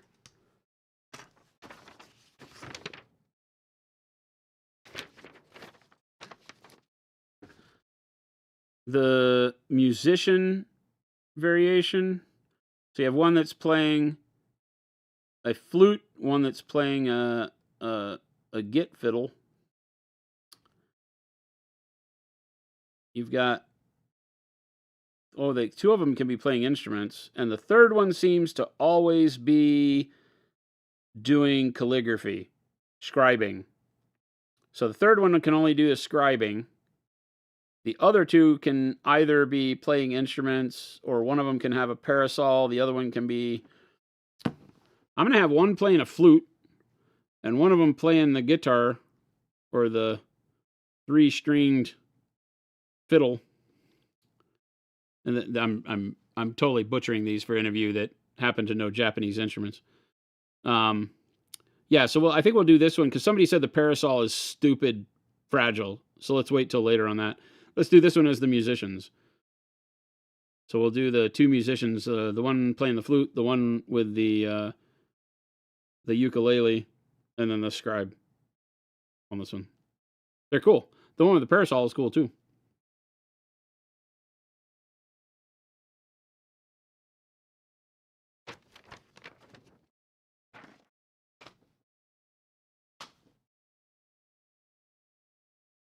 Calligraphy on spider. The spider does calligraphy. The spider's front forelegs are brushes. Scrapper, the thoughts on using them in refillable acrylic pans? I mean, you can. The felt that they use in those tips will dry out really, really bad over time. It's not really good for heavy resin acrylics like ours. You know, remember, we make our paint to go on solid surfaces and form a very good bond and strong finish for wargame miniatures.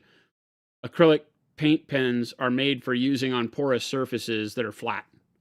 Now, people in our industry are using them for things like painting models and doing trim. And if you can use it, great.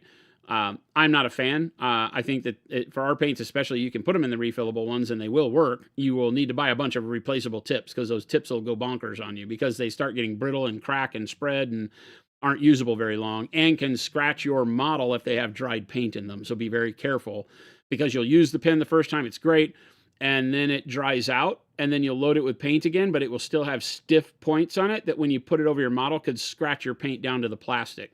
So I don't like them. I do not like touching and trying to paint. I wouldn't paint with a stick and they become sticks, so I don't like them. But yeah, Mo, I could like try to do something with like maybe a I don't think so. The parasol connection point is super skinny, but yeah, maybe we could brass rod it. I don't know. I'll look at it. Man, I see why somebody said that's like Malifaux delicate. We'll play with it and see. An even greater feat, says Kentucky Fried, if the spider's doing calligraphy and you're doing calligraphy. The Japanese have been shredding heavy metal for centuries. It's a shamisen. And yes, you should definitely watch a YouTube video of someone playing one. Oh, I'm going to go check it out now. I'll have to dig around for brass rod. I know I have some someplace. I never use it. I use paper clips, but I can't use paper clips for this because I always pin things where you can't see it. This is too narrow, so I can't pin two parts together. The pin like has to be the brass rod where it becomes the pole. And I don't know, like on this, is the pole something that has detail on it? Is it...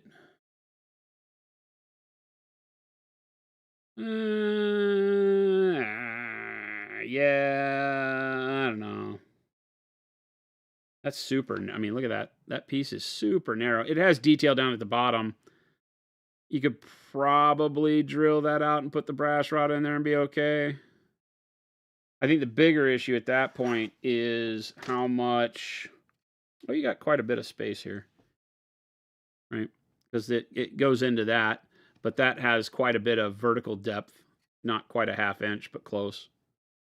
So if you widen that hole and put the brass rod in there, it has a lot of grab space, so this piece wouldn't break. So yeah, maybe. Maybe. That's a future Jason problem, because I'm doing the musicians first. Can you imagine this? So there is a movie, before I go, there's a movie called Enemy with Jake Gyllenhaal in it. Does anybody know this? Has anybody watched this movie? It's called Enemy.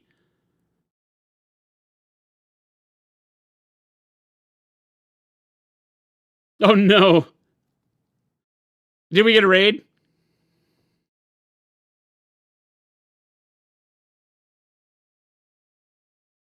Did we just get a raid? Vital Needs, what's going on? Vitals, you've seen it. So is the end scene of that movie this? Because I saw something, and then I couldn't find the video again. I didn't go back through my history on YouTube, but I found something that was talking about movies with twist endings that were really crazy, and it threw that up there, and I saw Enemy, and I knew it was Jake Gyllenhaal, and there was this huge spider in the corner of his bedroom, like just amazing, and I didn't. So now I want to go build it. What's going on, everybody? Hello? Is this a Kenny raid? What?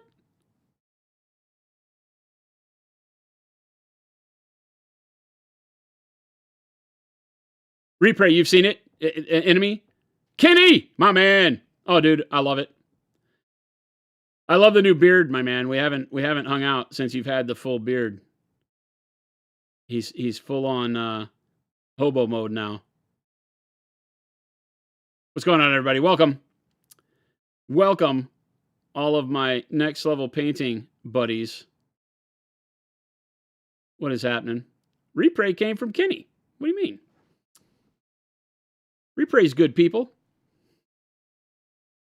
We built a spider that carries geishas.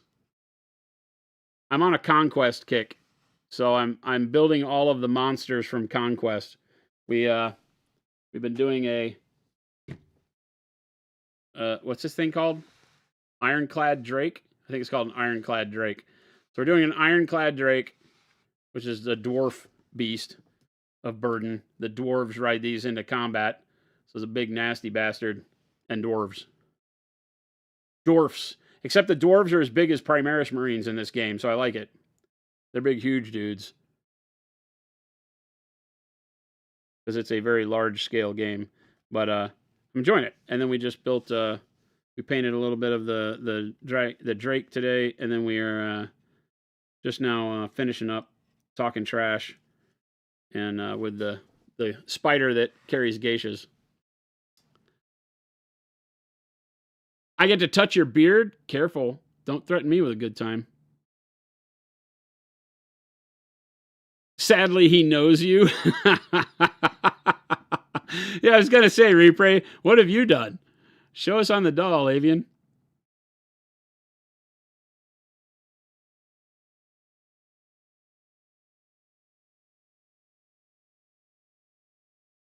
Well, welcome, everybody. You came in right at the end. We're done. We're finished. I'm done. I'm out of here. I got to go home. Find some Friday night dinner and stare at YouTube all night long while the dogs yell at me because I'm not giving them enough belly rubs. You want paint for your grandma so she could bring it back to gift it to you. I know. We had this conversation. Thomas Wynn, what's going on? You're a new member of the community. Welcome. Just curious, have you ever built and painted a Gundam model? I have, sir. I have. Vonnie says quitter. Quitter. Dude, we've been going since 2. This is Monument After Hours.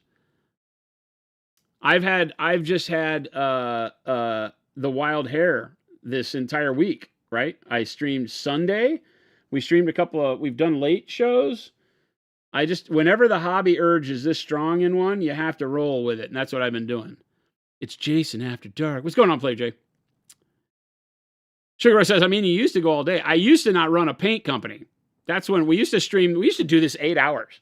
Kenny used to laugh at me because we would do the Tuesday, Friday thing. We had the greatest of all shows on Tuesday or Monday. Was it Monday? Kenny, was it Monday and Friday? I think it was Tuesday for a while and then it went to Mondays. I don't remember. But Kenny and I would raid into one another, but I would do like 8 hours. Kenny would raid into me and then I'd do 8 hours of streaming. And that was back before we were responsible adults. Right? Now we're responsible adults. Kenny got all married. Right? Who does that? He's showing me up. Jen's all jealous. I had to go buy Jen a ring, you hoodlum. He's like, even Kenny got married. I was like, shit. 4.5 hours is nothing. Is that how we've been on for 4.5 hours? Good God. Good God. Kenny's like, I have definitely ruined some relationships. I know. I was talking to Rob, and he's like, "Why?" He's like, "Kenny making me look bad." I was like, "Oh, she's asking for a ring now." He's like, "I'll buy her a cat." Rob is the funniest human being alive when you start talking about relationships. I want everybody in here. He's going to hate me for this. I want everybody in here to DM Rob and ask him about his girlfriend.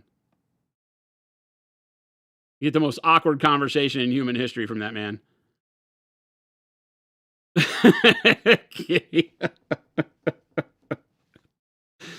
Don't sell yourself short, man. And he is a wonderful human being. He is nowhere near being a hobo. He just likes to play one on TV. And he slept at a Holiday Inn Express one time.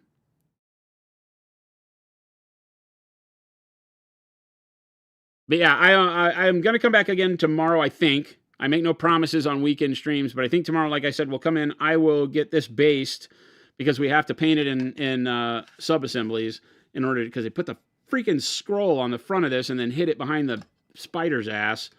So we gotta do some creative paint process on here, but we'll make it work. But this guy's insane. I should just, like I said, I just want to paint this black and throw it in the bed and see what Jen does. Oh my God, honey, what is that? I would be dead. You think? If she's watching right now, she's gonna type.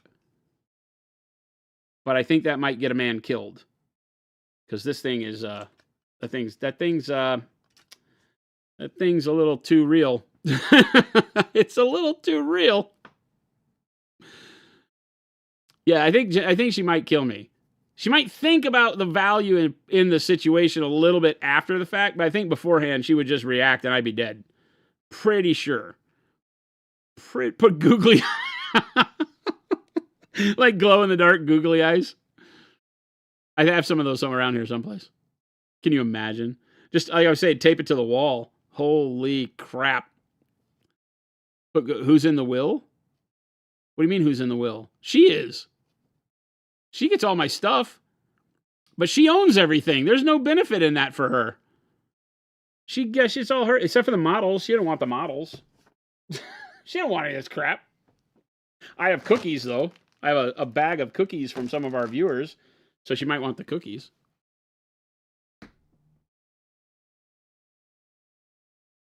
All right, everybody. That's it. Thanks for joining us. I hate to have you raid and then me ditch you, but I'm done. I'm finished. I'm over. I'm old. It's past my bedtime. Kenny's a hobo, and I'm a geriatric. We'll do great together in the future of miniature hobbying. Kenny and I are going to be in the old folks' retirement home in Florida. That's why he's out there. He's the advanced recon team, and he's checking out the right old folks home for us. We're going to need you guys to come and bring us food every now and then, and make sure the people at the old folks home aren't mistreating us. But thanks so much for stopping by. Remember, if you're new around here, if you just came from Kenny's, we do this Monday through Friday usually from 2 p.m. to 4 p.m. We generally raid Kenny 2 p.m. to 4 p.m. Monday through Friday, Mountain Standard Time here at Monument HQ. We are Monument Hobbies. We make amazing paints and brushes and all that crazy crap. And we paint big spiders, it seems. So I've been doing a lot through the holidays, a lot of surprise streams. So hit the follow button, subscribe button, all that good stuff. Get alerts. We might go live over the weekend and start working on the spider more and building other monsters, because I'm very excited about this and I want to catch all the momentum I has right now. So please come back and join us again. Check out monumenthobbies.com and monumenthobbies.eu. We have a website and a warehouse over in France now. So if you're in the EU, you can buy direct from us, get it shipped direct from the source, and enjoy the hobby from the Monument side over there. So thanks so much for all your support over the years. I'm not going to raid anybody because I'm nowhere near the keyboard. I'm over here with a mouse. I have a wireless mouse and no producer. Chris abandoned me again because he's a horrible human being. And so I'm going to hit the stop button, and you guys are going to filter out across the internet and show love and respect and no drama, right? Go click the little miniatures button underneath our stream and find out all the other amazing streamers that are doing it. Go jump into somebody's chat, show some love. Have a wonderful weekend if I don't see you again, but I do plan to stream some with building and painting and some shenanigans throughout the weekend, so hopefully we'll see you back. If not, we'll catch you back here on Monday.